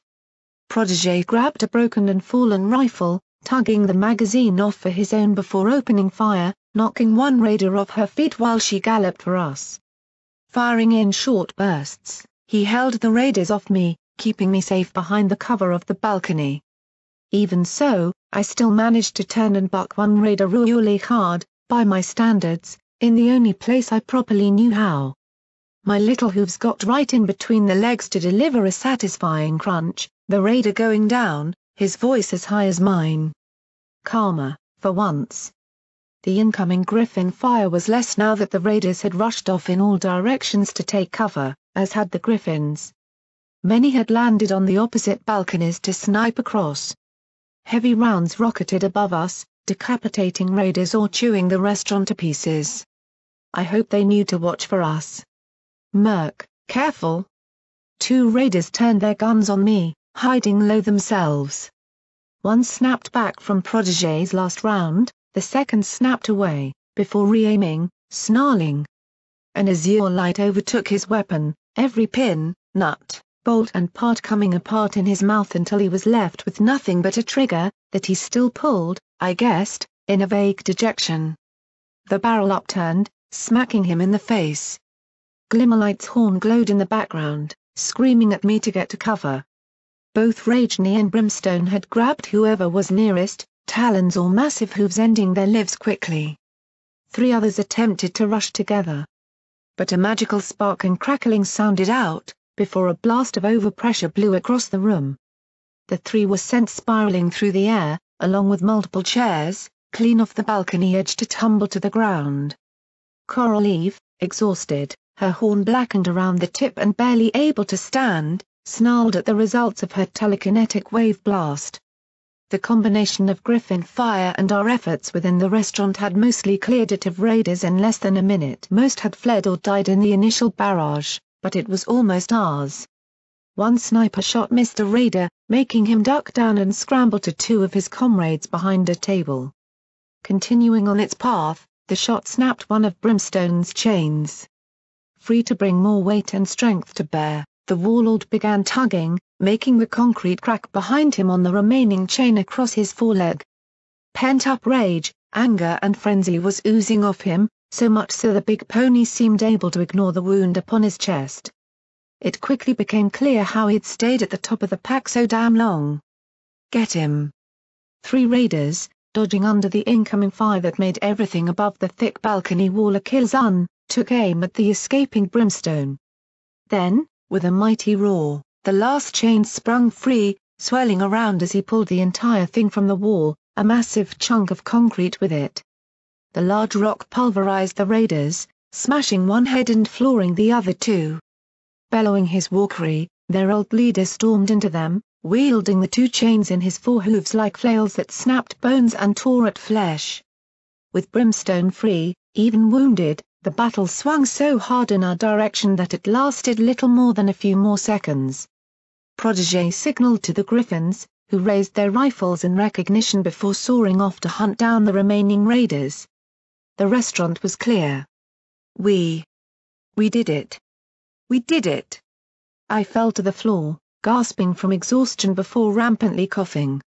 Springing free when Brimstone shattered the lock, Glimmerlight immediately galloped to the restaurant's serving window. throwing bags and satchels to the side. She seemed to know where they had kept their loot. Feeling my chest tighten, I only caught a brief glimpse of her charging across, her magic already ripping open a sachet. Grabbing and hugging me tightly, pushing the opening to my mouth, I grabbed it and let the rank orange taste fill my mouth. Faster than I'd ever done, I downed the liquid, simply leaning in and holding Glimmerlight in return. Up close, I could see the marks, swellings and bruises brought back fresh since the healing potions we'd found. Around us, Brimstone and Protégé began to scavenge our weapons back, while other griffins arrived to secure Rajni and free her. I could hear them gasp in horror, swearing revenge upon her attacker. But Glimmerlight and I just held one another, unable to really say anything. We both knew the reason. Who we were mourning together. Blinking open one eye, I saw Coral Eve watching us, seeming surprised, startled even at the way Glimmerlight was acting. But seeing me look back, she simply turned away, looking ready to collapse. The slaves have moved further into the plaza, we'll take it from here, sir. They won't get out of here alive. No.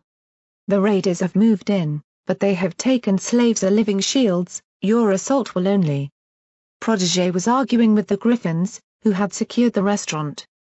I could hear fire breaking out on the plaza again, further back and around the corner, an area only used for simple slave living space. I hadn't even really been there before, only seen it briefly from the stairs. But it was a dead end. A last stand the raiders had retreated to. No survivors. That's the orders from the top, Protégé. Stern's up on the roof if you want to check with her.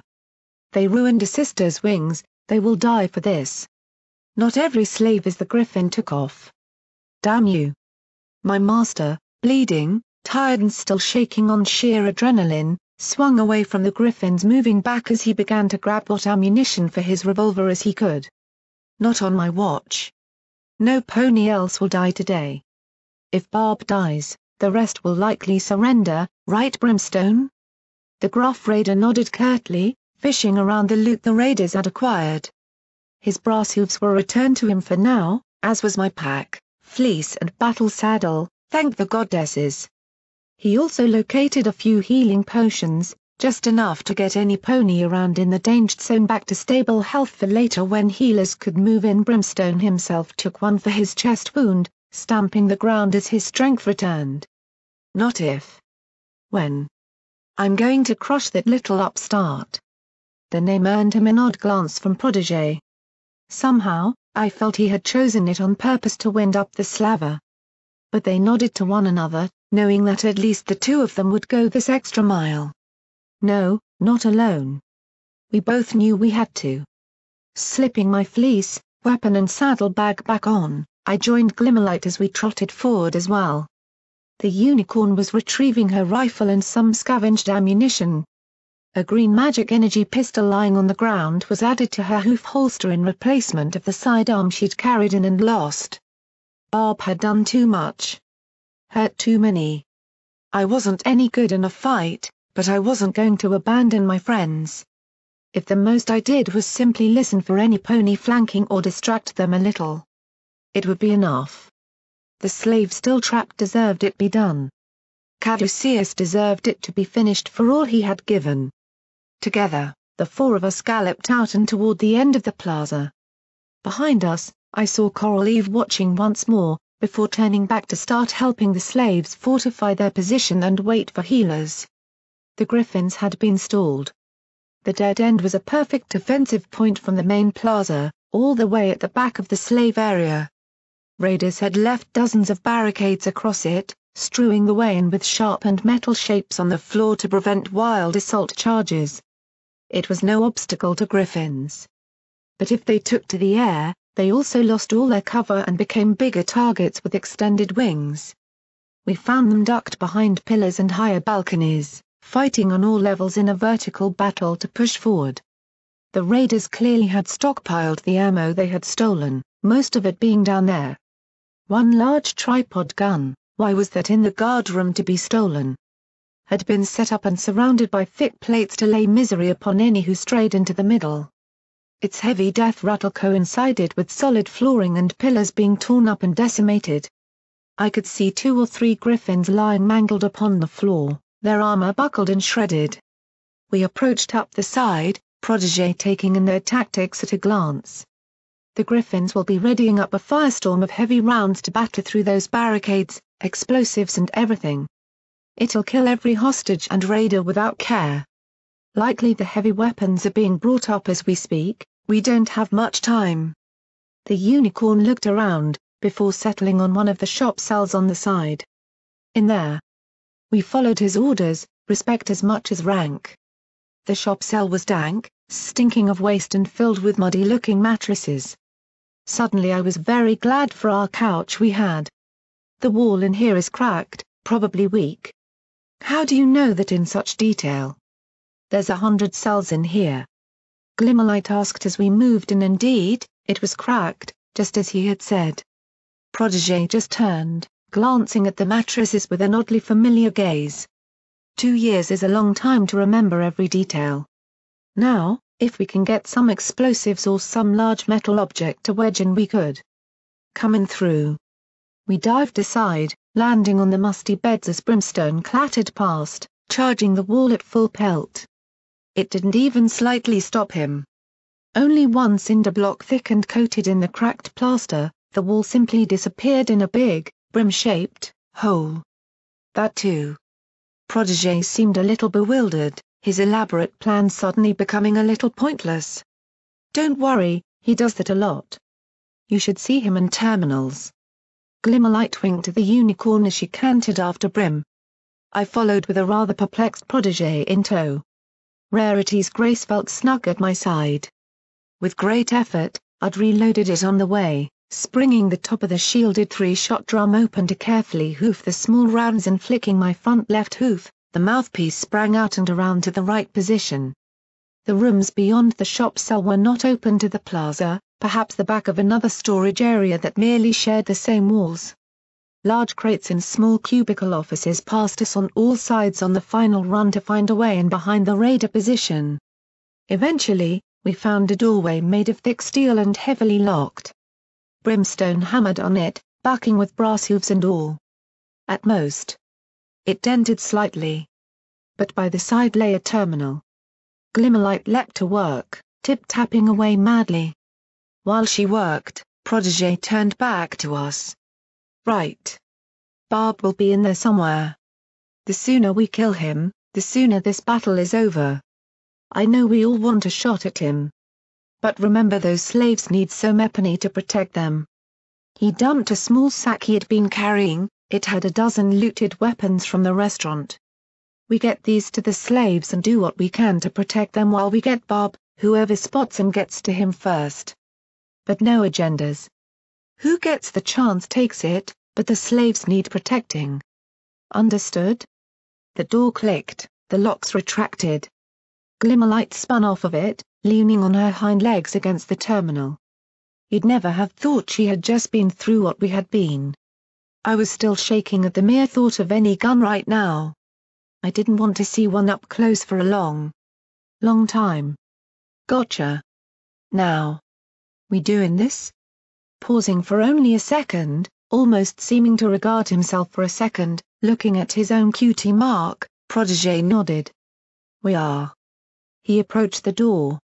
Took a breath. And went for it. Piling through the doorway, we emerged behind the raiders. The door had been a staff entrance, exiting directly onto the plaza itself. The raiders were but 10 feet away to our right in the curved dead end.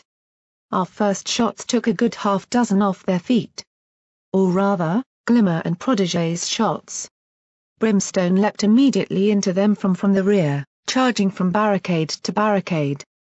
But I hung back, watching and waiting from the shadows. After a second, I realized I wasn't alone. Where we'd emerged couldn't have been luckier, the slaves were right here. Just off to the other side of the door I saw the vast majority of them cowering under gunfire. Some had been hit bad. I galloped up to them, dragging Protégé's bag while hoping against hope my 3 friends could hold off the raiders. I began tossing out pistols and sawn-off shotguns to the ponies willing to take them. The injured I pointed to the doorway.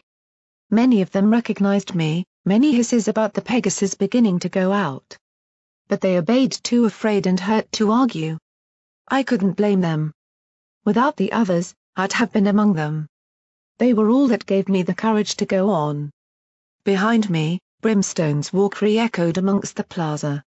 Turning, even as slaves began to guard the door to let the injured be carried out, I saw him gun across the barricades, charging directly for one pony.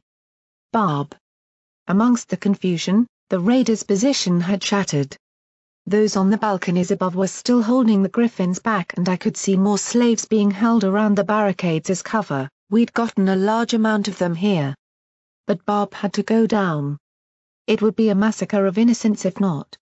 The raiders on this level were too busy keeping the griffins at check to bring every gun to bear back on our flank attack, so Brimstone had a clear shot at their chieftain. The thin unicorn had been guiding them from the front, but upon seeing the rival raider rush him, drew a knife and leapt forward. He must have been healing too. The revolver wound had disappeared. Tearing across their lines, Brimstone reared, swinging the chain blade upon his brass hoof to whip out. His opponent leapt, but had to duck from a griffin bullet whipping overhead. Feeling my hopes leap, Brimstone's chain snapped around Barb and slammed the side of the blade into his neck. I saw him yank toward Brimstone with enough force I thought his spine would just snap. Halfway into the air, Barb seemed to glide out of the chains with unnatural grace, sliding through the strong shadows and dust of battle to instead leap, knives bared, at my friend. This was a whole new kind of fight. I'd seen Brim take on brute strength, but here I saw a clash between vastly differing raiders. Under the harsh light and strong shadows, Brimstone fought an enemy who was elusive and wily. His massive hooves swung fast and strong, but only ever seemed to catch Barb's faded edges as his shadow spells took effect. In return, the brass hooves deflected wicked knife strikes that launched from behind all the sides. It was taking all of Brimstone's experience and often forgotten intelligence to predict and react to Barb's sneak attacks. Clearly, Brimstone had long kept combating this menace in mind as the target for any leadership challenge. But while he fought, Glimmerlight and Protégé were being pinned down. Protégé waved over to me. "Murk. We need those grenades you've got. Try to get to me." I had to go into that multi-leveled war? Oh. Oh my. The slaves behind me seemed to be able to hold their position, ranking way lower than the griffins for the attention of the raiders remaining on this level. I began trying to sneak what I could, sticking to behind barricades and scooting along the back wall. Protégé wasn't far, but griffin anti-machine fire was slapping across this same area above my head. Eventually, rolling painfully across my wings, I came to be beside the unicorn. Digging in my saddlebag, I found the two apple-shaped grenades we could.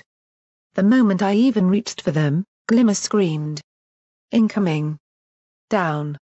Get down!" We hit the deck hard, the eerie whistle of a rocket tearing down the plaza. I saw it whip between Barb and Brimstone, separating them with the concussive blast that knocked both of them back and took out the heavy machine gun position. Shrapnel flew everywhere, savagely laying low both raiders and slaves. Bloodletters. Shades. To me and kill the traitor. Barb's voice hissed through the air, calling a dozen ponies from the shadows that flowed across the battleground, his elite corps of the war band that now assailed Brimstone. Whirling the chains around his hooves, he took them head-on. Glimmerlight was pushed back, hiding behind a pillar at the side and trying to shove more clips into her rifle while snapping off flaring green shots with the pistol to keep the raiders not going at the griffins away from her. Ahead of Protégé and I, Barb began galloping for the stairwell. He was getting away. "Come on, Murk. We have to end this now. Too many ponies are dying from that assault. He needs to go down right now." With me tagging behind, we galloped across the plaza, dodging fire that kicked up concrete below our hooves. Protégé shot down two raiders trying to block our path, while I slid underneath a fallen pillar to dodge one that aimed to chase me. He couldn't follow through such a space. The moment he went over, a griffin took his head off. Part of me wanted to be sickened, so much blood and death would normally horrify me. But the stakes were too high, the violence too constant. If I stopped to worry, I'd be dead. Barb turned, seeing Protégé and I gunning for him. The chieftain snarled, heading upstairs again the moment we reached a bottom of stairwell. Fear gripped me of following this deathly raider, but there was no turning back now. I'd just listen for him and let Protégé know. He could take Barb, right? I hoped so. If not, I was suddenly going to be very alone with a pony who could kill me without even trying. The stairwell led up much further than the one higher level I had expected. What was this? Some sort of maintenance staircase? The sound of the battle below, so painful to my hypersensitive ears, was beginning to dull the higher we went. The echoes of it beginning to become audible alongside the ongoing crashes of thunder. But even more worrying. The higher we went, the darker things got. Finally, we emerged into a room. Barb was nowhere to be seen. For the entire room was in darkness. No natural lights were still active here. Terror shot through me. This was Barb's ideal area. Some sort of old high ventilation room, large banks of machinery made the entire place a crisscross of hiding places. Normally I'd feel right at home and able to hide here, but now every shadow felt threatening. Even the small wall below had become a distant thumping in this isolated and contained place. Come out, Barb. It's all over now. Protégé shouted into the darkness, his revolver training around, watching piles of work tools, boxes of sand next to mops and small crates of wires and 1,000 other small hiding places while we trotted further in above us. The roof seemed to clatter with the wind beating at the building. We must have been right below the rooftop itself. Slowly, a deliberate and dragging laugh emanated from the darkness. Ha ha ha, over? I believe differently, Master. You really think I couldn't just slip out of here? Start anew? Philadelphia isn't a cage to me. The moment you two are dry on the floor, then I'll make my way from here. They won't even know I'm gone. The voice came from everywhere. His magic was throwing the voice, no doubt. Protégé swung the revolver on every side, peering as best he could to see into the dark. You're in my world now, not even your precious little EFS to help you hunt me down. You won't leave this room alive. Dear Philly? Take a seat. Watch the master of shadows at work. A thud came from behind us. Watching my reaction, Protégé spun, firing a shot. The flare of the gun lit the entire room for a fraction of a second, showing nothing more than a crate that had tipped being blown to splinters. The laughter came again. 1 shot down. 5 to go. Only this time there's no clear kill. The door we had come through slammed shut, locking hard. Sticking side to side and facing opposite directions, I strove to let my eyesight work in here. But even with a vague idea of where we were, Barb was utterly impossible to locate. Small sounds came from every side, confusing us. Misleading us. Within the sounds I heard that of something hissing, spinning in the air. Knife. I screamed, more of fear than warning. Dropping away and covering my shoulder while quaking. Protégé dove to the side, rolling back to his hooves as the thin blade pinged off the large fan assembly we'd passed. Aiming quickly, 2 heavy shots battered into the darkness, the flares revealing a dark shadow flickering over the top and away. He had missed by miles. Ooh, oh no. Getting panicky now, are we? 2 hasty shots? I thought you were Red Eye's apprentice, boy. Trained by the pony who created a superpower with nothing but charisma and smarts. I must say I'm disappointed.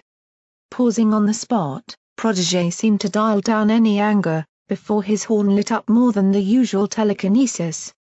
A red aura sprang around us, lighting the area within 20 or so feet. I could see the reason. It gave us something, but Barb no doubt could have seen us anyway no matter how dark it was. I drew my pip buck from my back, strapping it to my now healed leg and activating the light too. My vision began to settle, now I had something to work as ambient light. But shadows danced in the room. Everywhere I looked I saw small bits of movement. Circling around in our lonely island of light, we stuck together against the darkness that threatened to bring us low. Then Protégé took the initiative. His magic grabbed 2 boxes of wires, the ease he had with multitasking sending bunches of them hurtling into the darkness at any slight sounds we heard. Then the crates went flying. And the tools. Anything to try and gauge an impact. Beep. Now? Really? Another hissing sound, another knife. I heard Protégé grunt in pain as it skiffed him, drawing blood along his side. Not wanting to lose any momentum, he charged forward, trusting me to follow without distracting words. I dialed down the pip-buck volume. Oh sundial. Not now. But I could still hear it. Beep. Click. Hi. Geez. Oh Luna, sorry.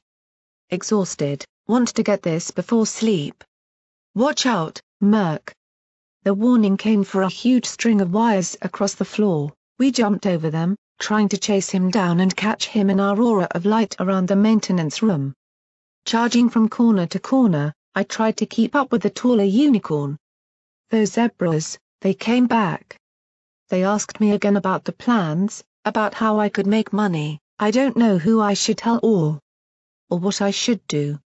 They just appeared from nowhere in the dark alleyway with those cloaks. Hidden in the darkness. Barb had been silent for a while now. The waiting was only making things worse. Our lights weren't strong enough to properly cast across the room, he could be simply following us. I spun, expecting to see a knife. But there was nothing. Getting to you, Philly. They scare me so much, just not knowing when they'll pop out of hiding. No wonder the Ministry of Morale's been so active. I tried to run from them, but they followed me, cornered me, asked the question again. To give up plans, what if their offer turns nasty? It was so scary. Seeing the snow landing on something that isn't there and form a shape. Wait. Protégé. My master spun around, I quickly flecked my eyes to the boxes of sand, likely used to clean up spills with the mops beside them. Nodding briefly back to me, Protégé began backing us toward the boxes. He let out another shot into the darkness, lighting up a darting shape atop the machinery. Then he was gone again. Oh, come now, really? I thought you'd realized how pointless that was to waste a bullet. Well. Are you even sure that was me? We waited. Waited still. Closing my eyes. I concentrated everything I could on my hearing. Please. Please now, work. I crouched to the ground, trying to ignore the danger. Ignore the fact my friends were fighting for their lives below me. But they're offering so much. It's tempting. But I saw a sprite bot floating around my apartment a few times today. Are the Ministry onto me? Watching to see if I would slip up? I just need a sleep.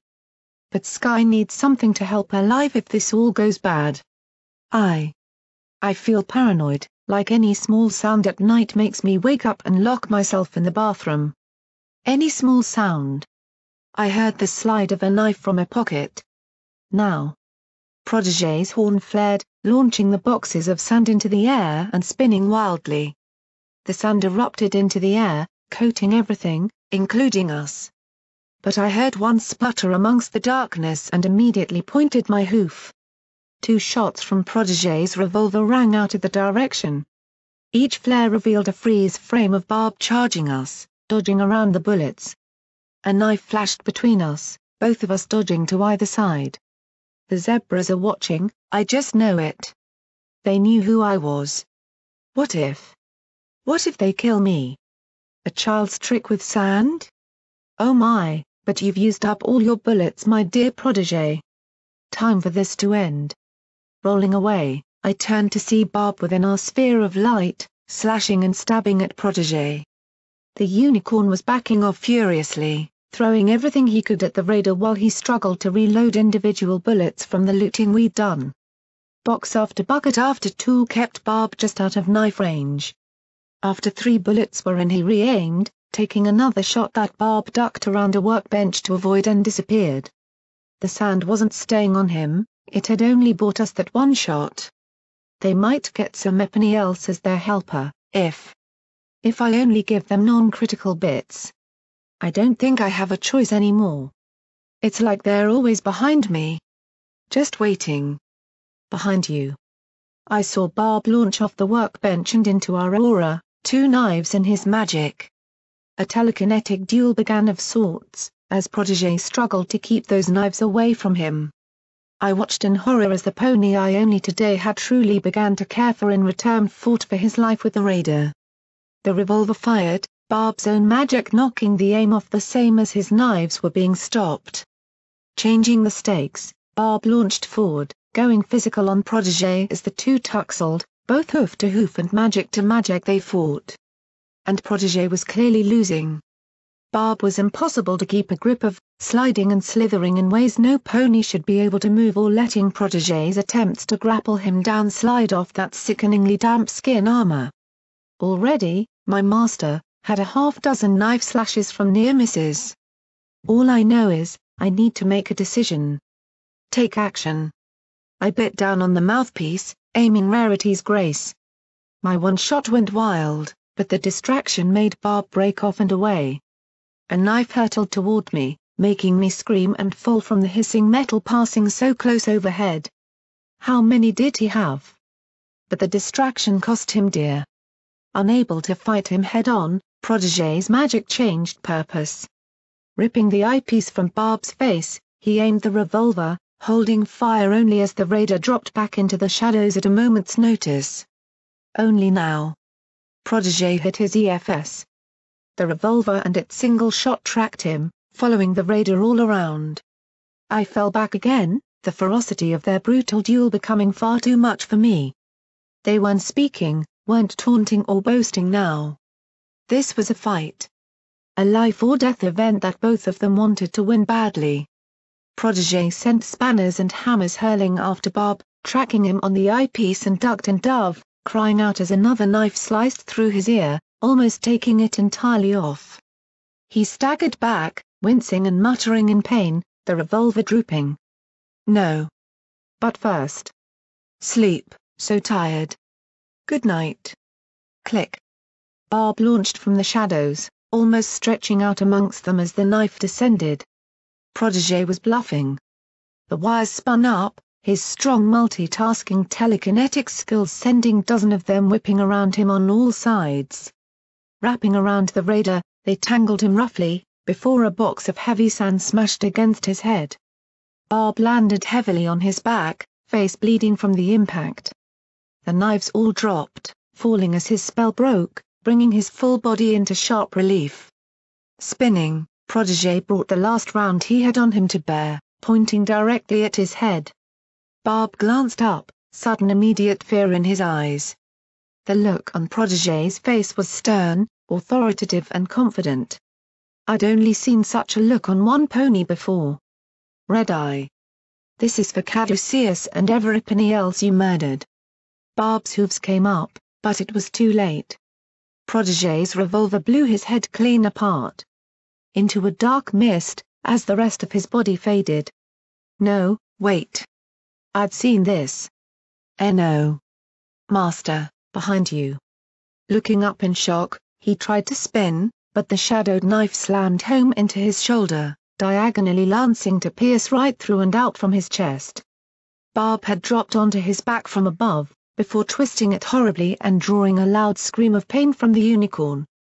Hurts. Doesn't it? Barb whispered into his ear, another sick twist only gave another drawn-out cry from his prey. I felt rooted to the spot, my mouth gaping. No. No. They fell to the ground, the knife ripping free as Barb straddled over the prone slave master. It was a wickedly black dagger. Now I saw it better, seeming to drift with shadows on the blade. Protégé fell limp with Barb on his back. The raider's magic grabbed Protégé's mane, yanking his head back to expose his neck, keeping protégé head between him and eyes cover. The blood-soaked blade curled around it and began to pull. Slowly. I even saw the blood began to dribble forth to mix with the copious bleeding of his shoulder. He was slitting his neck wide open. Born slave to loyal slaver. Never truly your own pony, pathetic. Now. Bye-bye. I saw him tense to pull protégé's head right back, to rip the cutthroat apart. Without even really knowing what I was doing, I charged forward, galloping with all the force I could gather and hurling myself at Barb with a loud cry. Even my weight was enough, slamming the raider off of protégé and beating at him with my hooves as best I could. The shadow blade flew away into the darkness. Rolling one over the other, I was picked up and hurled into the metal machinery like a rag doll. Trying to stand, I flipped the mouthpiece out again, the shot firing upward from his magic re-aiming my weapon, before Barb bucked me again, knocking me another 7 feet away. Now what do we have here? The little filly got some spine, eh? Thought he could take on a raider chieftain at his own game before he got his kill? Gotta hand it to you, kid. Didn't expect it. He darted forward, blinking through my vision and appearing before me, his front hoof smashing me across the jawline. Falling to the side, I spat blood, my gums burst. But he wasn't done, his magic lifting me up to telekinetically throw me even further. Clattering off the ground, I felt my ribs jar and the wind crushed out of me on impact. Unable to even scream, I simply rolled over, moaning loudly as I clutched at myself. But he's dead one way or the other, why, just take a look. Drawing my head up, he forced my glance back to protégé, where I felt my eyes widen in horror. He was jittering on the ground, trying to hold his neck shut. Bleeding out rapidly, unable to move at all. No. It's just you and I, filly. You. And I. I lashed out in desperation, my hoof trying to catch him by surprise. No such luck, I felt my hoof battered away, before I was thrown through a doorway. Suddenly. Light and sound. The battle below us raged. A sense of vertigo overtook me as I realized what I'd been thrown onto. The platform above the plaza I had seen, that skeletal shape right below the skylight. This had all led upward to it, above the long drop downwards. The bottom was nothing but hard mesh to trot on, no solid floor at all. I could see right down. Struggling to stand, my body aching, I found myself crying in sheer terror. I couldn't win. I screamed even more as I felt the terrible sensation of a knife slit across my back. Crawling away, I felt another. Not daring to look back. But I yelled. Feeling my back sear in pain. They weren't deep. He was taunting me. Torturing me. My hooves scrambled, trying to crawl across the platform, away from him. You know, filly. You and I are pretty alike. Small amongst our peers. Back there, even your master could give me a run in a straight fight. But with you. Oh, it all changes. I was kicked again, flung further out onto the platform. The entire thing swung on the cords beneath the thunderstorm above. Rain lashed at us through the skylight, wind almost threatening to blow me off the edge. His long mane was whipping around as he strode toward me. Lit by a flare of lightning, that grin turned almost demonic, those eyes predatory. We were soaked, in the brute presence of the wasteland storm above. I tried to turn, to shoot out the glass above his head and drop him, but my mouthpiece was broken. That grin widened, he sensed easy blood. See, with you, I don't need all that. I can, for once, enjoy a little physical superiority. You can't hide or sneak better than I can, your peer. So it's all useless to you. No. All you can do is lie there and cry while I do all the things I never could to any pony else. The thunder clashed above us, the skylight's remaining fixtures shaking and making the entire platform unsteady. Seeing my blood on the ground behind me, I just tried to stay away from that knife. But his magic could reach me, flipping me over onto my front. Don't think I don't know your fears, filly. the terrors you hold from one of my crew. I felt the tip of a blade draw across my back, before resting above my shoulder and beginning to press. No.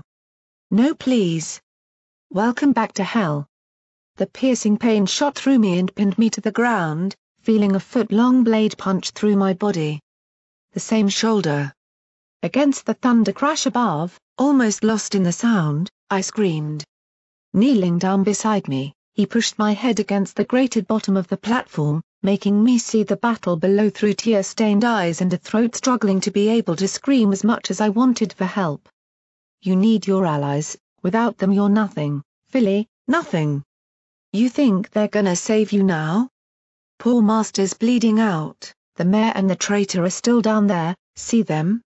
I could. They didn't even see me, they were just fighting for their lives, unable to move from bad cover for fear of the griffins hitting them. The slaves were backed into a corner, desperately struggling to survive from both raiders and griffin incoming fire. No, for once you're all alone and there's nothing you can do, Philly. Nothing but scream and cry while you watch your friends die. My body was failing from the stab wound, my tear ducts empty. Barb drew the knife out, making me cry out. Curling up. No. No more. Please. No more. Why couldn't we all just live? Everything seemed slow, the wind becoming lethargic and lazy. The gunshots taking longer. Only by sticking together can we truly save lives. Do not be afraid to fight if in defense of a better world. You will find your courage, Murky. Those voices in my memory. In my mind. They were what had inspired me to come here. To do all this, to this absolute end of all effort. To finish this and save lives. To help Everipany make something better. Just you watch, little Pip. I'll fail. But I won't destroy everything you've given me. It hurt. It hurt so badly, but remembering the faces of Everipany who had been hurt more to get here. I began to push myself up, facing Barb. I had 2 grenades left, I began trying to dig for them, watching him, and his hoof caught me across the face. Applause for effort, Philly. But you're outmatched here. I'm stronger, faster, smarter, bigger and stealthier than you'll ever be. His other hoof, slapping me again the other way, I staggered back again toward the edge. Every plan, every idea, every trick I've seen before. You're nothing but the little pony no pony actually believes will do anything in the end. You wanted to escape? You'll never get out of here, kid. Pulling myself together, my body protesting, I readied up. My shoulder and front leg was useless. But one last effort. I just had to try. I charged him head-on again, wrestling with a raider atop the platform, trying to hit him with my pit buck. He threw me everywhere, his knife drawing blood on slits and cuts. His hooves battered my face till one eye went blind. But I pushed into him, hooves grabbing his disgusting clothing to tug and pull in his pockets. Before he simply threw me off. Gravity disappeared, my hoof jarred as it caught around a pole at the edge. The rest of my body flung away from the platform to now hang above the drop. The entire platform shuddered, leaning down to drop my weight. From above, the rain was cascading down even harder across us, the stinging making my hoof go weak. I tried to grab with my other one, but all the efforts had made the stab wound become much worse. I couldn't move my leg at all. My hind ones just kicked out over the massive drop. Guess this is it, Philly. You've been fun. But I told you. Nothing you can do, not one thing you can pull out on me that I don't know better. Struggling, trying to keep attached, I propped my head back on the platform. Leaning up. I fixed him with a look before I spat out blood. Along with 2 grenade pins. Every trick. Ever heard of the reverse pickpocket? If I weren't bleeding to death and hanging off such a ledge. The look on his face would have been satisfying. The raider stepped back, as though wondering if I were joking, before frantically beginning to search his many pockets and hidden sections of clothing, realizing the mistake he had made.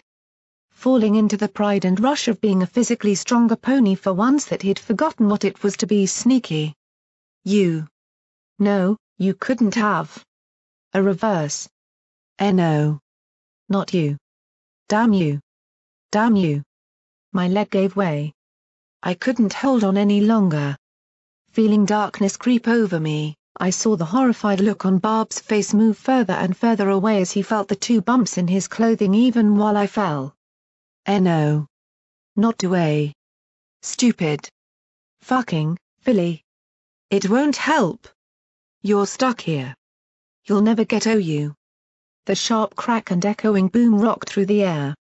The blinding flash atop the platform throwing the broken and shredded form of Barb off the opposite side from myself. The concussive blast slapped across me. Then, seconds later, after every below looked skyward, the second explosion of the other grenade blasted the remains into ashes within the sight of his entire clan. Barb was gone. I simply fell to my death. A strange calm overtook me as I fell through the rain from on high. I had done something. Then I hit something, not the ground, but a heavy fabric. A vast pink face enveloped me, slowing my descent as my light weight was caught in the billowing banner that had blown out horizontally to catch me. But even so, I rolled down it, tumbling, speeding up again for the last single story yet to fall. I closed my eyes, the impact eventually coming. And striking hard. Everything went out.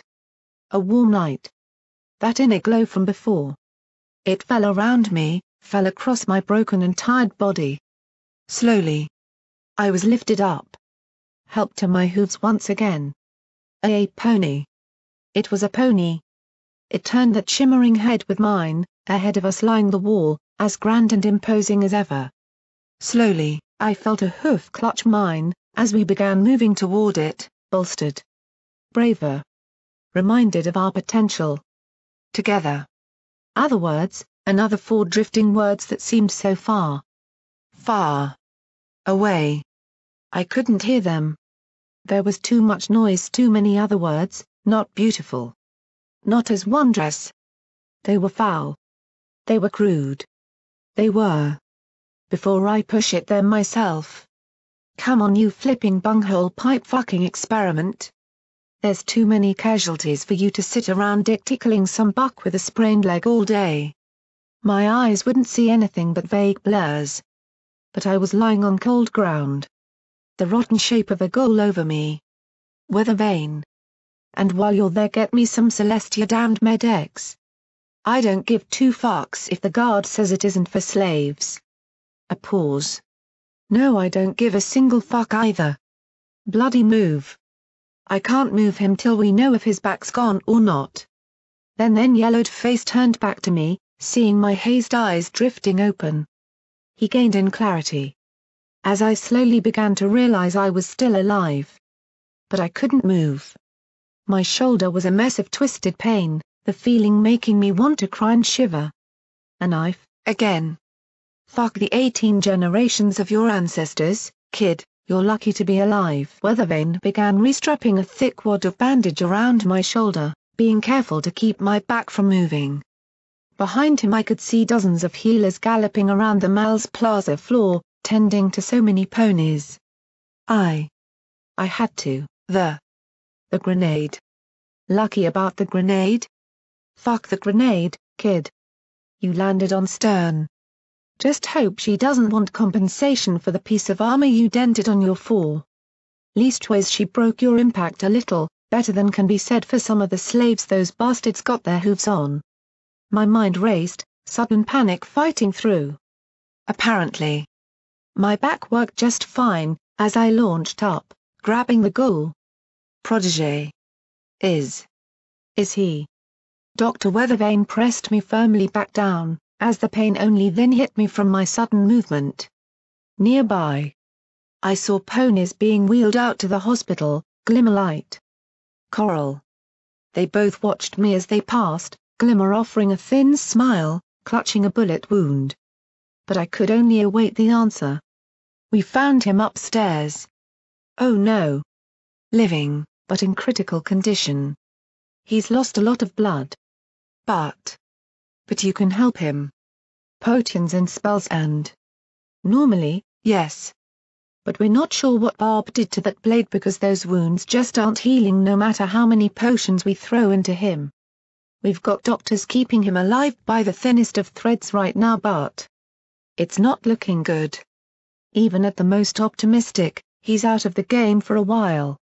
Behind him, I saw one more stretcher pass out. Surrounded by crowding healers, all of their horns flaring. I caught a few glances of a black coat. Oh goddesses, protect such a poor pony in his hour of need. Please Celestia. Please Luna, bring him through this arduous time and give him the strength to live. Weather Vane glanced at them, before sighing. They say Red Eye's personal physician will take to him. They don't like outsiders like me working on Red Eye's little prodigy there.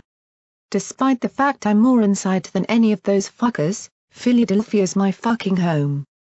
Now. We're getting you to hearts and hooves, Merc. You've got a little pass. Before he went under, Protégé muttered something about getting you all the care you needed. We'll see that happens. It was over. The mall was devastated, ruined. Destroyed. Blood ran everywhere, balconies had collapsed and there was enough battle damage to render it useless for a little while. But I could see the slaves cowering at the side. We'd saved them. Even now, healers moved among them, tending to them in their hour of need.